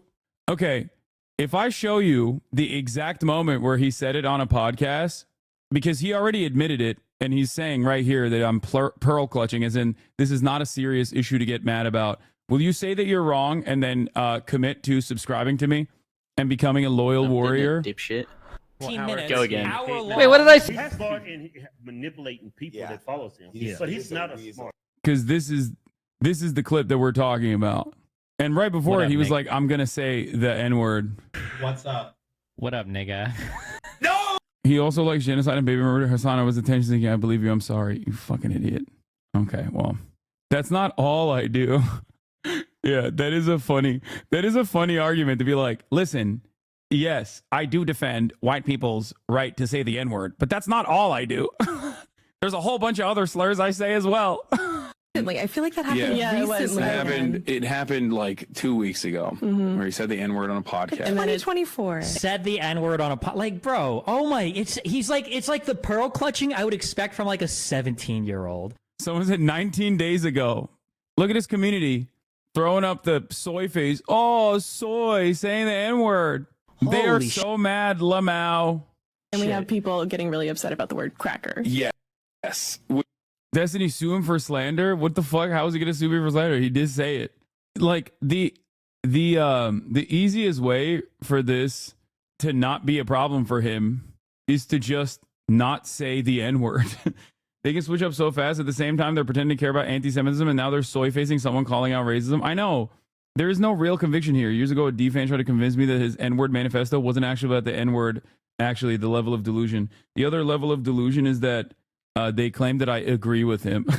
They've made like documentaries on it. His community is so insane. And this has been going on for fucking 5 years at this point. Yeah. What is this? To be fair, that is what you're recognizable for outside of this community. And then this is my favorite Destiny Dick Rider commentary. Hasan, you're literally obsessed with Destiny, Lamau. He's made like a post about him daily. 50% of his streams are about him. Even talked about him on this podcast, lol. First of all, they brought him up. Secondly, not only is that fucking insane, it's additionally insane for someone in the Destiny community to claim this. Nonstop for the past 5 years. He has nonstop talked about me for the past 5 years. The E subreddit is now glazing loner box. Like, clearly that subreddit has been completely invaded by Disney supporters. It's disgusting. Yeah. Now they want you to not talk about him. Yeah. Fucking 5 years of endless harassment, clips out of context, openly trying to get me banned, sometimes successfully getting me banned, like the cracker brigade that happened. And then God forbid I hit back a little bit, you know, just a light tap. This is not even like, there is an endless well to be tapped with Destiny's depravity. He gets in his own way. I would love to never talk about him for the rest of my fucking life. Ever. It'd be great. I did it for 4 fucking years of the last 5 years. The Israel stuff was like the last straw for me. Stop the cap. You literally can't stop talking about him. It's funny that you can finally say his name, though. That's hilarious. When you can't debate current Destiny, we have to travel to past Destiny as a standard, the one you were friends with. No, that wasn't the past Destiny that I was friends with, actually. That was years before the past Destiny that I thought had actually no longer believed those things. I was wrong. The way y'all treat Destiny is disgusting. I've been here for nearly 5 years. I didn't know shit about D until 2023. I know. Did he become divorced then like this, or like this then divorce? Oh, well, he got divorced twice, so I don't know. Yeah, listen, I don't think people understand. I've watched Hasan for years. Yeah. It's just weird. It's just weird because, like I said, if you key search Hasan on Destiny's YouTube channel and then do the same on mine, you will find like 4 videos total, and 4 videos total from this past year, I would say, whereas he has like probably 200, 300. If you key search Destiny on my Discord, there's like 4,000 mentions. If you key search Hasan on his Discord, as people have done, I think it was like, what, 90,000 or some shit? And the 5,000 mentions, most of them were coming from the gaming server, which is, you know, where they're talking about the video game Destiny. I promise you, I like that you're hate watching for 4 years for him while simultaneously talking about me being the obsessed one. I'm paying his rent, his child support, everything for years and years. You should be thanking me. Paying the goddamn bills. Did he really get cucked by an Arab guy and become super anti-Arab after that? No, he was always Islamophobic. He's an edgy atheist. Not gonna lie, there has to be like 1 million search results for Divorcelli or Cuccarelli, but fuck it, we ball, the sky is blue. No. Let's get back to the bro podcast vote. My son Baron says hello. He's a great young guy, but he's a big fan of yours. What's up, Baron? Yeah, Baron's awesome. Baron also appears to have close links with the notorious influencer Andrew Tate, after the two were linked to a failed meme coin cryptocurrency. I'm going to text Baron. Him and I talk quite often. In private messages acquired by Vice, senior members of Tate's misogynist network, The War Room, speculated for years that the 2024 election would be a gender war, where the nuances of identity politics would fall away, leaving a direct battle between men and women. To ensure the result they wanted, Tate, Ross, the Nelk Boys, and a whole host of alpha male influencers spent Election Day telling their followers to go out and vote for Trump. If Kamala's in charge, we're one period away from global destruction. We need a man in power. We need a man in charge. When Donald Trump was announced as the next president, those same online figures were quick to gobble up the credit for galvanizing the so-called bro vote. Bring down the temperature. Despite outgoing President Joe Biden asking Americans to unite and set aside their differences, Trump's victory looks likely to kickstart another 4 years of division and rancor. It was always bigger than Trump. If you take... Isn't it weird how we've never heard Barron talk? It'd be really funny if he had like a really funny voice, kind of like Jared Kushner. Him out now, it won't even matter. 7 people will replace him, bro. Women across the US are vowing to stop dating, marrying, having sex, or having children with men, inspired by the 4B movement in South Korea. We are just really sick of men's shit. This is the consequence of toxic masculinity. An offshoot of Me Too, formed after the murder of a Seoul woman in 2016, is grown in response to concerns including revenge porn and digital sex crimes. Yeah, dude. I mean, South Korea is the method of like... South Korea is the example of like what happens when society, when the gender wars reach its fucking peak and it just like completely collapses. Pressing topics in the US, with women reporting an extreme uptick in online misogyny since Trump's win. And it's like, you're a fucking retard. In response, Nick Fuentes, popularizer of the inflammatory slogan, "Your Body, My Choice," has been doxxed, with social media users posting his home address. He's already run into trouble with the law after macing a 57-year-old... This shit was crazy. Jesus Christ. ...old feminist on his doorstep. Hi. Oh my God, what are you doing? No comment. Get the fuck out of here. Even within the MAGA camp, the celebratory tone adopted by people like Fuentes and Tate is causing division. Hillary Crowder, a trad-right political commentator, has encouraged the Republicans to disavow the red pill manosphere nonsense. The question of whether they will or not looks set to define the next chapter in US politics. Did you see him Hinkle fighting out on the timeline? What is this? Let's see. France would be a third world nation if it wasn't for Africa. You are such a pathetic white cuck, it's unreal. You are an F-word who goes on Catboy dates. When are you going to sign at Nero's contract? Your face when you see an unsucked third world cock. 3 things I can say that Nick Fuentes cannot say. I'm 100% white. I've never been out to dinner with a catboy. I've never been in a transgender group chat. Computer enhance. Readers added additional context. This image is edited. Here's the original image from Jackson Hinkle's high school newspaper. Computer enhance. Except mine. Oh, okay. I'm not gonna go all the way down there. Don't know what's happening here. Okay. Let's see what that is. Okay. There's some images on there. Never mind. Except mine is in a fake photoshopped image, and then it's a femboy catboy sucking on what it looks like a dildo. Was it also photoshopped when you got down on your hands and knees to worship George Floyd with a mask on? Says Nick Fuentes. How many boyfriends did your girlfriend pick up in Africa? Okay, controversial opinion. I think this is just gross across the board. Like, it's not even funny. Like, at first I was like, oh, that's funny. Haha, they're like duking it out. But like, they're just fucking gross. Like, they're both gross as shit. Like, I don't even derive satisfaction out of these fucking morons fighting one another. You know what I mean? And it's weird because, like, I thought after 9/11, there was more intra-agency communication, right? I never thought that a CIA agent would be duking it out on the timeline with an agent of the FBI. And it is always shocking to see these agencies fighting with one another, like their operatives fighting with one another. I find it odd. Stop fed on fed violence. Okay. We have to put an end to this infighting. Okay. I don't like it. I think it's inappropriate. Okay. Yeah. I thought 9/11 happened because of a lack of agency communication. Like, I thought that played a formative role in our intelligence communities, intelligence agencies not speaking to one another, not clearly communicating with one another, when they could have all gotten together and done 9/11 together. You know what I mean? And it would have been more coordinated. Feds are fighting. Oh, they start calling each other feds. Stop deflecting with bullshit lies. You were left untouched by the feds after ordering protesters on January 6th to storm the Capitol and destroy our police. Now you're mocking the heroic and last stand of Hamas leader Yahya Sinwar if it smells like a Fed. You were left untouched by your fiance after kneeling for her boyfriend, George Floyd, and chanting Black Lives Matter. Then you mock the heroic last stand of Adolf Hitler. If it smells like poop, Jackson will be sucking its cock for foreign money. Here you have Jackson Hinkle. Here you have Nicholas Fuentes saying that Adolf Hitler had a heroic last stand with what? The barrel of a gun that he sucked on in his final moments? Like, what do you mean, heroic last stand? Okay.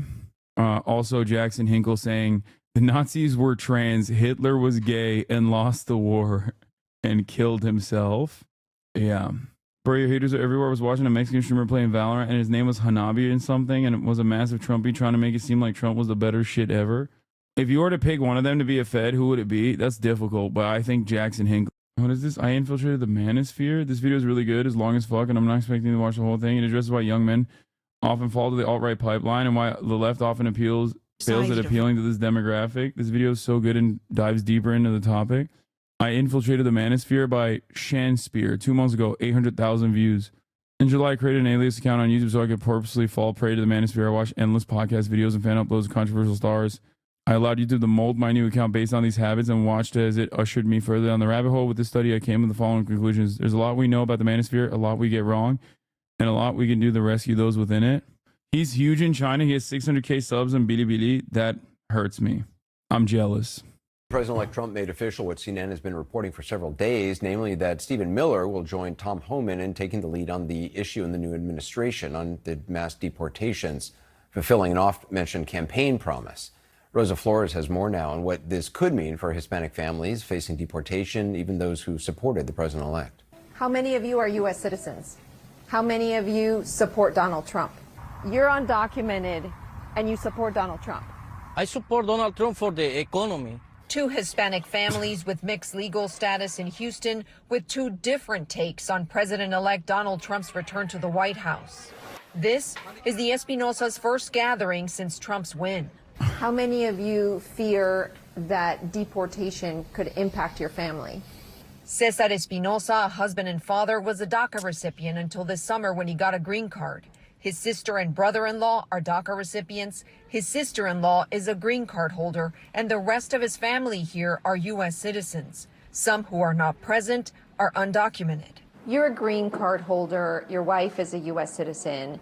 Why are you afraid of deportation? I just became a green card holder after 33 years of being in this country. I don't think people understand the fear. It's a constant shadow hanging over our heads. What was your reaction to Donald Trump winning? I cried a lot. It was emotional. Have my family, like, if they're gonna be here or they're not gonna be here, and how do you tell all of our kids? Like, my nephews, they're also our kids. To tell people that this doesn't live in kids and children's mind and teenagers and young adults' life is a lie. Gelacio Velasquez is an undocumented mechanic who has worked in Houston for 25 years. Oh. He plays in this park with his two U.S. citizen children, ages 5 and 9, and stands by Donald Trump.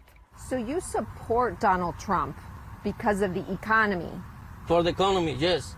But you don't support the anti-immigrant rhetoric? I'm not support the anti-immigrant action. Do you support his mass deportations? No, it's not human. Are you afraid that you could be deported in this mass deportation?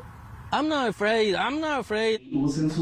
Espinosa runs a migrant advocacy group and says many people are afraid and have called him in tears. I think there's a heightened sense of fear. Explain why Latino men are going to Trump. Democrats forget the promise when these guys are in the office in Washington. The Latinos want a better nation. Espinosa believes some of the Latino support for Trump was a vote against the prospect of the first black female president. There's still a lot of machismo. There's still a lot of misogyny. And something that we need to say aloud is there's a lot of anti-blackness. Velasquez says he hopes Trump finds compassion for immigrant fathers like him who are not criminals. If you get deported, would you regret your support to Donald Trump? No me arrepentiría. He's saying that he wouldn't regret supporting Donald Trump. So you're really not thinking about yourself. You're thinking about your children and the future of your children. Yes, I want the better for my children. Cesar says he feels guilty for bringing so much uncertainty to his family. What's it like for you to see your wife go through this and the emotions that she's going through? I apologize to her a lot. We fell in love right away, and we got married almost right away, because when you know, you know. We asked Velázquez and Espinosa the same final question. Do you have a plan in case you get deported? I respect that decision. I leave the country. I'm not come back. There is a plan. We've talked about it openly with our family. Turns out, these two Hispanic families with two different takes on Trump's win have the same plan if they get deported. They would go to Mexico as a family. As for how organizations across this country are preparing for possible deportations, first of all, nationally, the ACLU and LULAC, they're preparing for the legal fight to challenge some of these policies in court. And then there's organizations, for example, in California, who are calling for immigration reform. And in New York, organizations who are switching their mission a little to focus on the possibility of mass deportation. And Anderson, I talked to some organizations here in Texas on the border who say that if the federal government is actually going to deport a lot of migrants in this massive way, that they should do so with dignity. Anderson. Rosa Flores, I appreciate it. Donald Trump heading back to the White House. This will usher in an unprecedented era in American history. Can you talk about the proposed denaturalization?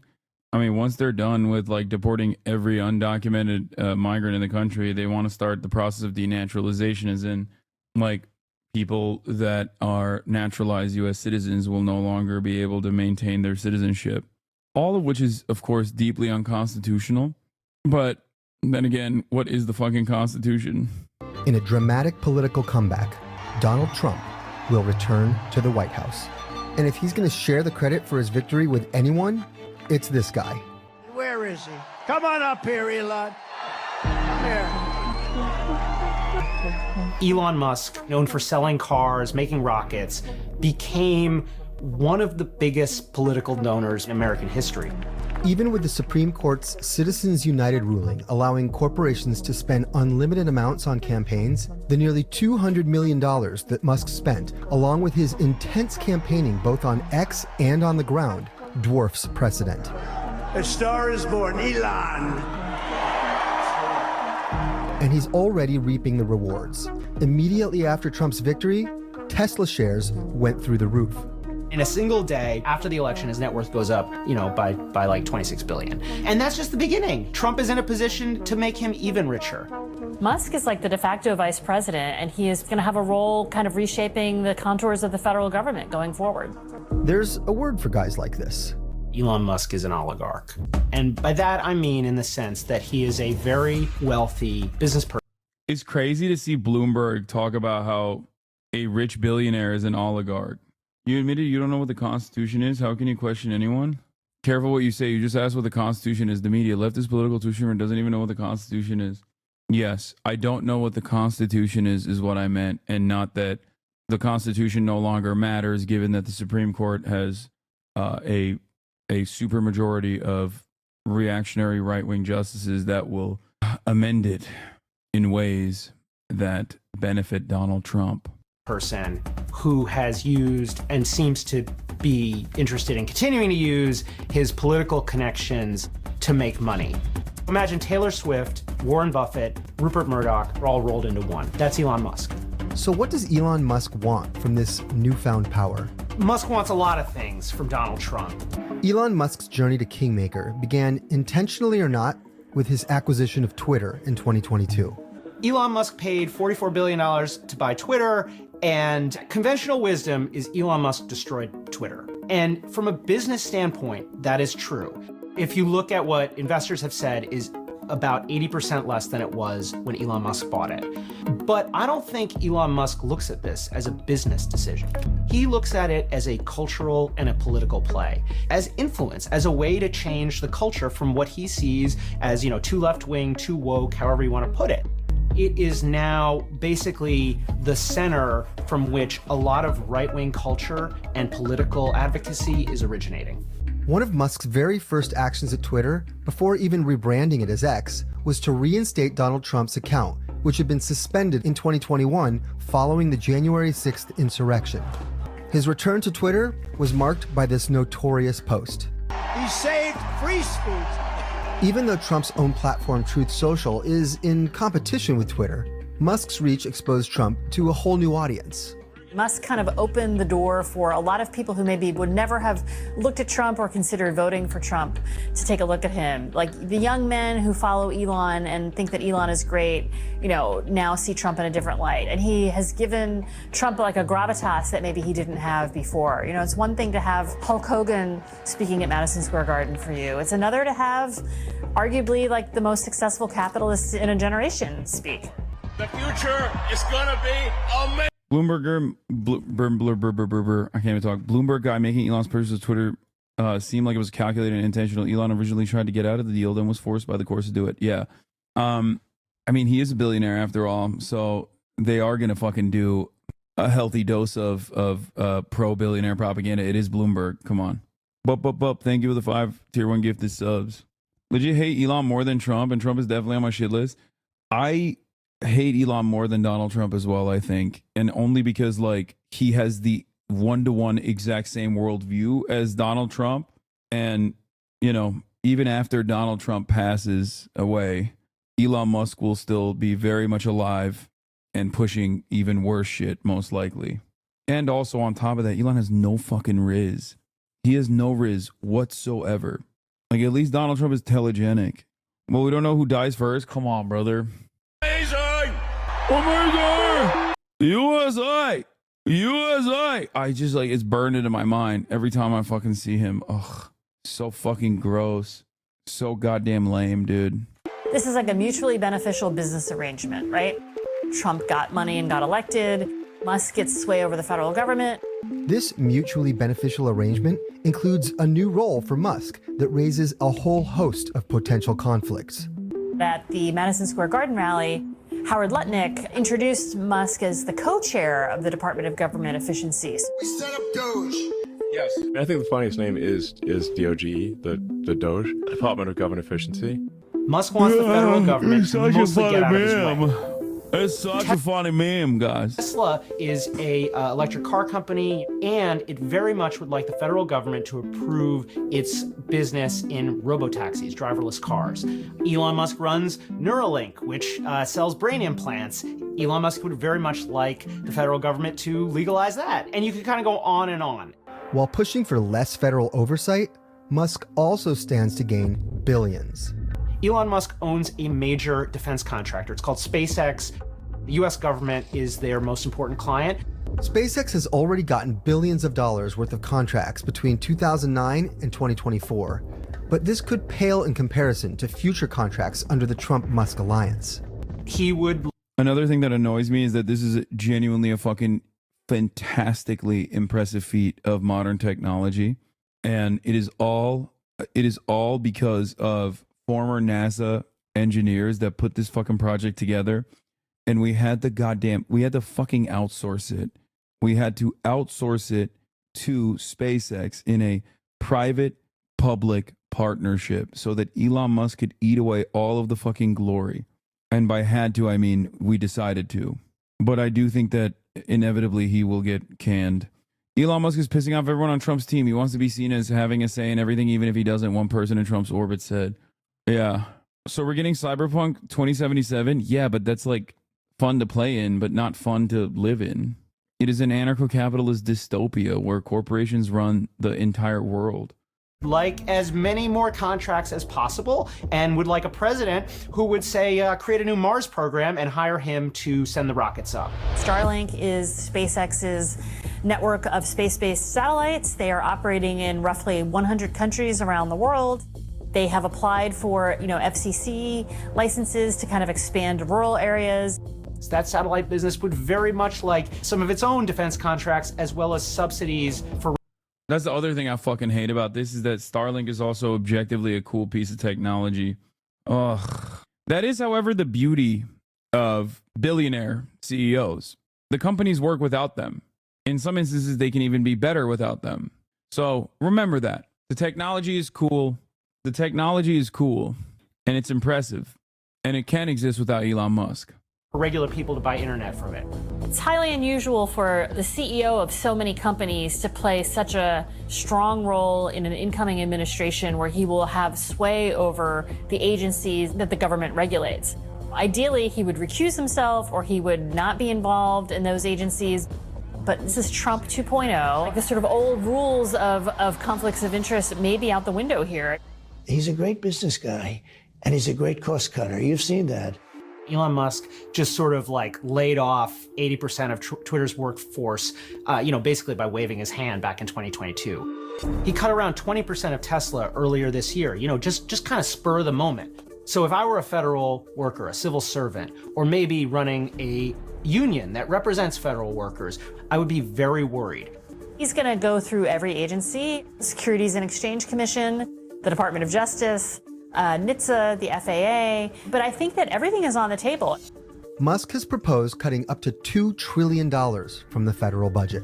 $2 trillion is a huge amount of money that really hits at entitlement programs like Social Security and Medicare and Medicaid and veterans benefits. That's going to bring real pain.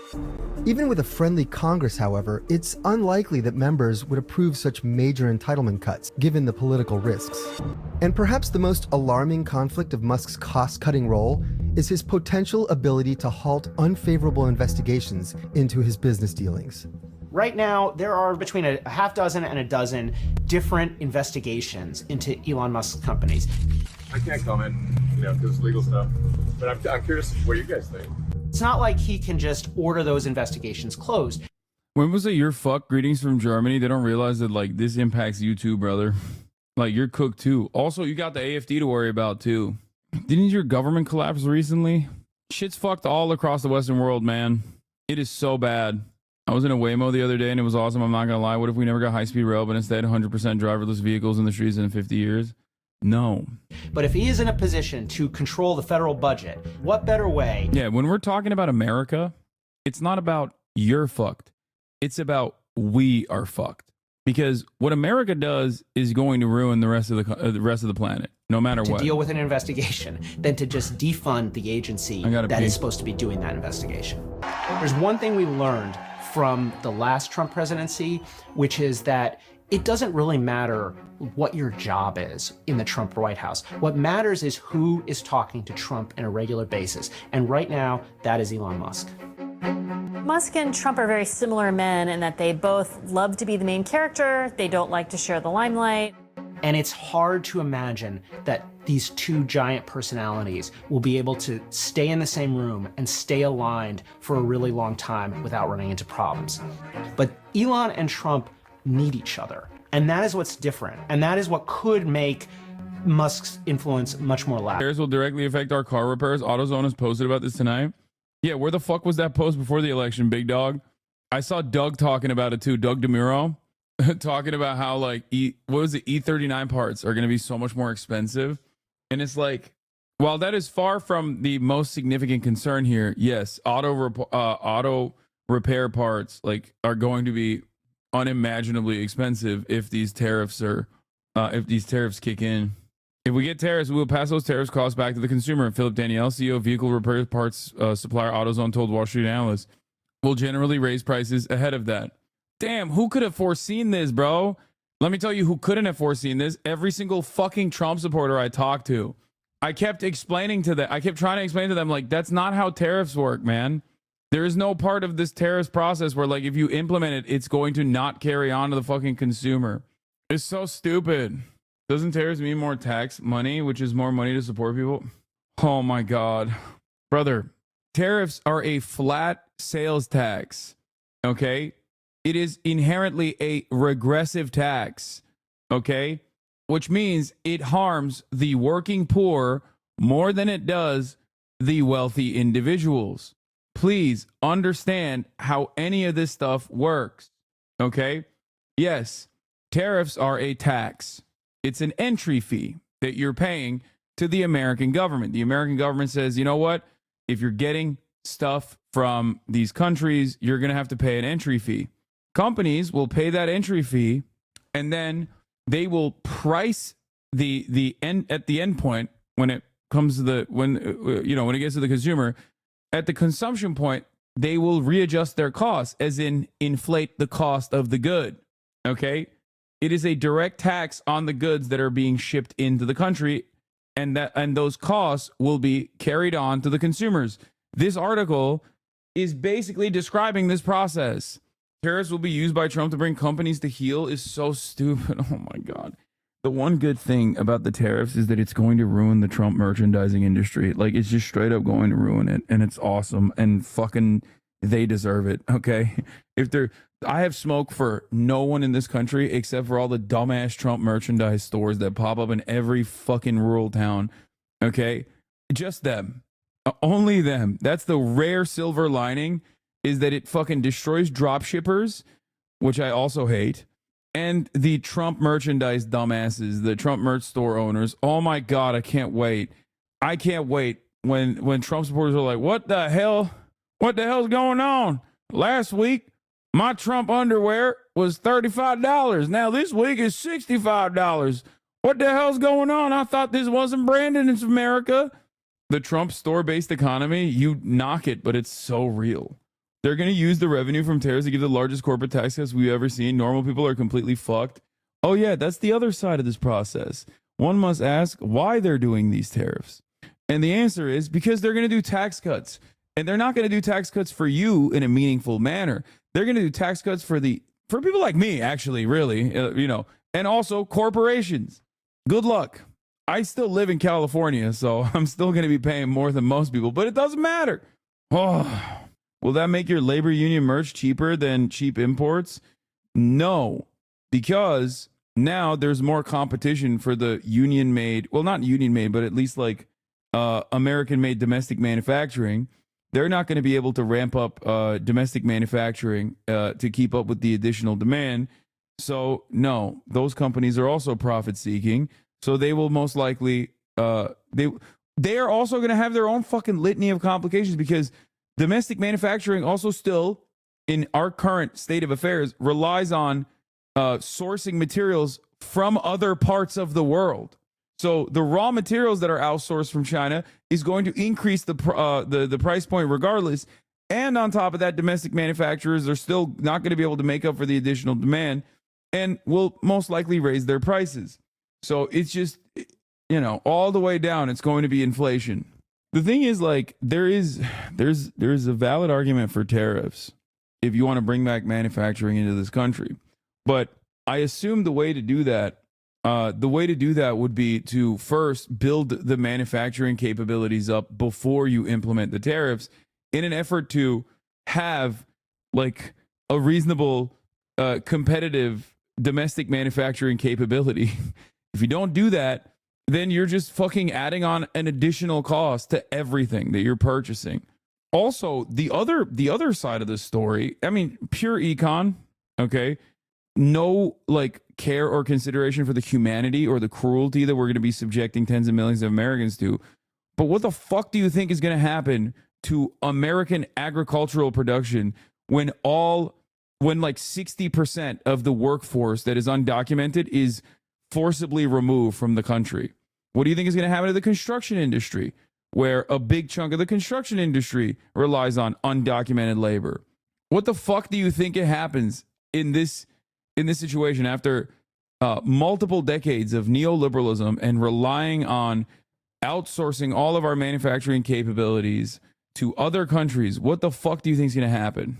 I think that it is the greatest accelerant for American fascism, really, because I don't believe that there is I don't see it, destroying the American economy in its entirety and then magically people develop class consciousness. But what do I know? Bring on the JD Pawn tariffs. Yeah. It's like when Donald Trump was talking about abolishing NATO, and I was like, he's not going to do that. It is America's baby. It's the most consequential American foreign policy achievement. Why the fuck would he destroy it? Okay? Why the fuck would he destroy NATO? You're so dumb if you think that he would destroy NATO. Because he's stupid? No, dude. He's stupid, but he's still...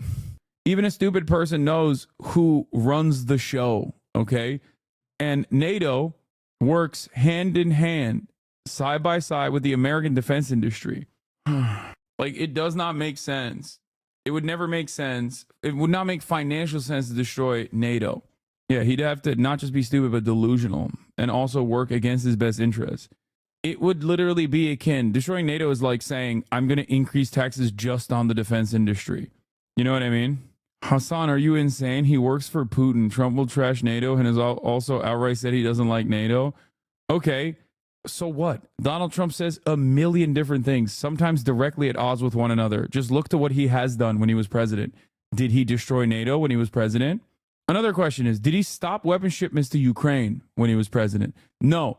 He actually, literally, the only time where he threatened to stop weapon shipments to Ukraine was when he had that perfect phone call with Ukrainian leadership where he was like, give me some fucking dirt on Biden. Give me some dirt on Biden. Or if you want your weapons, you need to give me some fucking dirt on Biden. Why did he not stop weapons to Ukraine? Not only is he a massive fucking liar, but also on top of that, when he was president, he did not de-escalate America's military conflicts globally. He only kept escalating it. That's not a very good argument. Wait, what? Why is that not a very good argument? Not only does Donald Trump lie regularly, you have to look at Anna Kasparian uses that same argument. Okay, Anna Kasparian also says that she's pro-Palestine. Am I going to act like, that's a bad take just because she said it? He's going to be worse than last time? Oh, absolutely. I don't disagree with this at all. I say that all the time. I just don't think that he is going to work against the interest of major industries. I think there's a reason for why he's doing the tariffs. And I think the reason for why he's doing the tariffs is to cut corporate tax rates even further and maybe even cut tax for the wealthy even further. And that is, I voted for Trump. I'm glad he won. Okay. There's two ways he will utilize tariffs. One, to win favor in competitive industries by threatening to put tariffs on certain industries just to dominate American manufacturing to his will. Okay, that's number one.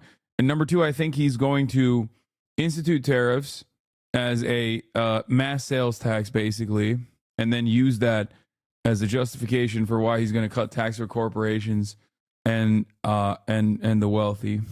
Do you think people will have buyer's remorse for their casted vote? Yes, absolutely. People always have buyer's remorse, and it'll get worse. It hasn't even started yet. I'm sure anecdotally, you have already probably encountered people being like, oh man, maybe that wasn't the best decision. Having said that, however, it will get far worse. All right, let's do the Streamer Awards nomination. Okay, I'm currently logged in as HasanAbi. Your submission will contribute towards deciding the final award winners. You can skip categories that you do not want to vote for. You can also come back later and update your submission. If you're a nominee, you can request a change to your picture and clip here. All right, up first, we have the best strategy game streamer that creates the best content while playing strategy games like Teamfight Tactics, StarCraft, chess, Hearthstone, Balatro, daily games, and the like. Obviously, this is not even a fucking question for me. I mean, we can watch the clips if you would like. So, what is Anna going to do? The most logical is to go e5. You grab the center, and this is what Anna is doing now. She's playing e5. Here we have the move here. She is playing e5, and here we have it. He go knight e2. He is playing against Anna. He is playing Anna's opening, and she is smiling here. We can see how Anna is smiling. I think this is absolutely the first time Anna play against her cow opening in a classical game, in a over-the-board tournament. I think so. Let's see what Anna will say. Okay. Chatters, I mean, it's not even a question. I have no idea where we are. Ask Chad. Oh, I can't ask Chad. That's cheating. It's a good idea, though. It's kind of overpowered. Oh, she's not wrong, though. No, she's not wrong. Hey, it's not a question. I already voted for Northern Lion. We can watch everyone else, though. A new baby, a new human. Make sure that they pick Orc, okay? Greetings, friend. Okay. We did it! It was enough in a single game. First time in my life, rank 1 VNet, let's go. The All grubster? right, cool. All right, we're done. Recording a new baby, a new human. Not grubby. He eats the entire strawberries with the stem. I mean, guys, I already made my choice. I love you all, Okay, and Box is dope too. But you know, that's my bald. All right, not bad. Second place from that spot. I am down. What's the Ari thing? Whenever I know I'm gonna die in second place, I sell my whole board for an Ari1 and then put tank items on her. That way, when people look up Ari's best items, they'll see that Ari1 with 3 tank items has an average place in a 2. And together we can make a difference and fool some new players into thinking that tank Ari is good. Cutie Chat made her really sad complaining about the awards just now, and she ended her stream abruptly. Oh my god, every fucking year, dude. It's so goddamn annoying. Don't speak hair. Yeah, that's what I'm saying. Like, none of the other candidates here are bald, and you know I'm a fucking bald fetishist. Best creative art streamer. Let's take a look. Oh wait, okay. I forgot one. I hate the way that fucking people treat Cutie over this shit. It's like, it's so ridiculous because this is, in every sense of the word, like a thankless job. Straight up. She puts this shit together. She oftentimes loses money in the process. She's like paying out of pocket for a lot of this shit. Okay. And it's fantastic for the community. It's the best fucking award show. And I despise motherfuckers who chirp and complain and cry all the goddamn time. It's so frustrating. It's so fucking frustrating. People need to shut the fuck up. The reality is, chatters have a really bad habit, and I say this as a streamer, and I see this in my own community as well. Chatters have a really bad habit of getting in their own way. Okay?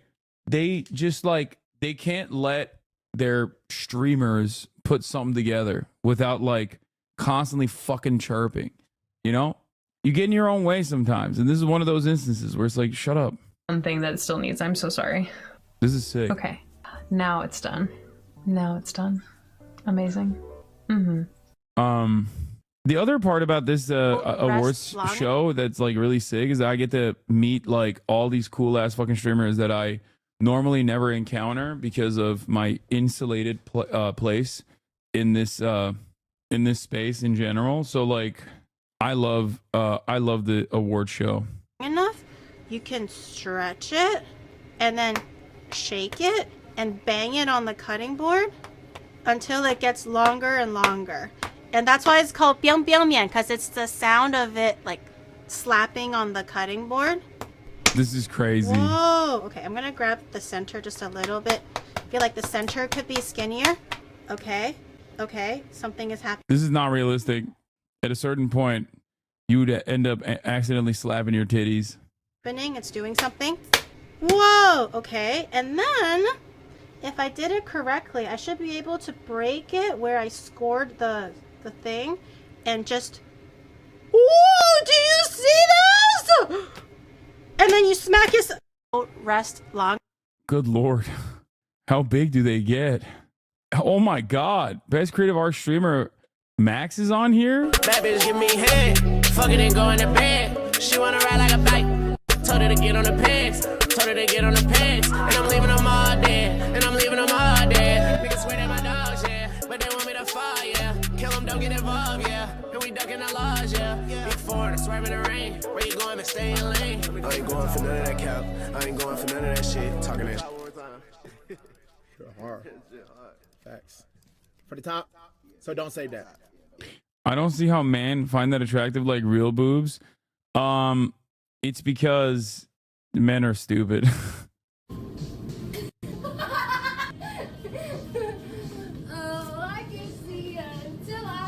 That's crazy. She got a hole in it. This is a holy dough. Okay, that's all I have in me. As much as I want to vote for Italian representation here, Pizza Princess, I gotta go with my boy Black Boy Max here. Okay, best MOBA streamer, the best streamer for the for MOBA game content like League of Legends. I'm gonna skip this one. No, I'm kidding. Cadrell, Sing Sing, Arteezy, and Lol Tyler won. Get the ult off the W as well. King's gonna go down. The static shift. The reset. Yeah, I want to skip it out of principle because MOBAs are ungodly. Whip on steroids. Where the fucking pace? Just go. He went to the stratosphere. What the fuck? That's an astronaut. That's real. He flipped him back to Korea. We're gonna win this one, boys. We're gonna win this one. That's a Baron. Cadril had a crazy year. I'm the worst person to judge for this. I'm the worst person to judge for this because like I don't watch a lot of streamers in general, and I also you have no idea how hyped that moment was. Yeah, I don't really understand anything. God! All 4 died from bombs. Holy shit! What the fuck? RTZ. I think we split for another 5 minutes, guys. Casual is outperforming Riot themselves on streams for the year.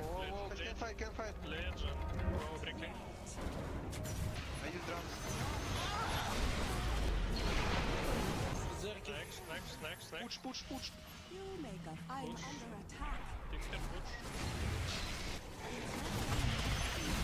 Legenda.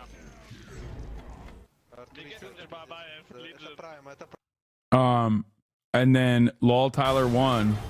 Bro, your Lowry's looking solid, but fuck that After I'm Heimer. done with this. He's about as useful as a rubber dildo and a nuttery. What? Darius around, you got this. Wait, what? He's about as useful as a rubber dildo in a nunnery. Wait, what the fuck? Whoa, wait a minute. What is that line? Flip a coin. What the fuck's going on? I mean, I feel like a lot of chat wants me to vote for Cadril. The only person I know here is Tyler One, who I respect simply due to his size. I am in awe of his size as always. I don't know if I should go with. I feel like I'm gonna vote for the short king. Well, he's not short. He's 6'5". But once again, I'm not.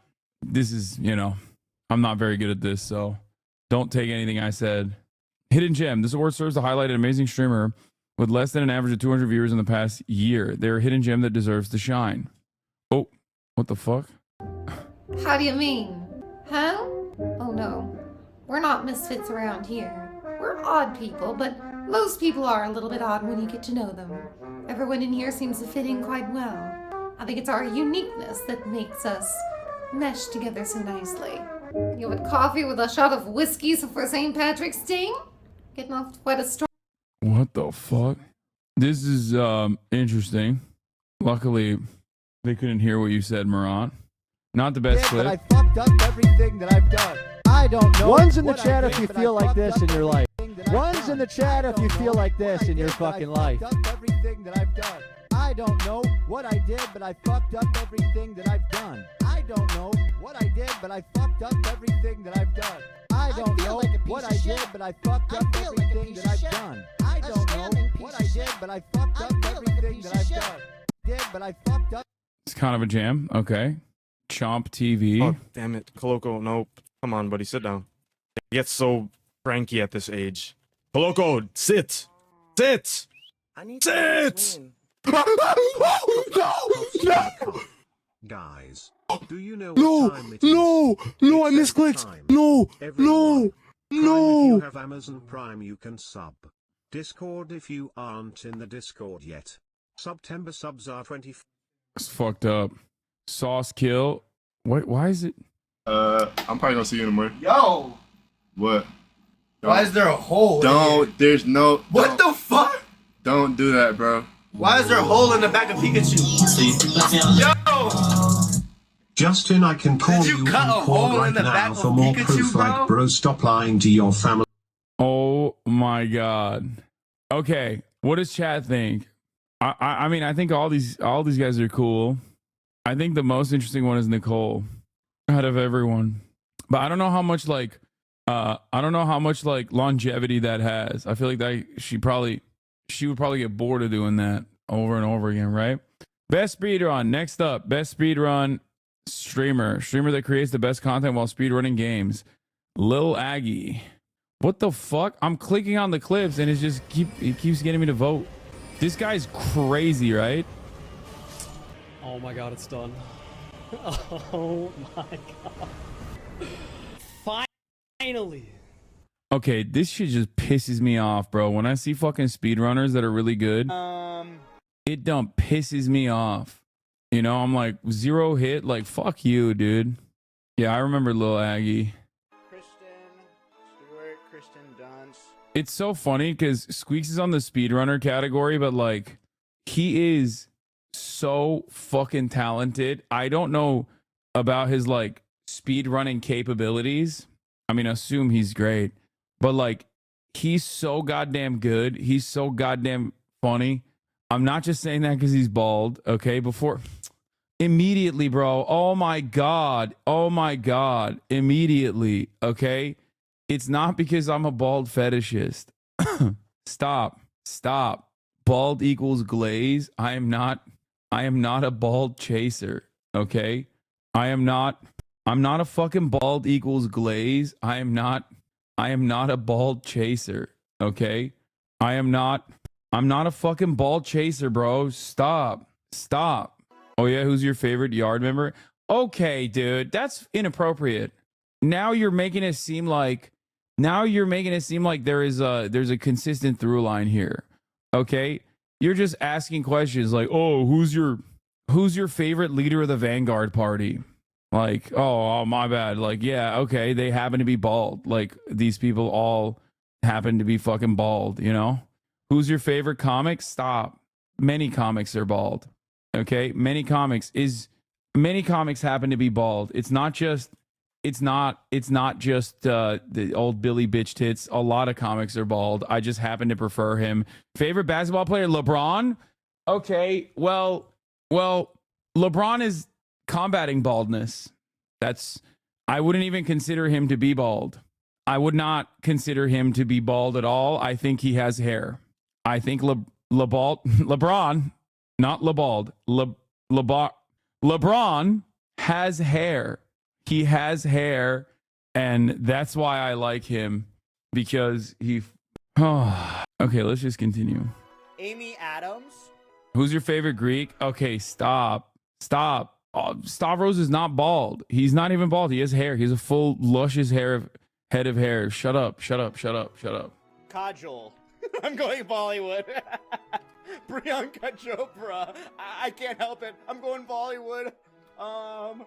Kajol, Priyanka Chopra, Preeti Zinta, Priyanka Chopra, Kajol. What are we ordering? Zinta. I can name more Bollywood. Oh, what about Lata Mangeshkar? What a pull. Jesus. Hema. Okay. Like, is Squeaks up for anything else? This is my favorite racist. Let's get this, guys. Let's get this. Come on. Come on. No, one more. Yes, Deep Dip, we're on record, and it's insane. It's insane. 37 minutes. Holy shit, dude. Let's see. Sorry, Murad is making me order food. No, we're ordering food for you, bitch. No, it's for my whole family. Yes, it's true. Mostly for Murad. Murad is my whole family. All right, we got my favorite racist, and then Green Suiji. Oh my god, I did it again. Oh my god. Oh my god. Green Suiji got 5th of 5 world records. Completely unheard of in the biggest speedrun games.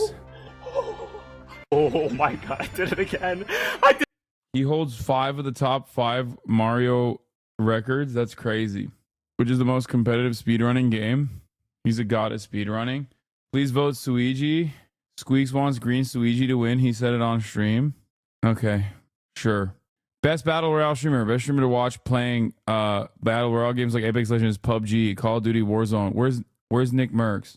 Where's my fucking goat Nick Merckx on this? His Watson. Going. Low ground, yep. I'm jetting bottom right. I'm jetting here. I'm not kidding. Watch above, maybe. Above, careful. Just hide against the wall. Yeah. Come back, Menace. Above. Still above. Top 3. Play back here. Just hide. Shield. God damn. Walk forward. It's a 1v1. It's a 2v1. They're trying to kill us. Nice, just chill. It's a 1v1. You win this. You fucking win this. He's gonna get on swap. Okay. It's Timmy, the GOAT. Damn, lots of GOATs in the BR category. Timmy is a fucking insane legend. He's Mr. Crack. Wait, people are saying Nick Merckx is too busy restarting polio outbreaks. What does that mean? Oh, he said he's not. I saw a tweet. I can't tell if it was real or not. Is Nick Merckx actually not vaccinating his children? Come on. My son has 0 vaccinations. We trust the advice of our doctors and his pediatrician. You're killing your own son to own the libs based. I'm a conservative, bro. I'm a conservative as well, but none. Bro, there is no fucking shot. There is no shot. Oh my God. Dude. Oh my God. You guys understand that, like, if there are more people who think like Nick Merckx, people are just going to die, right? Like, right now, the only thing saving his child's life is the fact that other parents, including conservatives, are at least, like, getting their children vaccinated. Like, not even child paralysis. Oh my God, dude. Taking a shot in the dark, that's crazy. Bringing a whole ass life into this world and just being like, I'm going to let God sort it out is some fucking straight medieval shit. Okay? That is nutty. Like, that is crazy. The thread starts with some raw milk. Wait, what? Massive W. RFK Jr. by far the best candidate to fix the health crisis in this country and establish a proper healthy culture. Dude's an anti-vaxxer, raw milk drinker, and dumps dead bears in a Central Park. Perfect pick for these clownish R words. He's not anti-vax, but I strongly agree with him that we do over-vaccinate. Raw milk has many health benefits. In moderation, it's much healthier than the red cap shit at Walmart. We pick up ours from a local farm weekly. So he's just going to give his fucking child, like, raw milk and then not vaccinate him? Raw milk is like unpasteurized. Remember when the fucking günlük arabayla getirirlerdi böyle bidon. I mean, it can still have health complications. Murad is a raw milk advocate. He's saying it right now, literally. He's like, what's wrong with it? It's dope. You think he's boiling it? I bet he's pasteurizing it, though. A lot of raw milk drinkers don't realize that boiling the milk is pasteurization. He reacted to an election clip of you, by the way, and him in the comments were losing their minds over your pearl necklace. Classic Secure American, by the way. Brother, I am so fucking yoked. Like, what the fuck do you mean? Like, who gives a shit that I'm wearing a fucking pearl necklace? So do many football players, you know what I mean? Yeah, I'm not insecure. I'm a man, okay? Not a fucking pussy. Oh my God. The fuck? Football's gay now? Yeah. I just don't understand how you operate like this. Like, raw milk aside, especially the fucking vaccination, like the 0 vaccination thing is like so wild to me because it's like, dude, society is literally designed to make you survive even if you don't want to. Okay? It is designed in this way specifically so that, like, you can be the dumbest motherfucker on the planet and you're still not going to die, at least by the age of 35. You know what I mean? So the fact that I don't know, I mean, hey, good luck. Even fucking Matt Walsh disagrees with raw milk. Raw milk is disgusting. We live in a first world civilized society and people are actively choosing to consume milk riddled with E. coli and listeria. Pasteurization is not some evil sorcery. It just kills the dangerous bacteria, you morons. Raw milk consumption is linked to a number of foodborne illnesses that can result in serious complications and death. Drinking or eating products made from raw milk can expose people to germs such as Campylobacter, Cryptosporidium, E. coli, Listeria, Brucella, and Salmonella. Now, he's just saying this is, the number one transphobe. Even he's like saying it's kind of dumb to not consume fucking unpasteurized milk. Dude, there are people who don't believe in germ theory, for the record. Okay, how do we get here? We got here because I was looking at my favorite Battle Royale streamer. I think I love Timmy. Timmy is my GOAT, but I think I got to give it to fucking this GOAT right here. Oh, baby, I'll shoot everywhere. Nice Week has had a fantastic year. He's big in Japan, even though he doesn't ball with me any longer because he's too big. He's too big for me, okay? Oh, it is. Oh my God! Let's fucking go! Let's fucking go! Oh! And then last but not least, phase swag. Phase the fuck up. Phase the fuck up. Nice. No stuff. Last one's outside on the back. No. Run in. Take your time. Taking that res right there, right in front of you, right over that counter. Take a shot. Oh my god, just fucking 1v3'd him. Oh my fucking god, bro. One out. He didn't watch Saints for years. Look at that Fox and Fans clip. I know. All right. I'm going to go with Nice Wig because he's had a big year and I love him. And I voted for Timmy every year. And, you know, Amos's Merchant. That's funny. Best fighting game streamer. Streamers who create the best fighting games content playing games like Street Fighter 6, Super Smash Bros, Ultimate and Melee, and Mortal Kombat Tekken. Étoile. This is my French go. Le nid de fou, frère. Ok. Étoile. Rayou, non. Il est le pop-off, Rayou. Ah, c'est un jour de plus au travail. I'm voting for Étoile, but we'll look at the rest of the players as well. Punk the God. Did I hit it? Yep. It like turns into a weird popularity contest in this situation, or at least in my case, it's like who I know. So you guys make up your own minds, obviously, off of like who you think deserves it the most. But I like Étoile. You can't do that. This guy's like the LeBron of Street Fighter. No. I thought the LeBron of Street Fighter was oh no, that's Tekken. I was gonna say he's a Pakistani guy, but that's Tekken. Tekken is big in Pakistan. You can't do that. Nah, you can't do that. I told you. Nope. Let's go. We staying into top 8. It's okay though. I got level. Sajam. Install the game! Get shit on! Pick a new me. Nay. Higher. Best sports streamer. Angry Ginge. That sounds like... Bro, that literally sounds like a slur. Fucking hell, lads! S-Fan TV. Okay, just rub some damn dirt on it. Here comes the frick! Oh my gosh. Bug! Shit! No way! Oh no, the controller! Oh my gosh! Oh. Okay, just rub some damn dirt on it. Joe Rogan. Flight. Oh my god, Flight made it. I got mashed out, yep. Nice! Shit, boy. Fucking defense. Where you at, Flight? Down the court. One more. Let's go. Good Yes, pass. sir.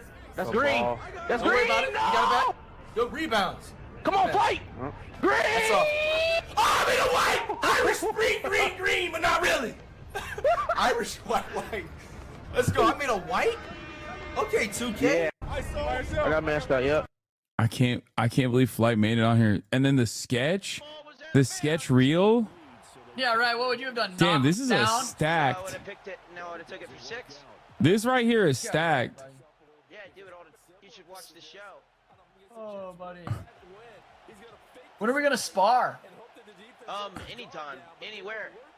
No gloves, no headgear. Thanks, bro. Thanks, bro. Where's your king now? Where's your king now? Ball was out of bounds. Yeah, right. What would you? This is a fucking stacked ass. I'll go with sketch, but this is pretty fucking stacked. Actually, nah, I gotta give it to S-Fan. Also because sketch stole Cutie from me for the election coverage. S-Fan does a lot of sports content. Best Fortnite streamer presented by Fortnite. One of the consistent biggest games globally. Fortnite. Okay, Glaze. Okay, sponsored by Fortnite. Obviously, duh. S-Fan's on there later. You can do it for RP. Okay, sure. Best Fortnite streamer. Happy Gal, Clicks, Mr. Savage, and Peter Bot. Honor. I'm dead this storm. You can't get hit by storm. I know. Bro, these games are so fucking crazy now. What the fuck? Dude, I just don't even understand it anymore. Like, Fortnite is... You debated Tate on Clicks' stream? Yeah, I know. Oh, 360? Oh my god! You're crazy. You're crazy. Nice. Emote. No! Shoot. No, matters. Gosh damn it! Old man can't keep up anymore. I agree. Mr. Savage. Not your unc's Fortnite. You're the unk. Yeah, I am, brother. I am the fucking unk. Oh, come on. Oh, are you serious? That's crazy. That's what you get for stealing my fucking kill, bro. What a sexy snipe. Holy shit. Oh. What a sexy snipe, Peter bot. 100. Careful, watch your right side. 40. We're good, we're good. Okay, hell no. We just stay up, stay on top of the building. Okay, One more under bunker. 1 HP, 190. Dead. Here. 100. Okay, Clicks. I'm gonna go with Clicks. The only name I recognize. Mr. Savage is Norwegian. Best roleplay streamer. SFan TV. Streamers are the best roleplay content in games like GTRP, Rust, VR Chat, Ark, and Dungeons and Dragons. Sponsored by Kingdom Come Deliverance. SFan TV at the top slot. Yes. Oh, your turn. I'm sorry. Put your arms behind your back. Interlock your fingers. Do it now. Don't cough. Simulating coughing. Thank you. All right. Did everybody tase everybody? Did y'all go at least once? Don't hit me in the dick, okay? There you go. Okay. I remember those days. All right, EMS, can you... Robbed Goon Goon. Phantom Tax. Good, I'm good, y'all. I'm good. Oh shit. Oh shit. Oh shit. Oh shit. Oh shit. Oh shit. One more. Wait. To the right. Damn, they're just straight murking cops. Oh my god. They all dead. Alright, come on, beat the homies. I'm on the side of bike. Beat the homies up. I'm pulling up. Come on, beat the homies up. Come on, boy. Wow. Fuck, nigga. That's John, nigga. Where you at? Come on, nigga. Hey, we good. We got the homies. This is kind of fun, like, as opposed to the type of RP I... Prefiero morir a simplemente darme la idea de que tú... What the fuck? This is crazy. Sin mí no eres nada, Tino. ¡Nada! Te hubieran cancelado a la primera sopla pollez. Llevo toda la vida arreglando tus cagadas. Tú sin mí no eres nada. ¡Yo soy Marbella Media! Descubre que tampoco soy. Acaba conmigo. Descúbrelo. ¡Acaba conmigo! ¡Aquí tienes tu puto café! ¿Quieres correr un poco? Va, está bien. Démosle. Cuidado con la oveja fea. ¡Corre, Bubu! ¡Corre! ¡Más rápido, Bubu! ¡Más rápido! ¡Rápido! ¡De regreso! ¡Never surrender, Bubu! ¡Vamos! ¡Corre! ¡Eso! Muy bien, Bubu. Puedes descansar, amigo. I don't know what's going on here, but I like it. Chatterbox. I had similar problems, like 2 sides of me. You're Chatterbox. Chill out! But you're also Jagger. Don't move! Don't fucking move! I did bad things. This is 8 minutes long. I'm not going to be watching that, but I'm going to give this to SFan. Okay? Because I feel like he's done a lot of work. Stacks Wopo snubbed. I don't think you can unveil Stacks Wopo on a broader audience like this, okay? That's crazy. I shouldn't even know what that is, okay? The fact that I know what that is a little sus to begin with. If I showed one Stacks clip in this community, oh my God. He does have fantastic timing. And I will not be showing you any of his clips tonight. He just does a very convincing racist white man voice among many of his characters. Okay. Gatekeeping Kino. How do you know Stacks? I just know. Wait, is he not black? No, he is. But he is black. But he also he is black. However, when he's doing RP, bro thought jokes would fly. Exactly. Jokes do not fly. I think if I showed one clip, I feel like if I showed one clip of his in this community, half of the chat's brain would melt. The only black man that loses N-word pass. Anyway, best FPS streamer, most enjoyable streamer to watch playing first-person shooters. Chat is like, oh, jokes. Can we hear jokes? And Hazan is like, not a fucking chance in hell. No. Most enjoyable streamer to watch playing first-person shooter games like Overwatch 2, Call of Duty, Valorant, Halo, and Counter-Strike, to name a few. Foolish. I didn't clear backside. That's my goat. This is a stack. This is a stacked ass category. This is a hard one to pick, dude. I'm gonna TP. Okay! You wanna come with me? Fuck off! You guys wanna come with me? Start a new life? He's so good. Holy shit, you guys have no clue the journey I just went on! Wait, what happened? What happened? Dude, Gecko ulted! Gecko flash! Breach flash! ISO ulted! Jinxie? Okay, that's good. You're in the floor. I'm not even... Queso, you're in the floor. It's glitch. You fell through the map. What is going? Queso, you fell through the map. Oh my god, you're back. Nice, you got it working. Okay, nice. There's no way it won't support me. Okay, we're good. No, you're good, you're good. Okay, that's good. You're in the floor. I'm not even... Queso, you're in the floor. It's glitch. You fell through the map. What is going? Queso, you fell through the map. Oh my god, you're back. Nice, you got it working. Okay, nice. There's no way it won't support me. Okay, we're good. No, you're good, you're good. That's crazy. Shroud, the GOAT, the legend, the man, the myth. Oh no.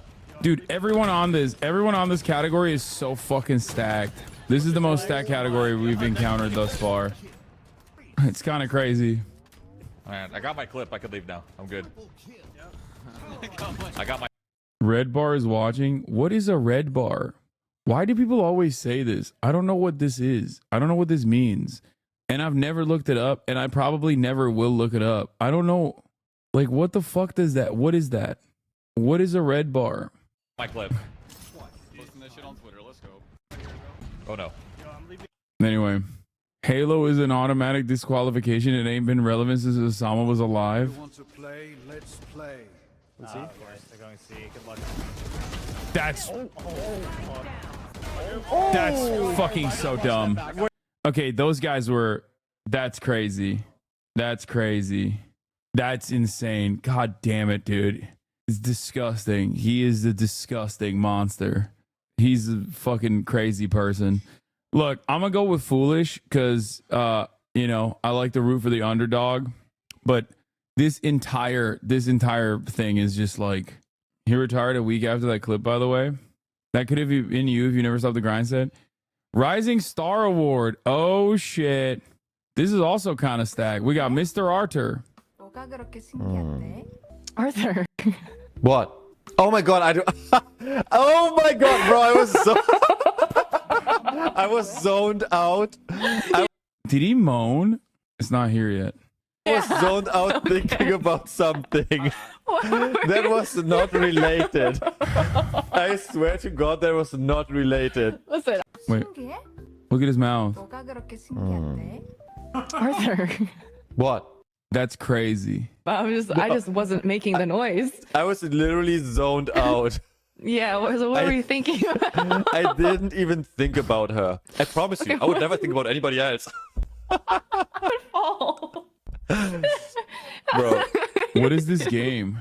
Just out. Dude, what the fuck is... Chat, tell me what this game is right now.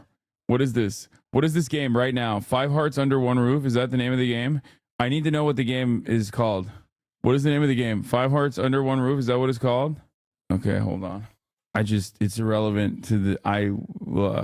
what is it called? 5 Hearts Under One Roof? $20? That's crazy.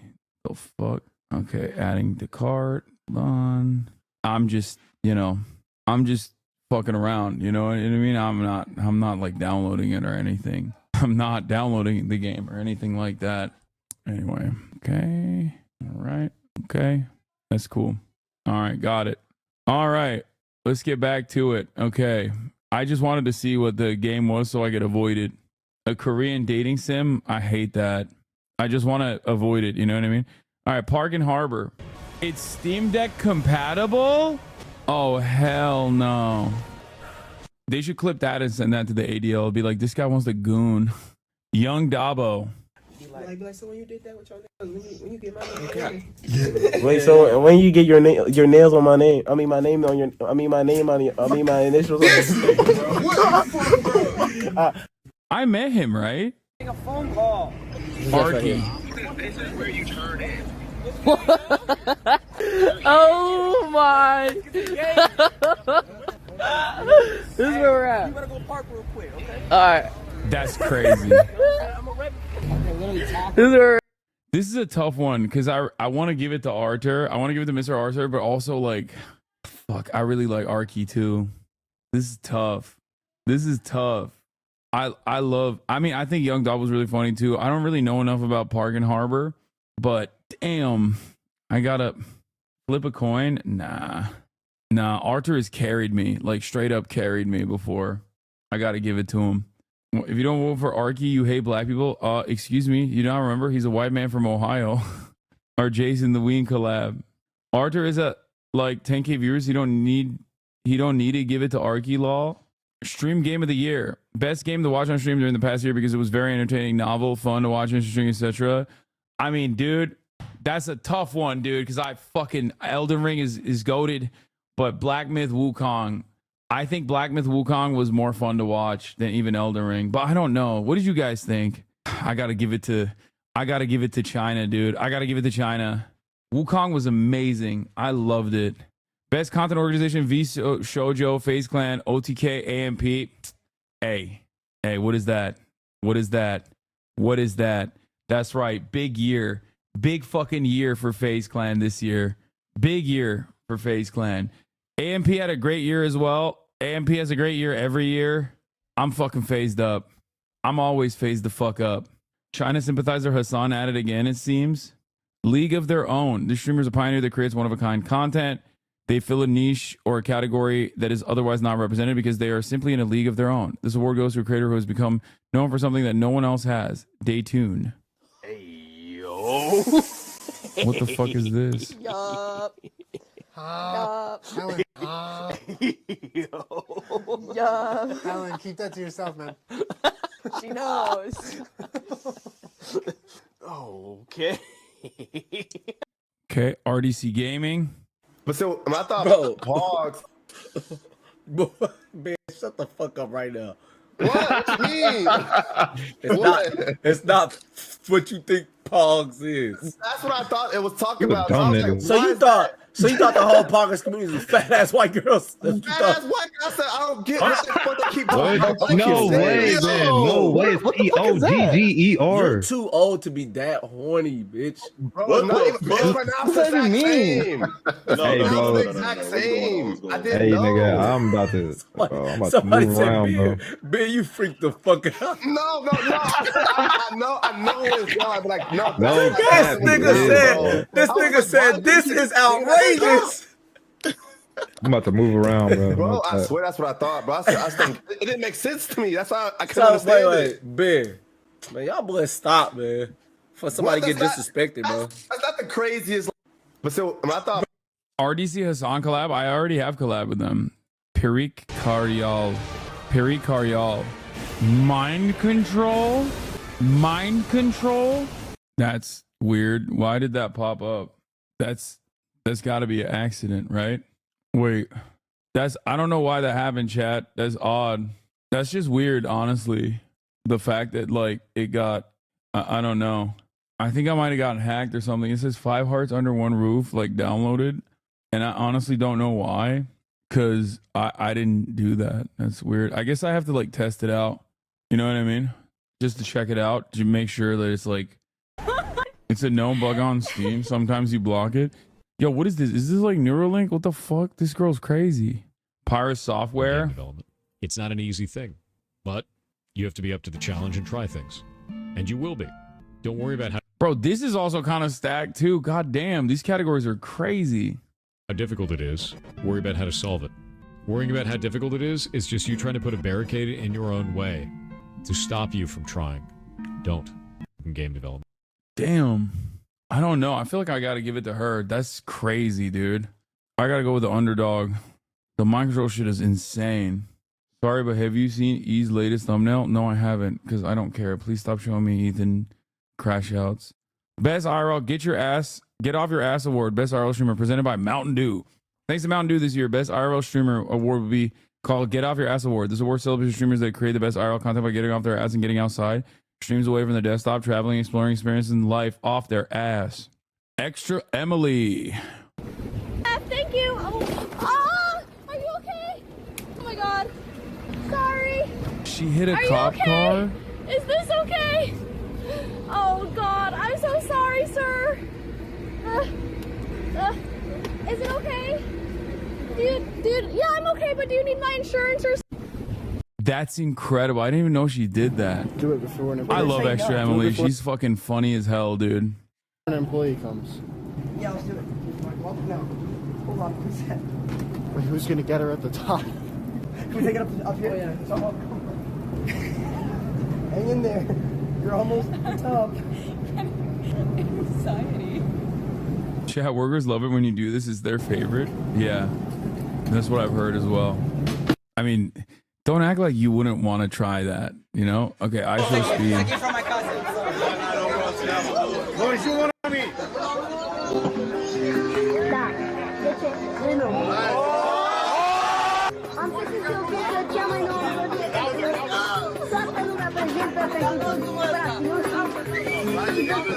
Bro, I'm not gonna lie. Like, I think I Show Speed is not just one of the best IRL streamers, if not the best IRL streamer, but also the best streamer.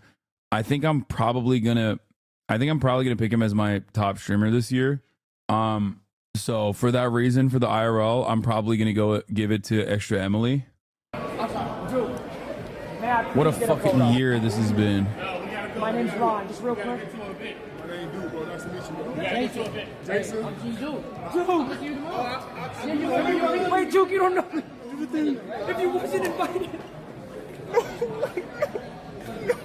I mean, these guys are all fantastic. Like, Lacey's hilarious. Ronaldo's hilarious. I Show Speed is incredible. I got to give it to Extra Emily because I think she has so much variety in her IRL. They're all great, though. Best stream collab. When streamers collaborate, communities grow. When they bring in creators from outside the space, the streaming space itself grows. This award goes to the most exciting collaboration in live streaming during 2024. Now, this is tough because I am a shipper. Okay? I'm a shipper. So this one is one of the most controversial categories this year. Okay? Why is it controversial? Well, there's a couple different reasons why it's controversial. Number one, you have Agent Zero and Senna. I love both of them. They're both fantastic. And together, they make incredible content. I am, as you guys know, a shipper. Right, but then, like right now, I normally would say let's go to bed at 3, and I've been going to bed at 5 because I thought that was negotiation. But now, because remember we talked about it, you were like, you gotta go to bed later. I was like, okay. So then we're like, all right, we'll go to bed at 5. But now, then we set 5 as a negotiation, but you want me to negotiate again to 7, which I said is fine. If we can go and wake up at Oh God, I lost interest. Bro, yo, as she was talking, like, I could see me not give a fuck. And then I zoned out, no cap chat, I started thinking of Krispy Kreme donuts. Right, but then... God, I lost interest. Bro, yo, as she was talking, like, I could see me not give a fuck. And then I zoned out, no cap chat, I started thinking of Krispy Kreme donuts. Right, but then... But then I also ship Aiden Ross and Donald Trump. Ew, kick clip? No, thank you. Not touching that. Okay. Then you also have HasanAbi, Kevin Hart, and Drewski, which was like probably the biggest collaboration of the year. It literally had like 7 quintillion fucking views. It was insane. Game changer. HasanAbi is a game changer. But there's one other person on this list that I have not mentioned yet, and that is, of course, Connor Eats Pants. Connor Eats Pants, collaboration with George Santos, I think, did a lot for this space. A lot of people don't understand that Fortnite Friday, not Fridays, but Fortnite Friday, in and of itself, is a door that opens to a world that you have never actually peeked into. Okay? Many people collaborate. Connor Eats Pants does something more than simply collaborate. Now, obviously, there's 2 political picks on here. I'm afraid I'm going to have to go with Connor Eats Pants. This was a true game changer. Probably more politically important than the Aiden Ross Donald Trump collaboration, if I'm going to be real. Okay? I look forward to seeing more Fortnite Friday collaborations from Connor Eats Pants. Let's see what this clip is about. Do you know who my skin is in Fortnite? I have no clue who that is. Who is that? OJ Simpson. Oh my fucking god. Did you see his He died. Did you see oh, he just died. Did you see Kim Kardashian's little thing about the Menendez brothers should be released? That they're not monsters, and she knows. She spent a lot of time. She calls Kyle Lyle. I don't know who is that. What? The Menendez brothers, a little two monsters. I love messy gay, so George collab wins. Me, a messy gay. Series that came out on Netflix. Yeah, this was fantastic. We watched it. Best streamed event: Streamer Games with Ludwig, Cyclothon 3 with Sea Dog Va, Creator League Basketball at DreamCon with RDC Gaming, Road Trip to TwitchCon with NMP Law Fan and Extra Emily and Mr. Arthur. This is also a fantastic one. Very hard category. I will tell you this much. Okay, I'll tell you this much. I did not participate in this. I did not participate in this. I did not participate in this. I did, however, participate in this. This played a very important role in my heart, at least. Okay, it was my pop-off moment. I only dropped 5, but it's all good. Ball is fucking life. I stay true to that. Anytime, any place. You fucking come to me, you say, Hasan, we need you to play basketball. I'm a goddamn mercenary. Okay, we can see the back of your head in the clip. Great. Best marathon stream. This award goes to the best stream that did not end until a goal was completed. Whether it be the end of a subathon timer or completing a difficult game after days, this stream kept going until it was accomplished. Mafiaton 2 Kai Cenat is not even done yet, and it's on here. FaZe Clan subathon by FaZe Clan is on. That was fantastic. Iron Mouse subathon was crazy. Spinning box stream I was not familiar with, but this one was oh wait, I do know this. Will showed me this guy, I think.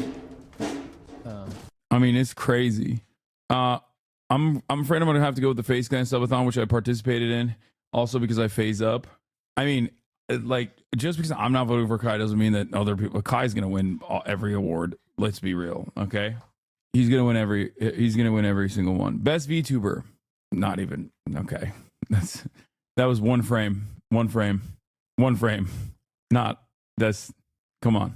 Best international streamer. The top streamer excelling in content creation for a global audience. That's so funny. iShowSpeed. International streamer iShowSpeed. Isn't he from fucking Ohio? What the fuck do you mean? He is our global ambassador, bro. FPS Shaka, Ibai, Papa Plate, Amine Matue, and iShowSpeed.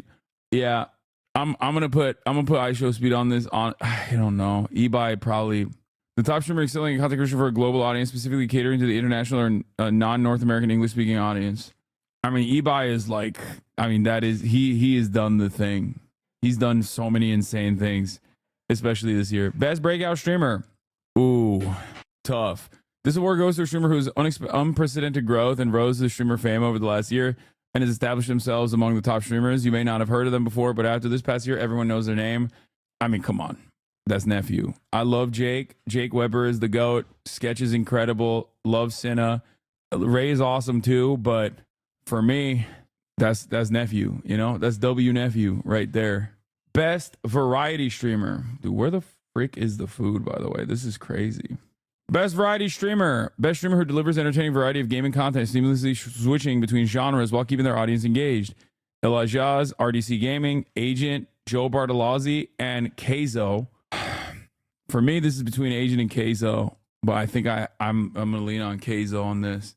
But Agent, fuck, this is tough. The reason why it's tough is because Agent is, I think, not even sneakily, like, because this is not like disrespectful at all. But Agent has some of the most creative concepts. He does some of the most creative shit in his variety streams. He actually does. But Keizo also is, I mean, I have big boy solidarity. with Keizo. I feel like he's going to win. I mean, he had a fucking banger of a year. Keizo hates Mountain Dew. Damn, you're right. Agent is also a big boy. What am I talking about? Best just chatting streamer. I'm going up against a lot of people in this category. A lot of people that I like, okay? A lot of people that I like. I'm voting for myself, obviously. Get the fuck out of here. Best streamer that regularly does just chatting content, such as conversing with chat, video commentary, reacting to the news, sharing engaging stories, entertaining group activities, and the like. Let's take a look. Not only am I voting... We're back. I mean, I'm not even doing an intro, you know? I just wanted to have you experience the joy of the the 2020 Kamala Harris by Satch K-Hive song. Experience it in all of its glory. We're alive, folks. We're back to the desktop portion of the broadcast. You already know what it is. We're here. It is... Is there an issue? Oh, okay. What? I mean, sure. I mean, that's a fire clip. That's a banger clip. Once again, vote for me. If I win this category, like I said, I'm going to do a tasteful nude photo shoot, dick outline maximum. Okay, not doing. Yeah, I'm not above it. Okay, I will go out there. I will whore myself out. Okay, dick outline at most. Nothing past that point. But tasteful nude, no penis. Okay, go out, vote, get your friends to vote. Okay, for just chatting streamer for me. How did the bar drop so low? Wasn't it Texas going blue a few weeks ago? Wait, what? No, I never said that. I'm addressing material concerns. Yes. Yeah, go and vote for me for best just chatting streamer. And you will get a tasteful nude, no dick, maybe the outline if I'm feeling frisky as a reward. Okay. This is an FEC violation. Yeah. The Sapphire Award. Best female marginalized gender streamer of the year. This award recognizes a streamer who, like a Sapphire, is formed against the odds in an industry where 97% of the top streamers are male. Yuck. This award is dedicated to streamers who identify as female or a marginalized gender and have excelled in entertaining at the highest level in 2024. You literally said on election night that it's Texas or Florida turned blue. You'd do a nice tasteful photo shoot. I mean, I said that it was unlikely and it was never going to happen. Okay. Watch the Ray clip. Our minds have swapped. What do you do first? Oh, yeah, nah. If I swapped bodies with a dude, the first thing I'm doing is masturbating. And I'm also going to stick my dick in various substances just to know what it's like. Can you get that away from her, please? If I got one day to do it, I gotta figure it out. I need to know. Nah, don't act like our answer is any different, you liars. Actual liars. We all know the answer to this. Is Helicopter, yep. I'd have sex with myself. But we'd have sex. Let's run it back. Oh, you have sex with yourself. Sorry, I thought you were saying as like solo, like dick in your own butt. Well, yeah, I'm gonna seek you out, me. Yeah. Like, hey, agreement? Because you probably want to know what it's like to have sex as a woman, and I want to know what it's like to have sex as a man. He's sweating. Did anyone catch that sweat drop off his hair? I get really hot when I drink. Is there any of your roommates Get this guy that a you fan. prefer would take a bullet? All right. Miss Mika, Extra Emily, Cinna, Iron Mouse. I'm gonna go with the Republican vote on this one. She's started her own animation studio, production house, and a new podcast to boot. Doing the most out here. Gamer of the year. We got two last ones remaining. Okay. Gamer of the year. We got Keizo, Kaisenat, Tens, Clicks, and Jinxie. Well, now I know where I'm voting for Keizo. There it is. Why are you not nominated on this? I wonder why. My gaming this year has not been. It's been subpar. Okay. I know it was an election year, so shut the fuck up. What I was actually snubbed for was Streamer of the Year. Okay. Now, normally I don't nominate myself for anything, but at least you guys will go and fucking put me up there in these nominations. And I feel like it's, I got enough motion to, at the very least, get on a couple of these fucking leaderboards. Didn't even get on Streamer of the Year. Got fucking snubbed this year, but it's all good. You didn't even mention it, bro. I know. Well, it did happen. The nominations process for this was happening while the elections were happening. Okay, I ignored my base like Kamala ignored hers. Yeah, bro, you do know PR. I know it's an election year. I'm busy. It's all good. But best overall streamer of 2024. They saw great success with their entertaining content. I think, again, incredibly stacked nomination. Kadrill, Emaru, Pyro Software, iShowSpeed, and Kai Cenat. But for me, I mean, I think Kai will probably win this again, but I'm a speed stan at this point, ever since he said Turkish donor is the best donor and then did a backflip, he's won my heart. And I perfectly understood why he has so much broad appeal, like global appeal. He will identify a thing that like an entire nation cares about and he will ride for it. He'll be like, that shit is sick. And then people will never forget it. Okay. And what he did there with the Turkish donor, W donor, it lives in my heart. Let's see what his clip is. Oh, the clip is the jumping over the... Come on! He's also one of the most athletic human beings on the fucking planet. Like, it is so stupid. Come on! Come! Another one! Come!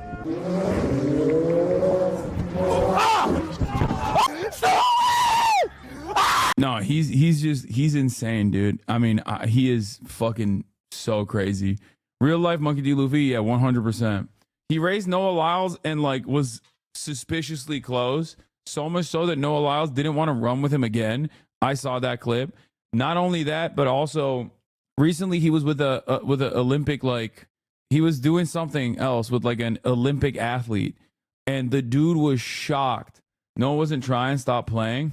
Okay. All I'm saying is, yeah, Olympic gymnast was shocked at the hops that he had. What is Kai's clip? Let's take a look.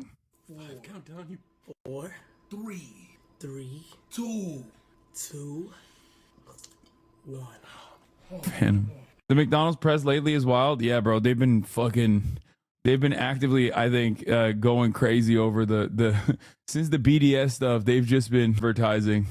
They spend an ads on. Okay, well, regardless, Kai has a lot of fucking banger clips, and Kai is obviously, you know, the best of the best, the cream of the crop, straight up. I mean, he is a brand that has successfully gone above and beyond. It's not even the BDS shit; they're just price gouging and failing. Yeah, one opened up literally not even 250 feet away from my apartment during last year. Haven't even been there once. Yeah, I gotta give it the speed, and then that's it. Submit all, baby. Your votes have been submitted. We did it. Oh, this is the I Show Speed clip. This is the last clip I'm gonna show you, and I'm gonna go hang out with my family. All right. Let's see. Okay. I'm not gonna do what you just did, but hey, come on, stop playing. Okay. Come on, we can go higher.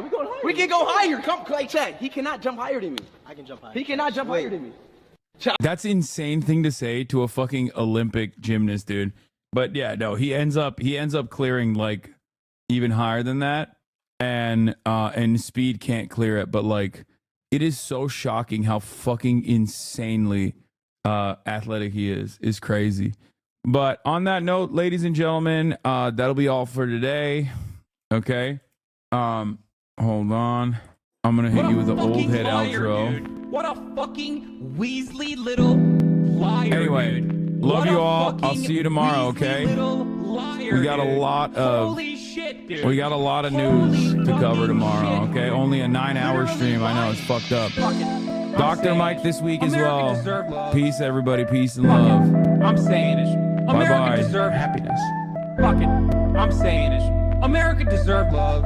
Fuck it. I'm saying it. America deserves happiness. Oh, you're such a big, big man, Hasan. Man, Hasan. This is a deranged pervert. This is a deranged pervert. Oh, you're such a big, big man, Hasan. Man, Hasan. This is a deranged pervert. This is a deranged pervert. I bet he's got some big old, giant bitch tits. I bet he's got some big old, giant bitch tits. I bet he's got some big old, giant bitch tits. I bet he's got some big old, giant bitch tits. Hasan Pecker. Can't make up that name. That's his name. That's his name. Hasan Pecker. Can't make up that name. That's his name. That's his name. Fuck it. I'm saying it. America deserves love. Fuck it. I'm saying it. America deserves happiness. Fuck it. I'm saying it. America deserves love. Fuck it. I'm saying it. America deserves happiness. Fucking liar, dude. What a fucking Weasley little liar, dude. What a fucking Weasley.